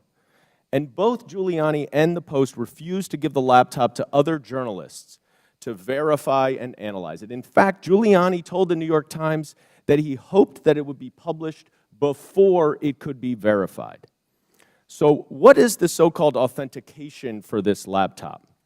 Well, Chairman Comer said in his opening statement that it's a subpoena to the computer repair shop owner, which happened about a year before the New York Post story. But that is not the same hard drive that Rudy Giuliani received months later from that repair shop owner and passed along to the New York Post after he was in possession of it for several months. Now, Mr. Baker, based on your understanding of Russian malign influence campaigns, does Russian intelligence have the capacity to manipulate a hard drive? Yes. So it is possible that some of the materials on a hard drive could be authentic, and some could be altered, manipulated, or even added to the hard drive. Is that right? I believe so, yes. Mr. Roth, you have testified today that Twitter was keenly aware of the hacking efforts by Russia in connection with the 2016 election. Is that right? Yes, sir. And those efforts, I believe you said, and correct me if I'm wrong, by Russian intelligence to interfere in our electoral process continued up and through and including the 2020 election. Is that right? Russian efforts certainly continued through the 2020 election and even through the midterms. I couldn't say specifically if it was military intelligence, as was the case in 2016, but certainly the Russian government was involved. So let's run down what Twitter knew about this hard drive and this story when it was published. First, the sole source of the hard drive was Rudy Giuliani, who had been working closely with Russian intelligence agents throughout 2020. Second, Russian intelligence interfered in the 2016 election and was actively trying to do it again. And third, numerous journalists, including at the New York Post and Fox News, raised suspicions about the hard drive, and they refused to allow an independent analysis and verification of it. Now, Mr. Baker, based on your experience in law enforcement, wouldn't this give anyone concerned about Russian interference in our elections serious pause? Well, I think as reflected in the public record, at the time, I thought there were great concerns on that side of the equation, because in part with respect to all the things that had happened since 2016 with respect to the hack and leak or hack and dump issues, there were facts that indicated that the computer might have been abandoned and so on, but which made it a very difficult case, which is why we're sitting here today talking about it. Right, and there was a 24-hour delay in continuing to spread the publication of it, isn't that right? Yes. Okay. You know, that is exactly what 51 former intelligence officials, many from Republican administrations, even the Trump administration, said in that letter that is being distorted by Mr. Jordan and others at this hearing. Let me quote one paragraph of what they say.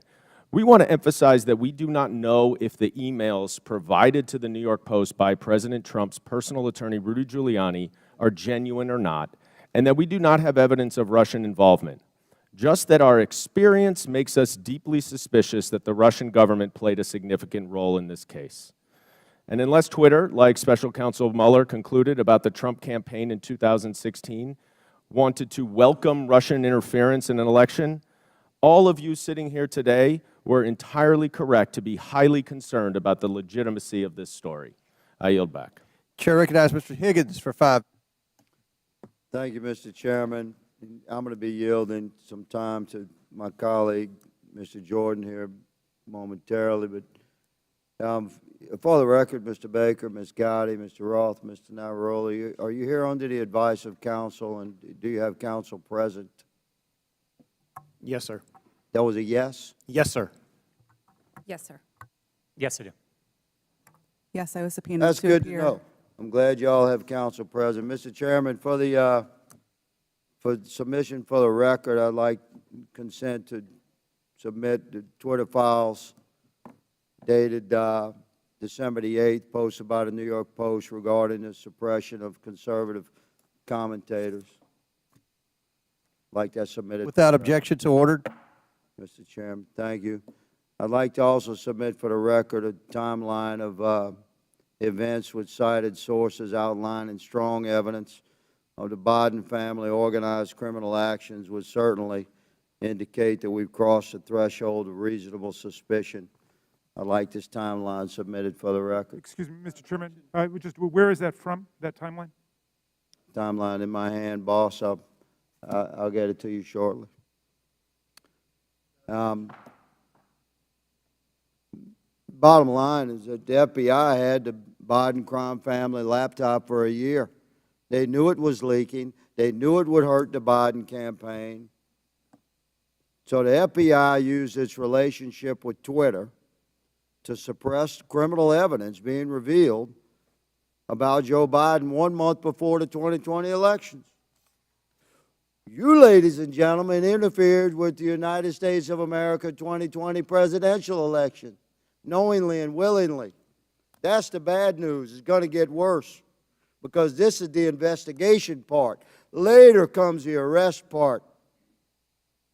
Your attorneys are familiar with that. Mr. Chairman, I'd like to spend 5 hours with these ladies and gentlemen during depositions surely yet to come. But for right now, I'll yield the balance of my time to my colleague, Mr. Jordan. I thank the gentleman for yielding. I think he made the right point. And I would just respond to to our colleague from New York.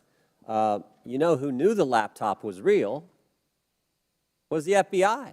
They had it for, or maybe they had it for a year and just said, you know what, we're going to put it on the shelf, we're not going to look at it. But if anyone knew it was real, it's them. That's why I asked the question, again, back to my colleague from New York, what he was talking about. That's why I asked the question earlier. I said, did anyone at the FBI or Mr. Baker know, did Mr. Baker talk to any of those 51 former intel officials who sent the letters saying this has all the classic earmarks of a Russian misinformation operation? Maybe they could have checked with the FBI, because the FBI had the actual laptop in their possession.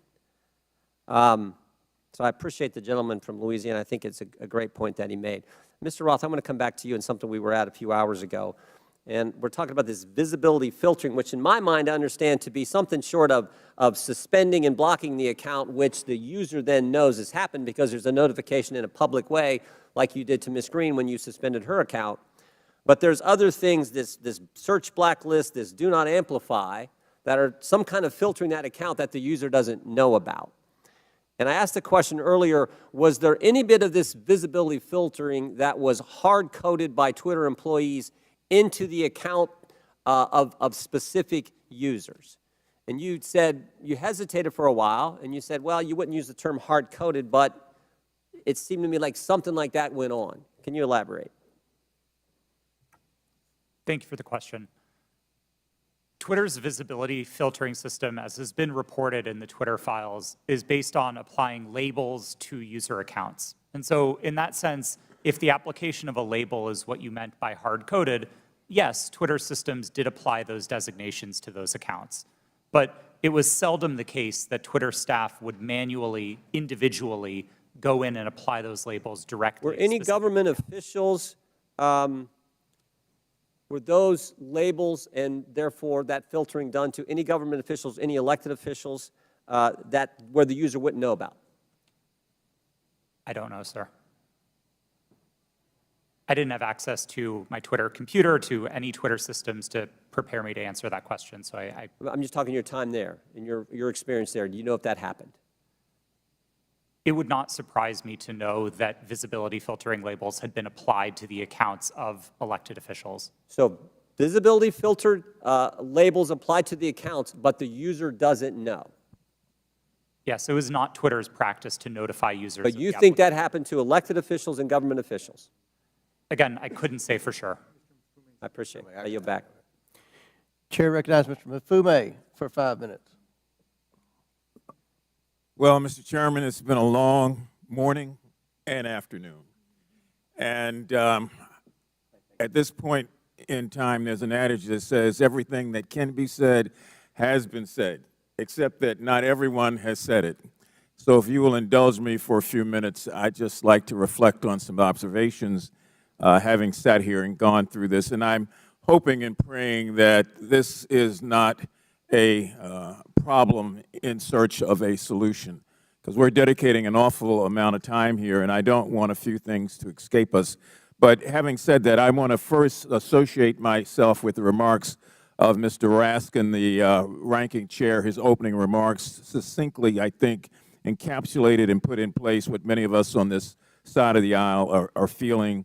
And I also, as a point of personal privilege, would like to just express how many of us share the concern of the gentlewoman from South Carolina who indicated her ongoing medical condition, which she said she might have to live with the rest of her life.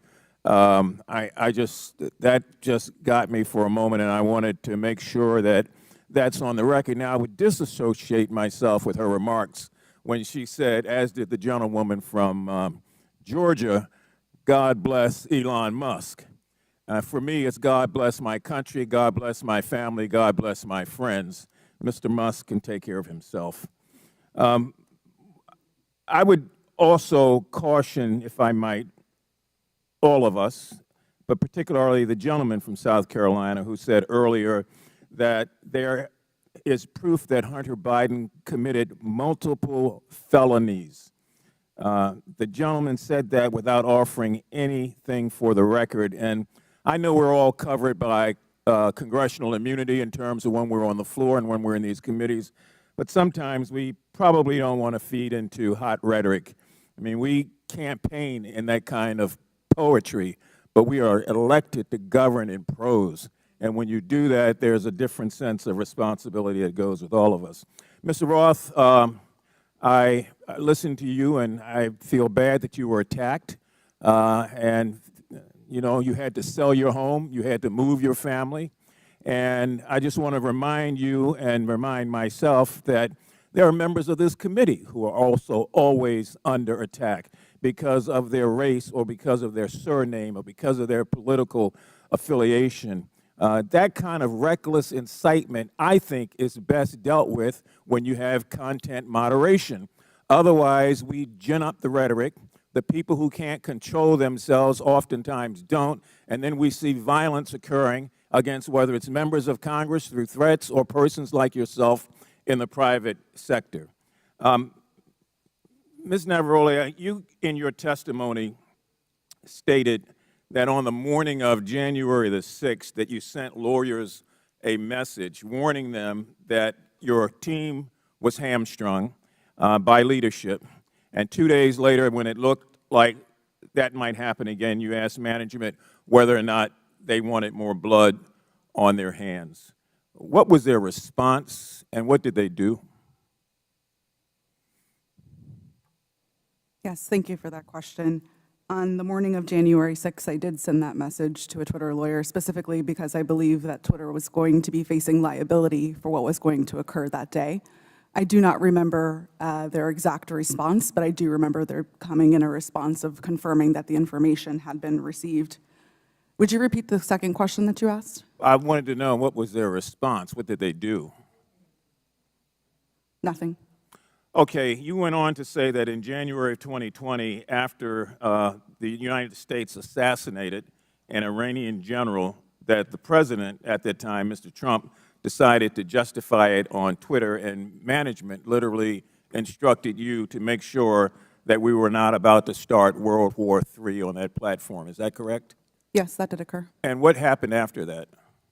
It was up to me and my team to create what we called enforcement guidance, so a document that explained how we would apply our policies specifically related to content moderation in that specific instance.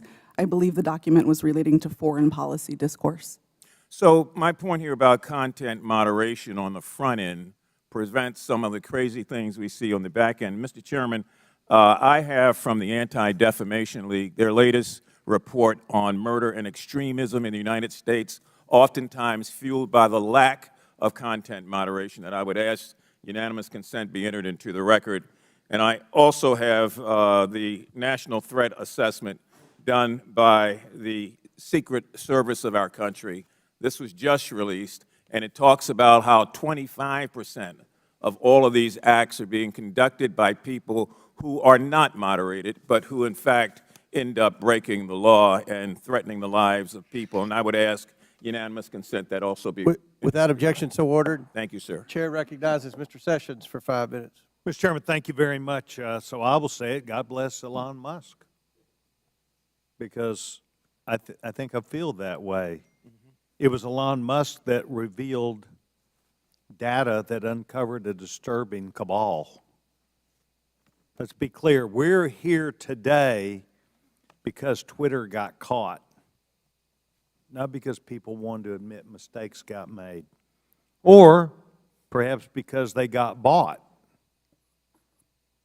If not for the Twitter files released by Mr. Elon Musk, this activity we're discussing today would still be going on. It's no secret that the political bias of Twitter and their previous leadership bled into politics and merged that with practices of the company. And that is a big concern. But a bigger concern is where our government, on a political basis by law enforcement, becomes engaged in things that a timeline would show were not truthful. That's the concern. The fact that Twitter was working hand in glove with the Federal Bureau of Investigation and the intelligence community to suppress free speech and things that were not true is disturbing. That is why we are here today. So, Mr. Roth, I would engage you if I could for a minute. By the way, I want to compliment all four of you. You've been here all day. This is hard to do. You've kept your cool. To the best of your ability, you're expressing honesty. I admire that.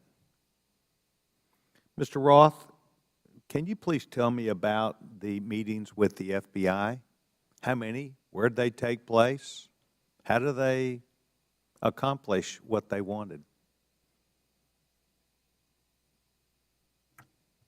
Thank you for the question. Yes, sir. Twitter met with the FBI, I would estimate, several dozen times over the course of multiple years.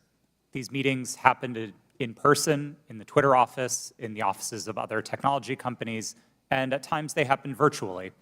We issued press releases about these meetings. They were not happening in secret. They were not anything that the public sector or the private sector strove to hide from anybody. But in these meetings, we used it as an opportunity to discuss the shared threats of foreign malign interference, to discuss the preparations that the public and private sector were implementing, and to use that as an opportunity to make sure that we were having open channels of communication about those malign interference threats. Ms. Roth, did you at any time believe that the Bureau might not be honest about the things they knew and the information that they shared and passed to you? I would say I have a personal healthy skepticism about any type of law enforcement, but no, it was never my experience that representatives of the FBI were anything but forthright in those discussions. Do you believe that they, today, in looking back, misled you? I don't believe so, no. So you believe that the things which they told you, in looking back, are truthful even today? To the best of my recollection, yes. So the chance for FBI numerous times, dozens of times, to meet with you, did you put out information of the substance when you said you provided the public with information? Did you discuss what those meetings were about? I believe the public statements were fairly high level and talked about preparations for upcoming elections in the United States. Any internal records or meeting minutes would be on my Twitter computer, which I don't have access to.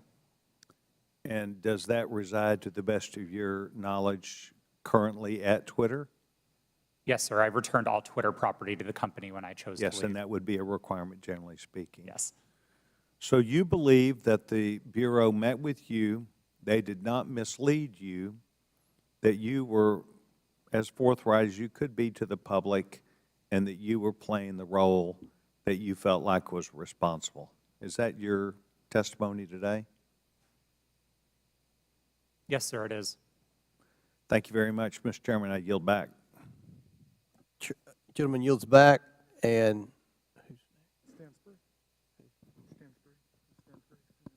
Stansbury. Yeah. Oh, yeah, yes, I'm sorry. Thank you, Mr. Chairman.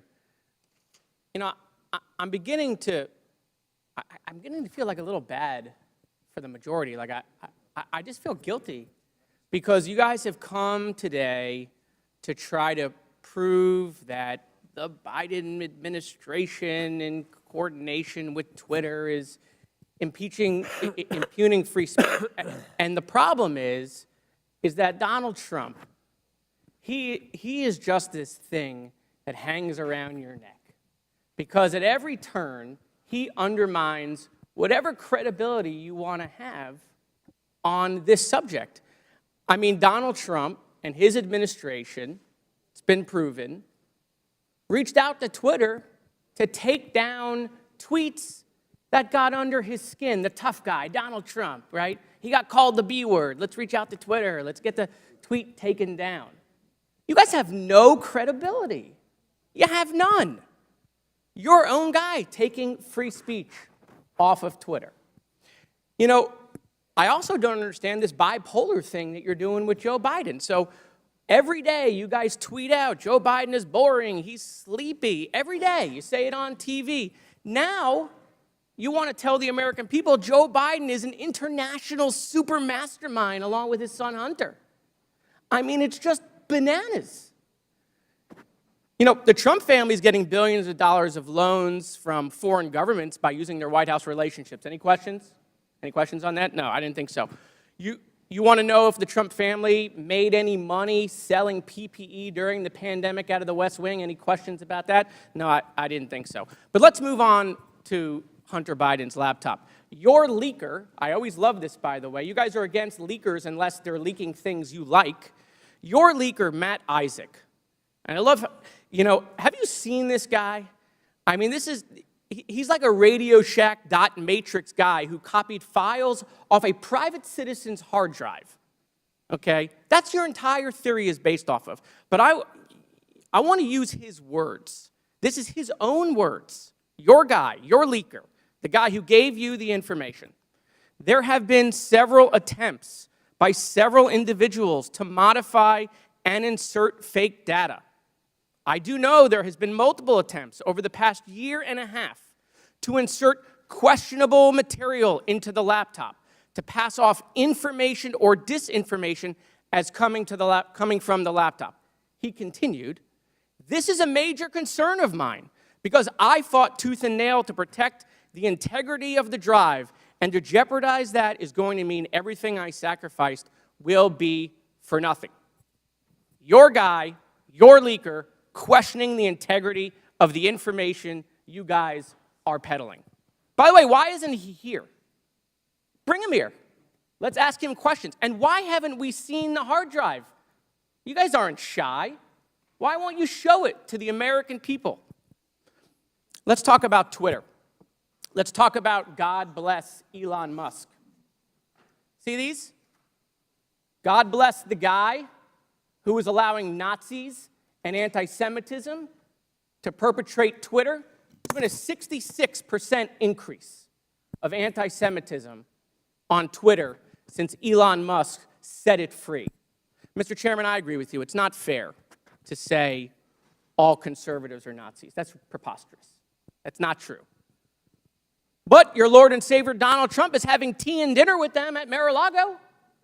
Nick Fuentes right here, who is a picture that is tweeted at me all the time saying Jews are a virus in response to my tweets. Donald Trump's having dinner with him. Nazis at Mar-a-Lago. And so, no, not all Republicans are Nazis, but I got to tell you, Nazis seem really comfortable with Donald Trump. So I have questions about that, Mr. Chairman. Why is that? Why do I get these tweets? Let's talk about Kanye West, right? The chairman of the Judiciary Committee for 3 months praising Kanye West. We love Kanye, right? A Nazi. Clearly now. It took months for that tweet to come down. How come? I mean, these are things I'd love to know. Is it because maybe they're your voters? I mean, they certainly aren't voting for me. I yield back. Chair recognizes Mr. Langworthy for 5 minutes. The Twitter files revealed the unrestricted power and censorship regularly exercised by the 3 witnesses in front of us today, Mr. Roth, Ms. Gadde, and Mr. Baker. Now, Ms. Navaroli, in your opening, you stated that too few people and companies have too much power. Well, I think you're right. The witnesses here today, they had too much power at Twitter. And they tried to play the role of God as they interfered with the natural right of the people to a free and fair election. Twitter knowingly suspended the New York Post's account, one of the most reliable conservative voices in the country, in fear that an honest story would swing the most divisive election in American history into the hands of their enemy, former President Donald Trump. Now, Mr. Roth, you were part of the secretive SIP-PES censorship team at Twitter, correct? No, sir, I'm not sure what that refers to. Mr. Roth, the Twitter files revealed that you rarely adhered to company policy in making your censorship decisions. One reporter from the Twitter files called your group a, quote, high-speed Supreme Court of moderation, issuing content rulings on the fly, often in minutes, based on guesses, gut calls, and even Google searches in cases even involving the president. Do you recall making decisions in this manner? No, I do not. Can you explain the process for these quick decisions? Thank you for the question. I think the core of content moderation, whether it's fast or slow, begins with a written set of rules and policies, and that was the primary responsibility of my group at Twitter. It wasn't about making a one-off decision in the moment. It was about having a written and codified set of, well, laws for the platform that we followed in each instance. In the vast majority of cases, content moderation decisions were not made by me or by another executive or even by a member of my direct team. They were made by hundreds of content moderators enforcing those rules again and again and again. The situations in which decisions would be escalated to senior executives were few and far between and largely related to the really hard gray area calls. So, Mr. Roth, as part of the, quote, Supreme Court of Moderation at Twitter, did you have the final call over political censorship decisions? No, sir, I did not. Then who had the final call on these decisions? There was a team of people, some of whom represented on this panel today, others not, who were involved in trying to make these decisions. But a portrayal that any one person held sort of supreme or ultimate authority over these decisions would misrepresent what the process was. So your team labeled high-profile accounts as VITs, standing for very important tweeters. What was the threshold for being labeled as a VIT? That's an excellent question for which there is not a consistent answer. I don't think Twitter was particularly well put together on that definition. So was the New York Post labeled a VIT? I believe the New York Post's account is verified, and verification conferred some of that status of being a VIT. But again, the definitions here are a little squishy. Now, is it true that the Twitter comms director, Trenton Kennedy, said in regard to the Post story, I'm struggling to understand the policy basis for marking this unsafe? Yes, it's my understanding that Mr. Kennedy said that. Was the New York Post story regarding Hunter Biden's laptop marked unsafe regardless of uncertainty? It is true that Twitter marked links to that story as unsafe in a number of our systems, which resulted in restricting people's ability to tweet it. That was the decision that Twitter reversed 24 hours later. Well, it's clear from this panel that too few people had too much power. The New York Post Twitter account was suspended in an attempt by Democrats and big tech to go ahead and play God and interfere in a natural, free, and fair election in the free flow of information in this country. The censorship is unbounded. The New York Post has been a reliable source for decades, including their coverage of the nursing home scandals in New York during the pandemic. Now that you and many others are gone from the company, there is hope that this platform will once again be a place where voices can be heard and respected, and it can return to be a town hall for all points of view, no matter if you agree with them or not, sir, and that our elections will never again be controlled by big tech. I yield back. Gentleman yield? Will the gentleman yield to Jordan? Mr. Jordan. Okay, thank you. Mr. Roth, in Missouri v. Biden, your declaration to the FEC, you said, I also learned in these meetings with the government that a hack and leak operation would involve Hunter Biden. Mr. Chan has testified in his deposition in that same case. In my estimation, we never discussed Hunter Biden specifically with Twitter. Who told you about Hunter Biden in these meetings? Gentleman's time has expired, but My recollection is that a representative of another tech company may have mentioned it, but those meetings were several years ago. I truly don't recall. okay. Chair recognizes Ms. Stansberry for 5 minutes. Thank you, Mr. Chairman. And I want to just start this afternoon by thanking our panelists who have been sitting here all afternoon, and many of the members of the public who are with us. I see a lot of tired faces out there, and I want to thank you all for spending your day with us. But I also want to start out by asking, what are we doing here in this committee today? Why are we here? Why is this committee devoting a day-long hearing to a political conspiracy theory that was planted in the media by Rudy Giuliani to support Donald Trump's re-election campaign? Of all the topics we could be focused on in this committee to support the American people, how people are going to put food on their table at the end of the day, how we're going to address the economy, how we're going to address critical issues that are on people's minds every day. We are devoting an entire day to this conspiracy theory involving Twitter.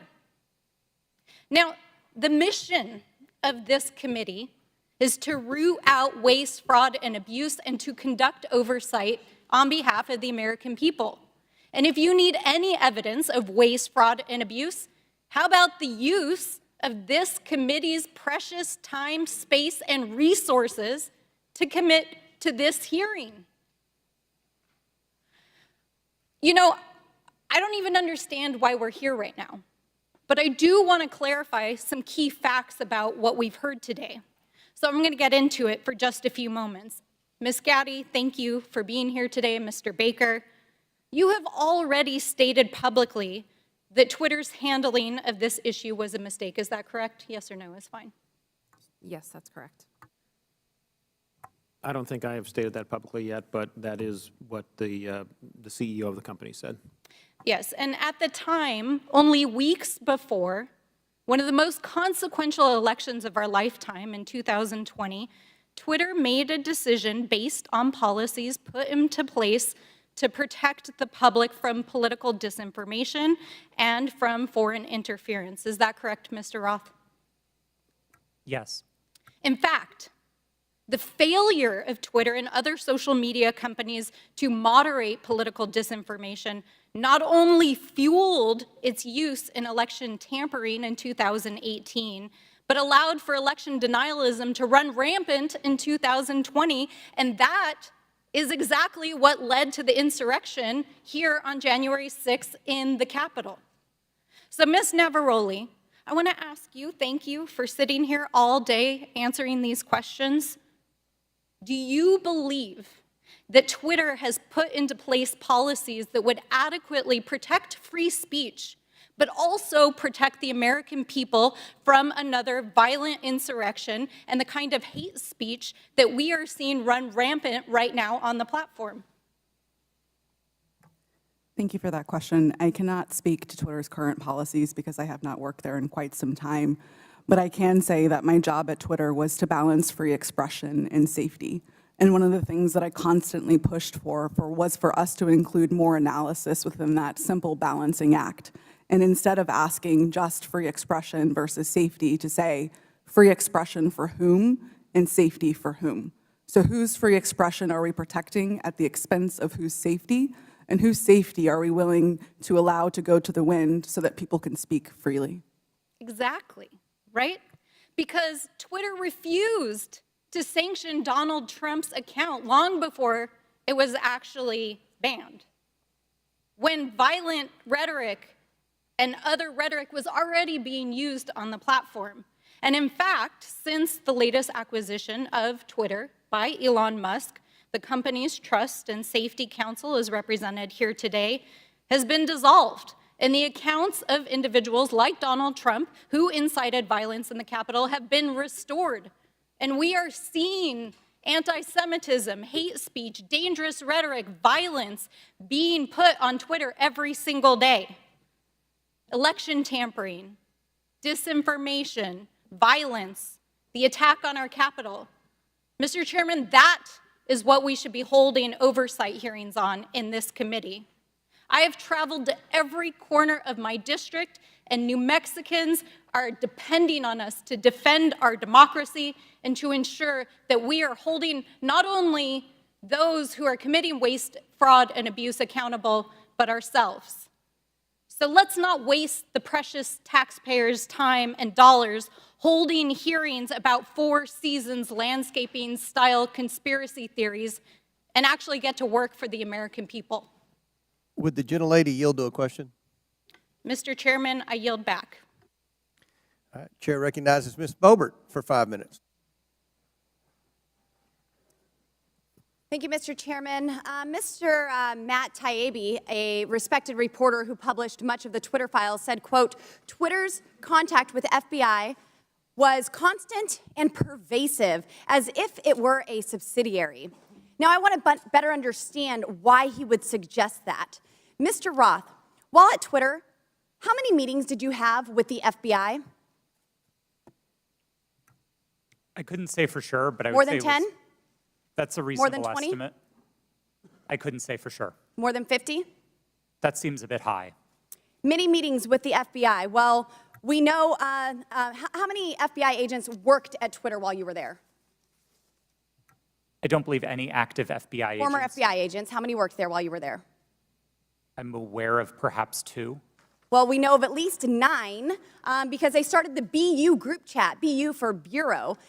Now, Mr. Roth, did the FBI ever ask you to share information like users' communication data without going through proper legal channels? No, they did not, and I would have refused if they had. That's correct. I see that you denied Agent Chan's request for access to Twitter's data feed. What's sick isn't that you would deny it, it's that the FBI would even ask you for the private data of American citizens without going through legal channels of the law. Now, I want to remind you, Mr. Roth, that you are under oath. Did the FBI ever ask you to do anything that was illegal or questionably legal?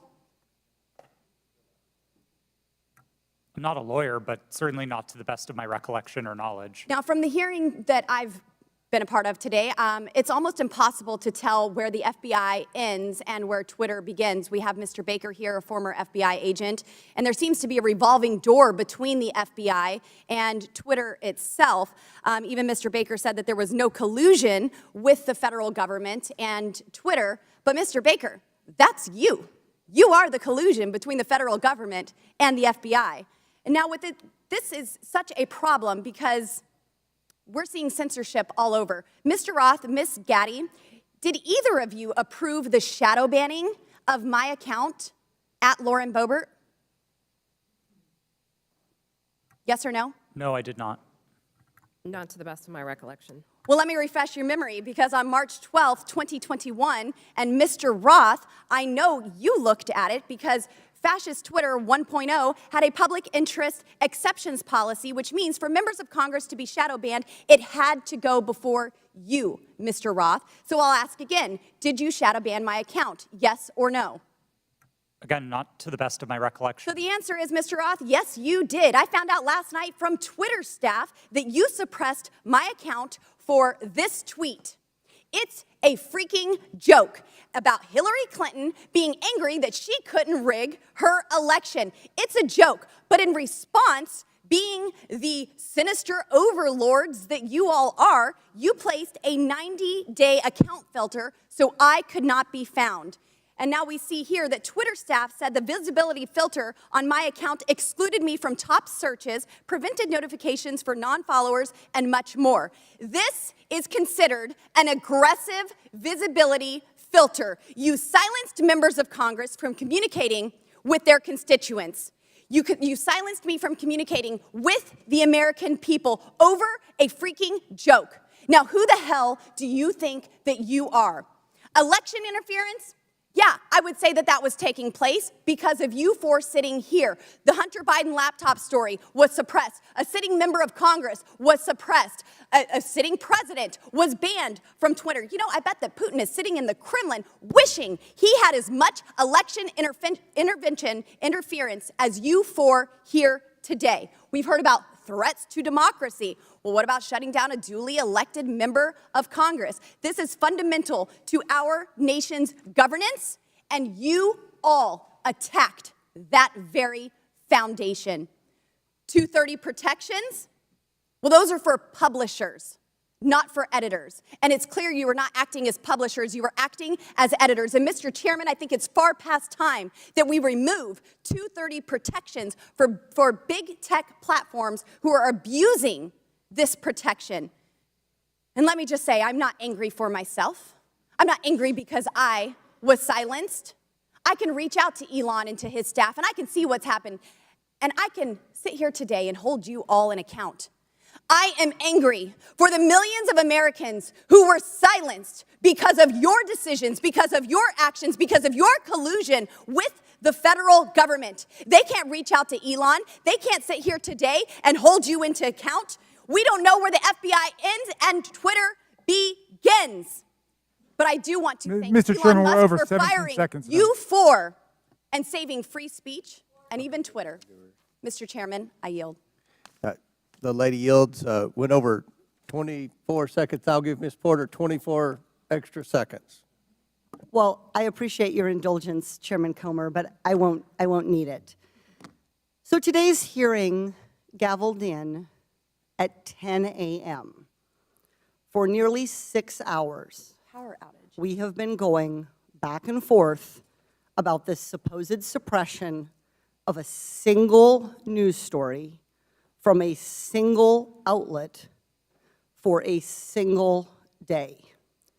This hearing has been, in its length, nearly 1/4 of the amount of time that Twitter users could not share the link.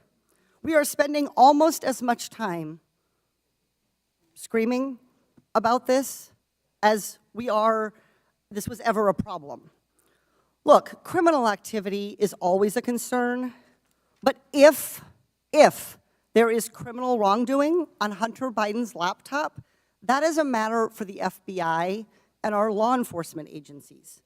Today's hearing is merely an exercise in misinformation and disinformation, a free-for-all hellscape. That's what now CEO Elon Musk said Twitter would become if the platform became a place where anyone could say anything with no consequences. It is unbelievable to me that I am quoting Elon Musk, but that is how ridiculous this hearing has become. The Oversight Committee, like Twitter, or any other social media company for that matter cannot become a free-for-all hellscape where anything goes. With that, Mr. Chairman, I yield back. The lady yields back. Thank you. Mr. Chairman, Ms. Boebert.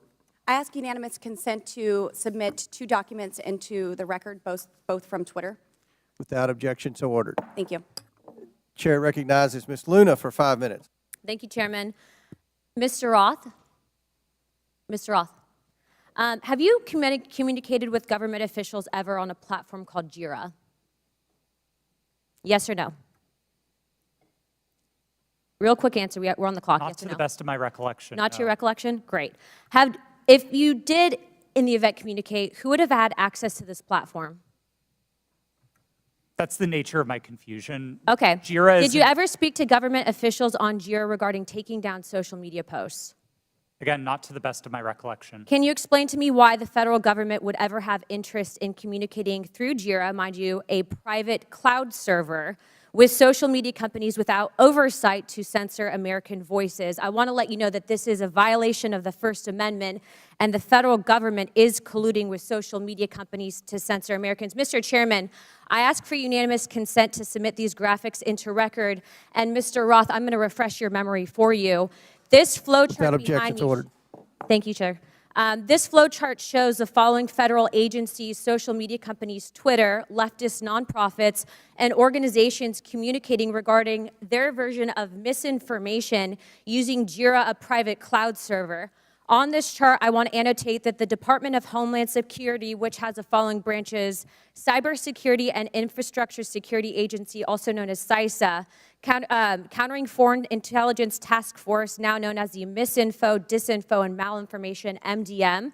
This was, again, used against the American people. The Election Partnership Institute, or Election Integrity Partnership, EIP, which includes the following: Stanford Internet Observatory, University of Washington Center for Informed Public, Graphica, and Atlantic Council's Digital Forensic Research Lab, and potentially, according to what we found on the final report by EIP, the DNC. The Center for Internet Security, CIS, a nonprofit funded by DHS, the National Association of Secretaries of State, also known as NASS, and the National Association of State Election Directors, NASED, and in this case, because there are other social media companies involved, Twitter. What do all of these groups, though, have in common? And I'm going to, again, refresh your memory. They were all communicating on a private cloud server known as Jira. Now, the screenshot behind me, which is an example of one of thousands, shows on November 3rd, 2020, that you, Mr. Roth, a Twitter employee, were exchanging communications on Jira, a private cloud server, with CISA, NASS, NASED, and Alex Stamos, who now works at Stanford and is a former security officer at Facebook, to remove a posting. Do you now remember communicating on a private cloud server to remove a posting? Yes or no? I wouldn't agree with the characterization. I don't care if you agree. This is your stuff. Yes or no, did you communicate with a private entity, the government agency, on a private cloud server, yes or no? The question was if I Yes or no? to Yeah, I'm remove- on time. Yes or no? Ma'am, I don't believe I can give you a yes or no Well, answer I'm to going that to tell question. you right now that you did, and we have proof of it. This, ladies and gentlemen, is joint action between the federal government and a private company to censor and violate the First Amendment. This is also known, and I'm so glad that there's many attorneys on this panel, joint state actors. It's highly illegal. You are all engaged in this action, and I want you to know that you will be all held accountable. Ms. Gadde, are you still on CISA's Cybersecurity Advisory Council? Yes or no? Yes, I am. Okay. For those who have said that this is a pointless hearing, and I just want to let you guys all know, we found that Twitter was indeed communicating with the federal government to censor Americans. I'd like to remind you that this was all in place before January 6th. So to say that these mechanisms weren't in place and to make it about January 6th, I want to let you know that you guys were actually in control of all of the content, and clearly we have proof of that. Now, if you don't think that this is important to your constituents and the American people from those saying that this was a pointless hearing, I suggest you find other jobs. Chairman, I yield my time. Mr. Chairman, point of order. Chair. Yeah, I just want to call to the attention of the chair and members Mr. Mafume, yes. that you're we're getting recognized. awfully close to witness intimidation, and I would ask the chair to intervene. I'm sorry, I didn't hear what you said, Mr. Mafume. I said I would caution all members that we were getting very close to witness intimidation, right on the verge of it, and I would ask that the chair and the ranking member agree how we will proceed from this point on. It was the threats that were just made. Ms. Ocasio-Cortez? Yeah, thank you, Mr. Chair. And in follow-up to that, I am curious about the committee's rule or the committee's disposition, accusing witnesses of a crime, discussing arrest, discussing, making these allusions and threats. I want to clarify for the record, what is the committee's policy around threatening a witness?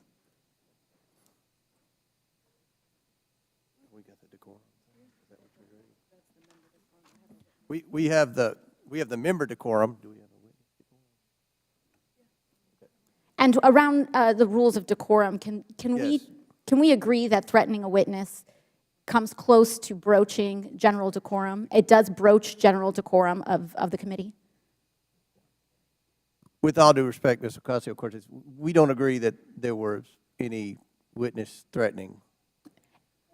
In threatening, when we discuss arrest, when we discuss a potential arrest of a witness and alluding to a witness or suggestion of a witness committing a crime without evidence and without documents being supported to the record. Can you be more specific? When we talk about arresting a witness or when we talk about a witness, insinuating that a witness is lying without documentation, I fear that this constitutes threatening a witness, and that will broach the rules of decorum of this committee. And I'd like to ask that we request witnesses be treated with respect. Thank you.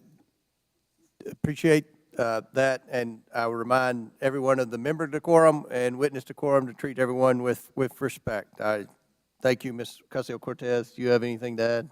No, thank you. I agree with you, Mr. Chairman. I have a separate point of order I just wanted to raise, which is it seems as if several members now seem to have access to some information from Twitter that people on our side don't have, and I would just hope that anybody who's communicated directly with Twitter or received any information relating to witnesses who has that, who plans to use it, distribute it to the committee in advance. That's okay.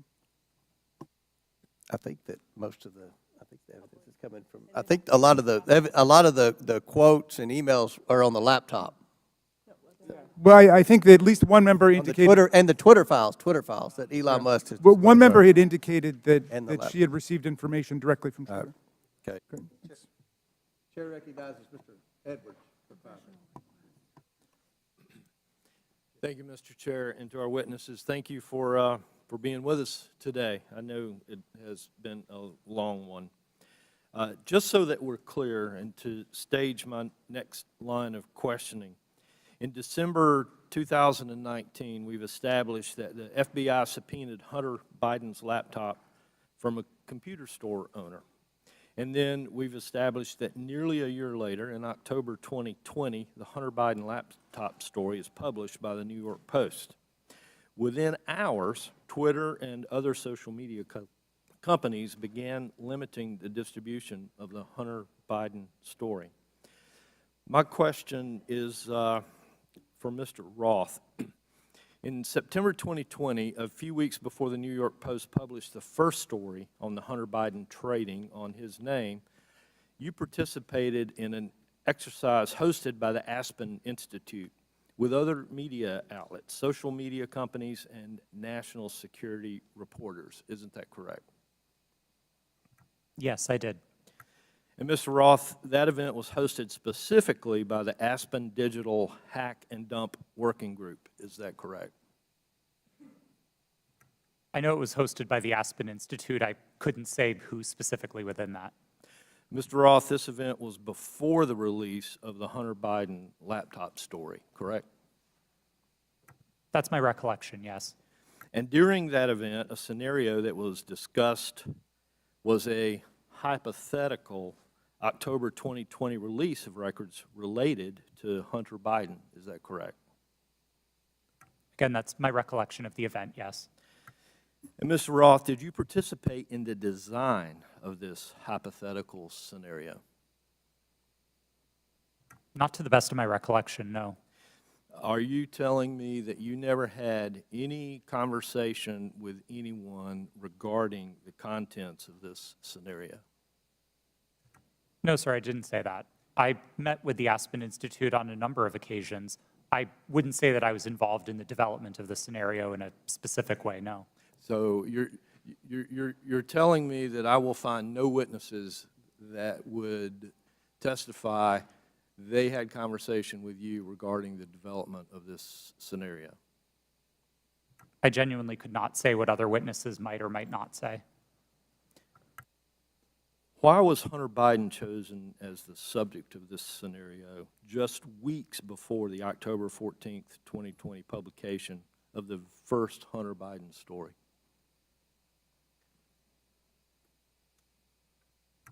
I don't know. But you participated in the conversation. I was invited to and joined an event hosted by the Aspen Institute, yes. And so surely there had to be some level of conversation as to why Hunter Biden was the topic in that scenario. Not that I can specifically recall. Mr. Roth, representatives from Facebook attended this event also, correct? To the best of my recollection, yes. And, Mr. Roth, the FBI had Hunter Biden's laptop nearly a year before it was uncovered by the New York Post and before the Aspen Institute event.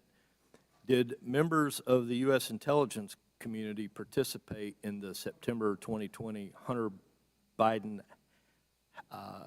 hack and dump exercise? I don't recall. Mr. Roth, I'd like to point you to a sworn statement that you previously made.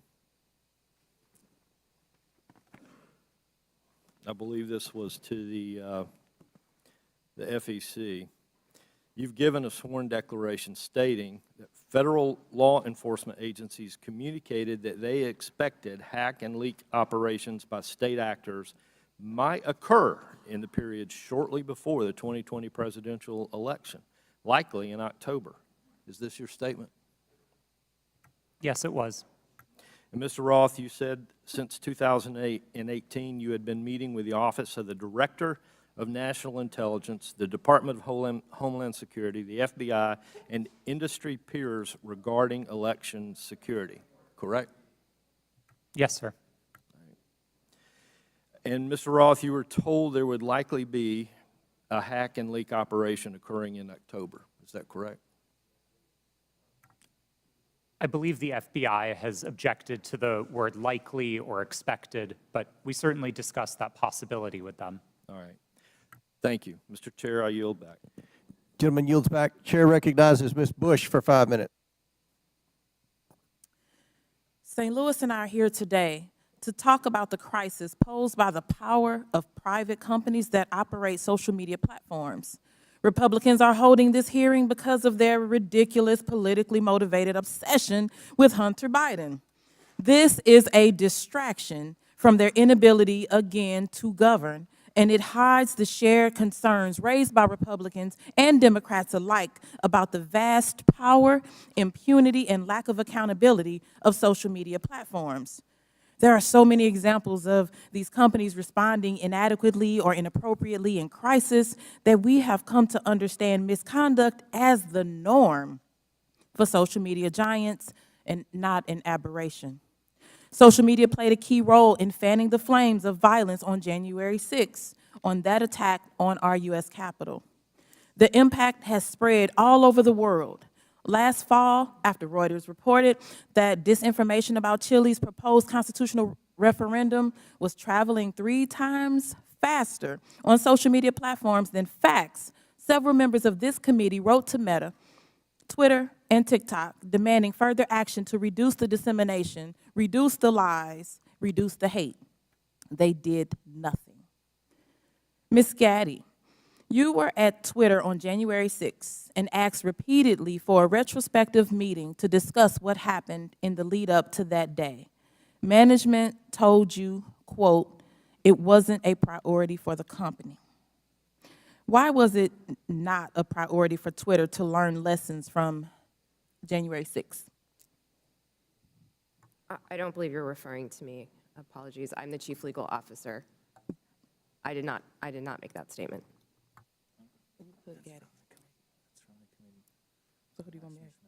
Okay, Ms. Navaroli. Would you mind repeating the question? Sure. On January 6th, you were at Twitter and asked repeatedly for a retrospective meeting to discuss what happened in the lead up to that day. Management told you, quote, it wasn't a priority for that company. Why was it not a priority for Twitter to learn the lessons from January 6th? I can't speak to leadership's motivations or why it would not have been a priority for them. What I can say is myself and individual members of my team repeatedly asked that we do a retrospective to understand not just what happened on January 6th, but leading into January 8th and the permanent suspension of the president. What can you say is Twitter's top priority? I can't speak to Twitter's top priority at this moment. I can say that, again, my team's responsibility was to balance free expression and safety and to ensure the safety and lack of harm for people on the ground. Thank you.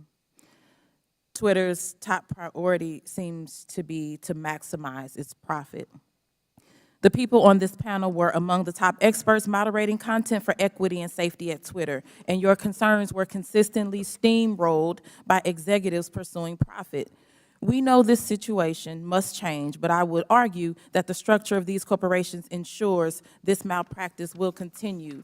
These social media companies have shown themselves unfit to maintain a digital public square with almost universal usage and vast power. Their purpose is not to facilitate healthy, fact-based discourse. It is to aggressively pursue profit for their billionaire executives and shareholders. Even when they make a good decision about removing a post or a user, it is only to make a profit. This existential problem will not be solved by asking these for-profit corporations to tweak their approach around the edges. We need to re-envision what the internet can be. Digital platforms, including social media, are here to stay, but we need to make sure that they operate for the public good and not the private interests. We need to invest in better alternatives to big tech, and we need to establish public ownership and control to ensure these platforms serve everyone fairly. Thank you, and I yield back. Chair recognizes Mr. Perry for 5 minutes. Thank the chairman. I thank the witnesses. It's been a long day. Mr. Roth, going back to your statement Mr. Edwards talked about, I want to just kind of revisit that a little bit, where it was communicated to you, at least per your statement, by the FBI that there was expected hack and dump or hack and leak operations, and that they would occur before the election, and that these, at the bottom here, the meetings that were rumored, in those meetings were rumored that the hack and leak operation would involve Hunter Biden. Subsequent to that, well, first of all, who told you that? Was that, did you get that?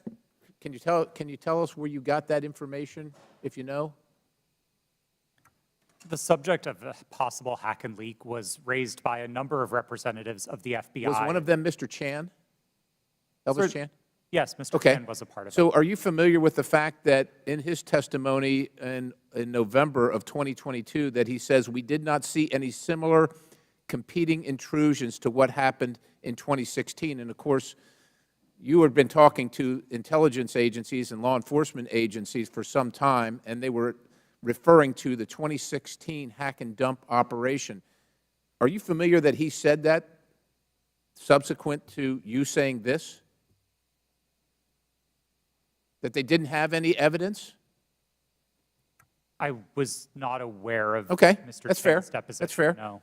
Did they ever give you any evidence of the hack and dump operation that happened in 2016? And what I think I'm referring to is the allegation that the Clinton campaign the DNC server was hacked and then that information was spread about through WikiLeaks or other information channels. Did they ever give you any evidence of that occurrence during these discussions?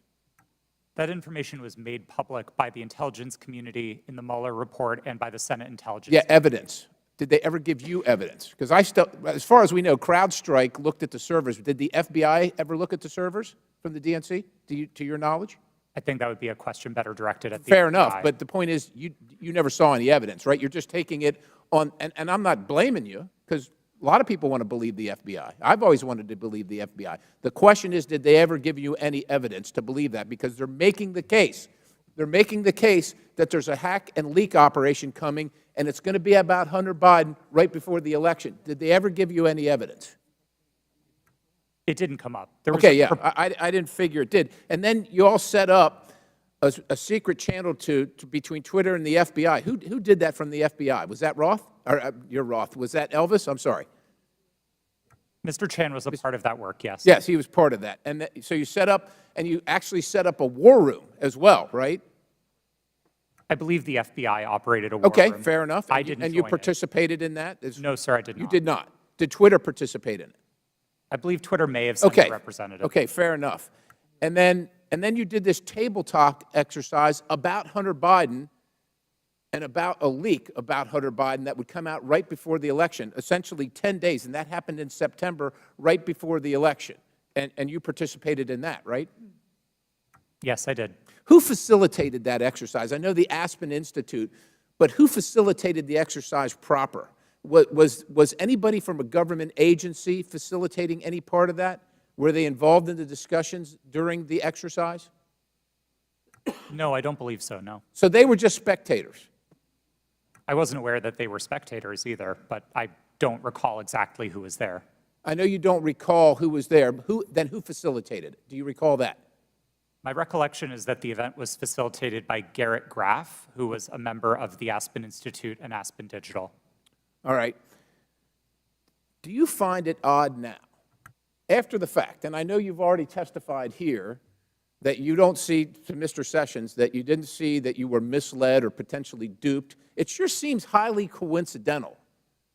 Would you agree? It at least seems highly coincidental. Knowing that the FBI had the laptop, that the FBI set up the war room and the channel and told you, per your statement, that this was going to happen, do you find it highly coincidental that it actually happened and it was Hunter Biden at all?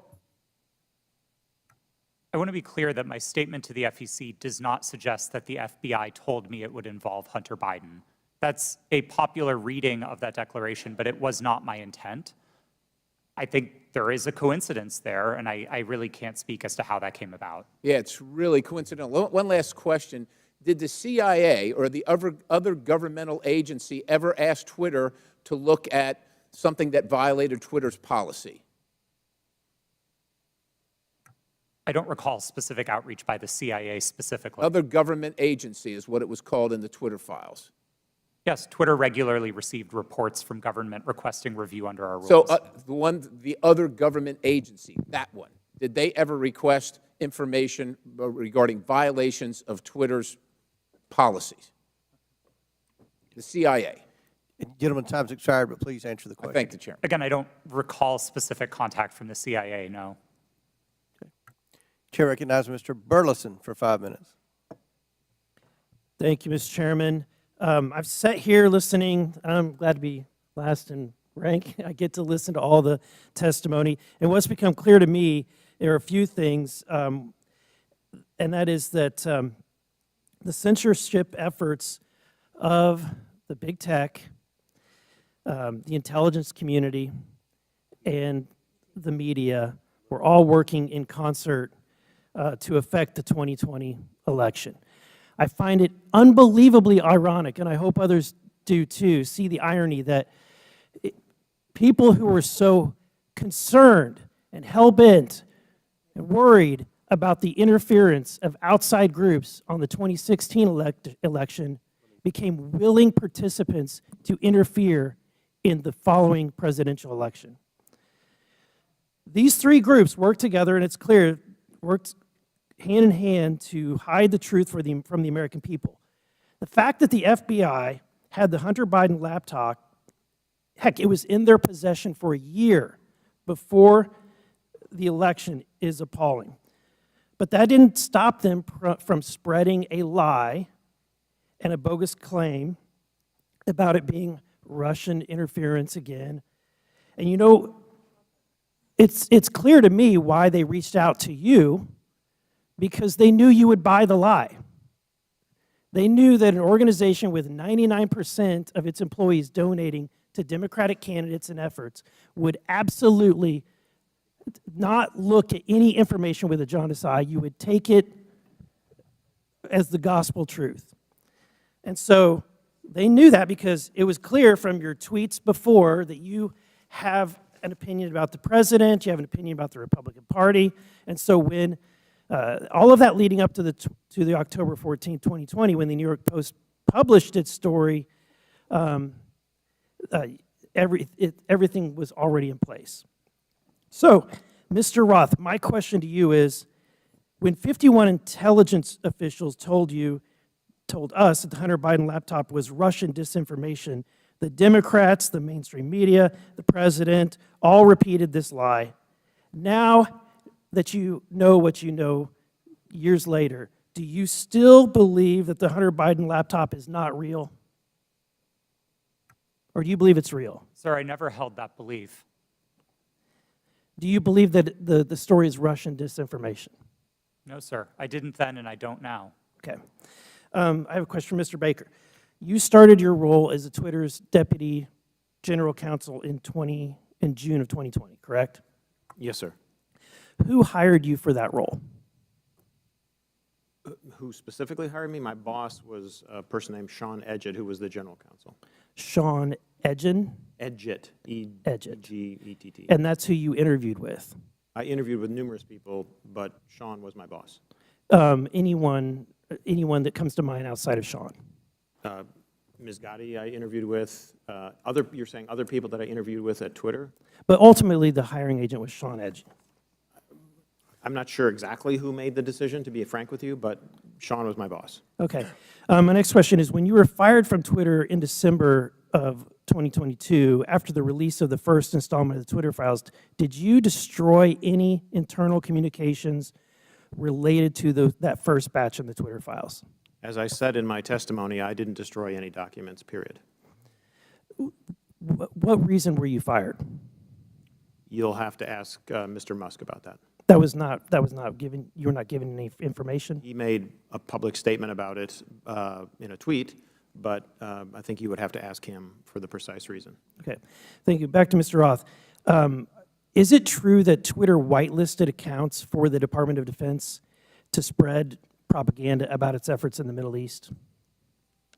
Did they give you a list of accounts that were fake accounts and asked you to whitelist those accounts?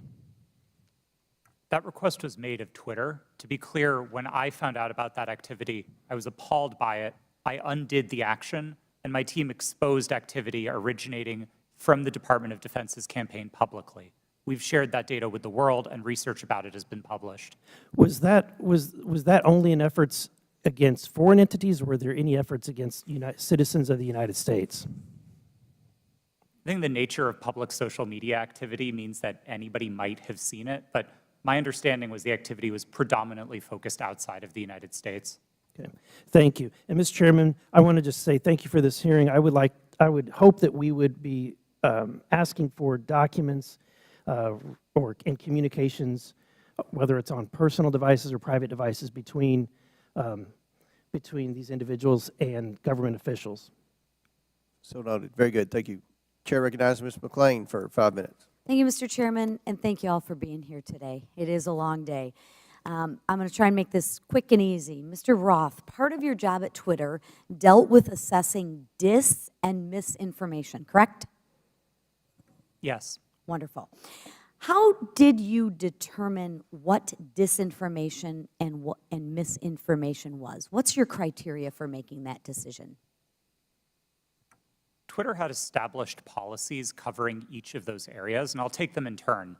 We used the term we actually generally didn't use the term disinformation, but we focused on platform manipulation. So behaviors like running inauthentic accounts out of a Russian troll farm, we would address as the behaviors that they are, and we would look for technical signs of that type of manipulation, and we would remove those accounts. So technical, it was all technical? On that side of things, yes. Okay. When it comes to misinformation, which broadly is a question of the content of tweets, Twitter would establish written policies. Which was? I'm sorry? Which was? Which policies did Twitter maintain? Yeah, I mean, I think what the problem with America is we have one set of rules for this team and another set of rules for this team. So we're trying to look at what is the equal playing field. I'm under the assumption that when we use disinformation and we use criteria, the criteria is the same for both sides. So I'm trying to figure out what is the criteria that you had in place to determine which information was misinformation, and did you apply that equally, equitably, inclusively, so to speak, to all sides? So what is the criteria? Thank you for the question. We used a 3-part test across all of our misinformation policies. Okay. The first is whether the tweet advances a claim of fact stated definitively. Not an opinion, not a viewpoint, but a claim of fact stated definitively. Okay. The second part of that test is whether the claim of fact is provably false. Not iffy, not maybe, not gray area, definitely provably by multiple expert sources false. And then finally, and this is a really important part, we looked for evidence that those claims of fact could cause harm. So if a tweet met all 3 parts of that test, that it's a claim of fact, that it's provably false, and that it's dangerous, Twitter might intervene under its policies. No part of that test is viewpoint-based. And in your opinion, was that applied to all tweets? No. Thank you. Mr. Roth, you're familiar with the reports that the Biden administration was considering establishing a disinformation governance board under the Department of Homeland Security. I am aware of public reporting about that, yes. Thank you. And that board was never established, correct? That's my understanding. That is correct. It seems to me that the federal government had far more powerful disinformation governance board in its relationship with Twitter.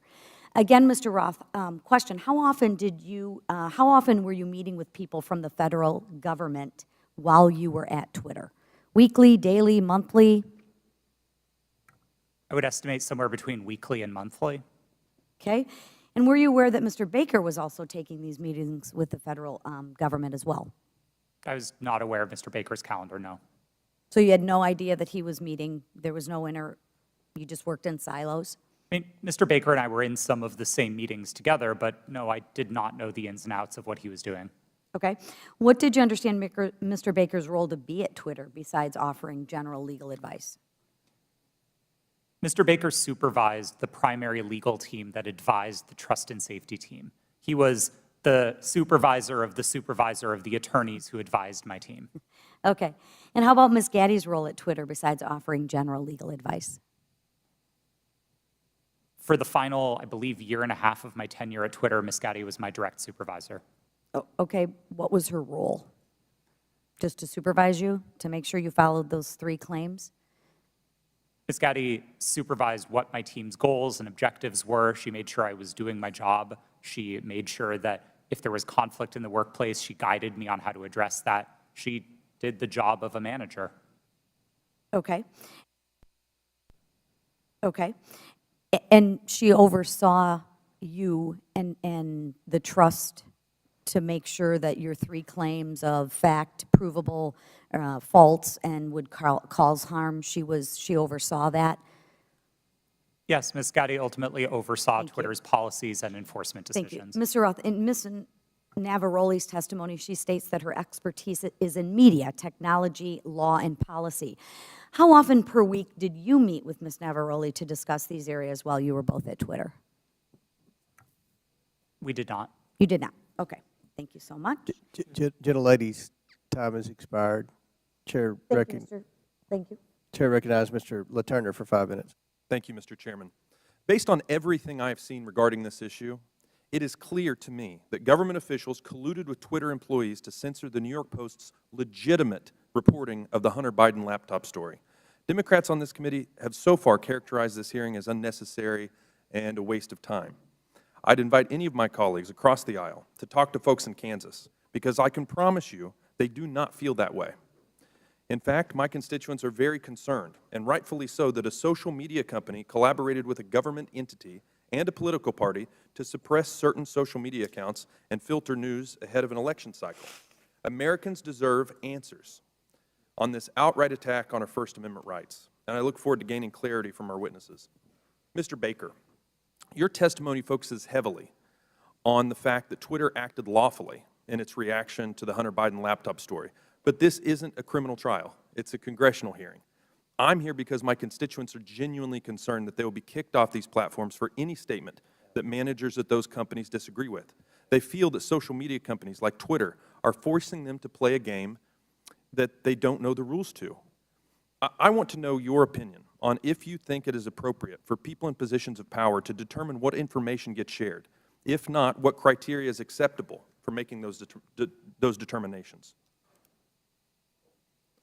That's a, excuse me, sir, that's a very broad question on people in power. I'm not sure I can answer that effectively and address your... Could you try? Well, I mean, the Congress is in power. Congress is restricted by the Constitution of the United States. Congress passes laws. Those laws impact how, for example, private sector actors exercise their power or spend their money, that type of thing. Government agencies have to act in accordance with the Constitution, the laws you pass, internal regulations, executive orders. There's a whole panoply of ways that, that people in power, writ large, are held accountable and have to comply with rules and regulations and laws and the Constitution. Mr. Chairman, I would like to yield the rest of my time to Mr. Jordan. Mr. Jordan. I thank the gentleman. Mr. Roth, I want to go back to your statement in your declaration to the FEC. I learned that a hack and leak operation would involve Hunter Biden. Who did you learn that from? My recollection is it was mentioned by another technology company in one of our joint meetings, but I don't recall specifically whom. You don't know the person's name? I don't even recall what company they worked at. No, this was a long time ago. And you're confident that it was from a tech company, not from someone from the government? To the best of my recollection, yes. Did anyone from the government in these periodic meetings you have, did they ever tell you that a hack and leak operation involving Hunter Biden was coming? No, Did Hunter Biden's name come up at all in these meetings? Yes, his name was raised in those meetings, but not by the government, to the best of my recollection. Okay. Mr. Baker, I want to go back to the question we had a few hours ago. But I want to frame it in a way I think you can answer. Did you ever tell the FBI that they had no legitimate interest in enforcement of Twitter's policies?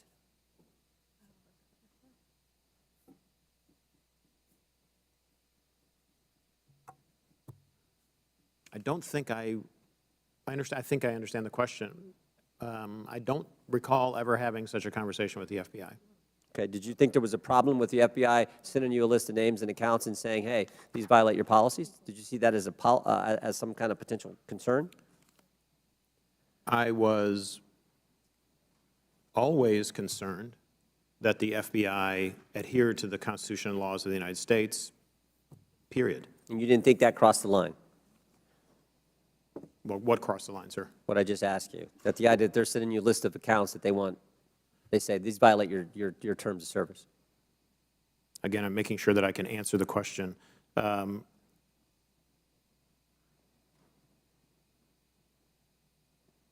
Had I thought that they were doing something unlawful, I would have taken appropriate steps to address it.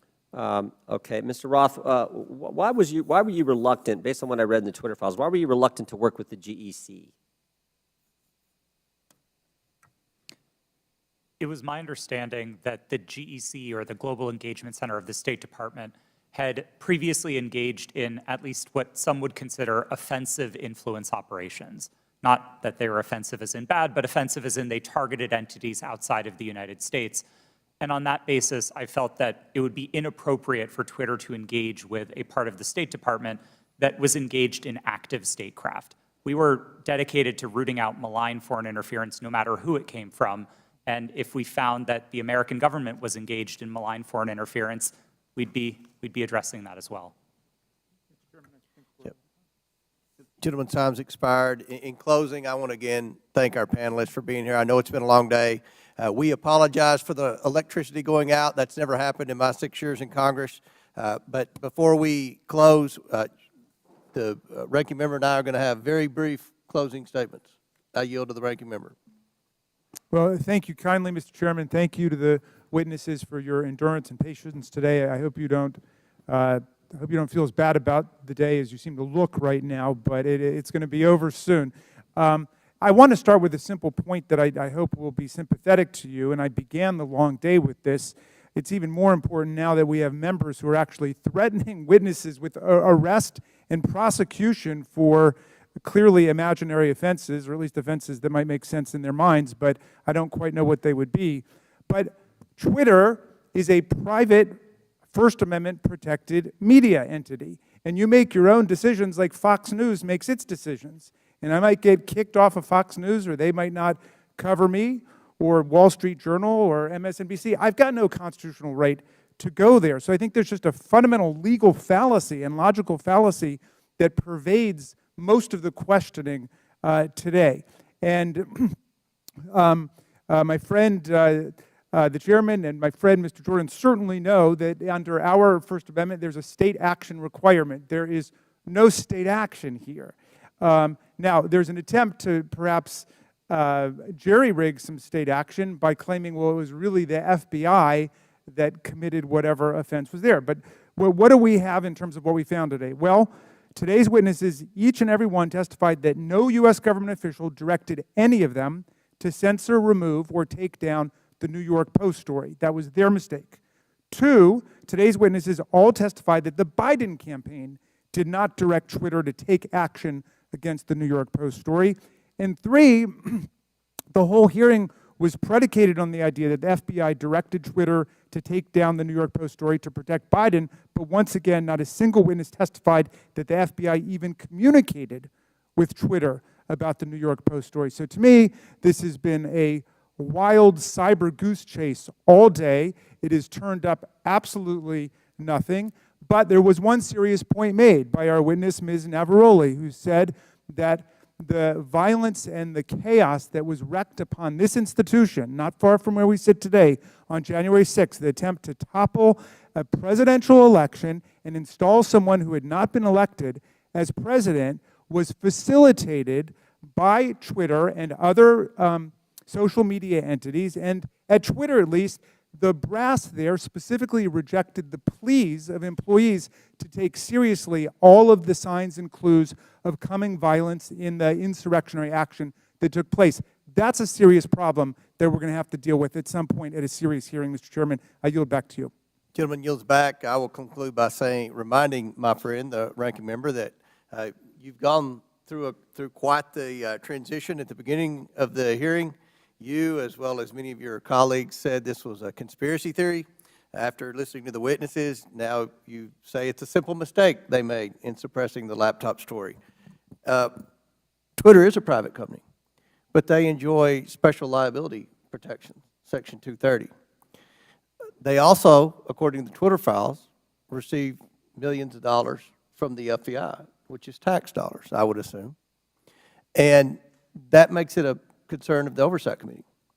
The reason that we've had this hearing is because the laptop has been mislabeled by many in the mainstream media as being Russian disinformation, and that started with Twitter, as well as being tampered with, and you had several people, including Mr. Goldman, that implied that it had been tampered with, even though CBS News and other credible media outlets. You mean mainstream media outlets? CBS? Yeah. You don't think CBS is credible? No, I thought you were just calling the mainstream media. No, no. Okay. CBS News. CBS News has done a forensic audit that shows that the hard drive is legitimate and it was not tampered with.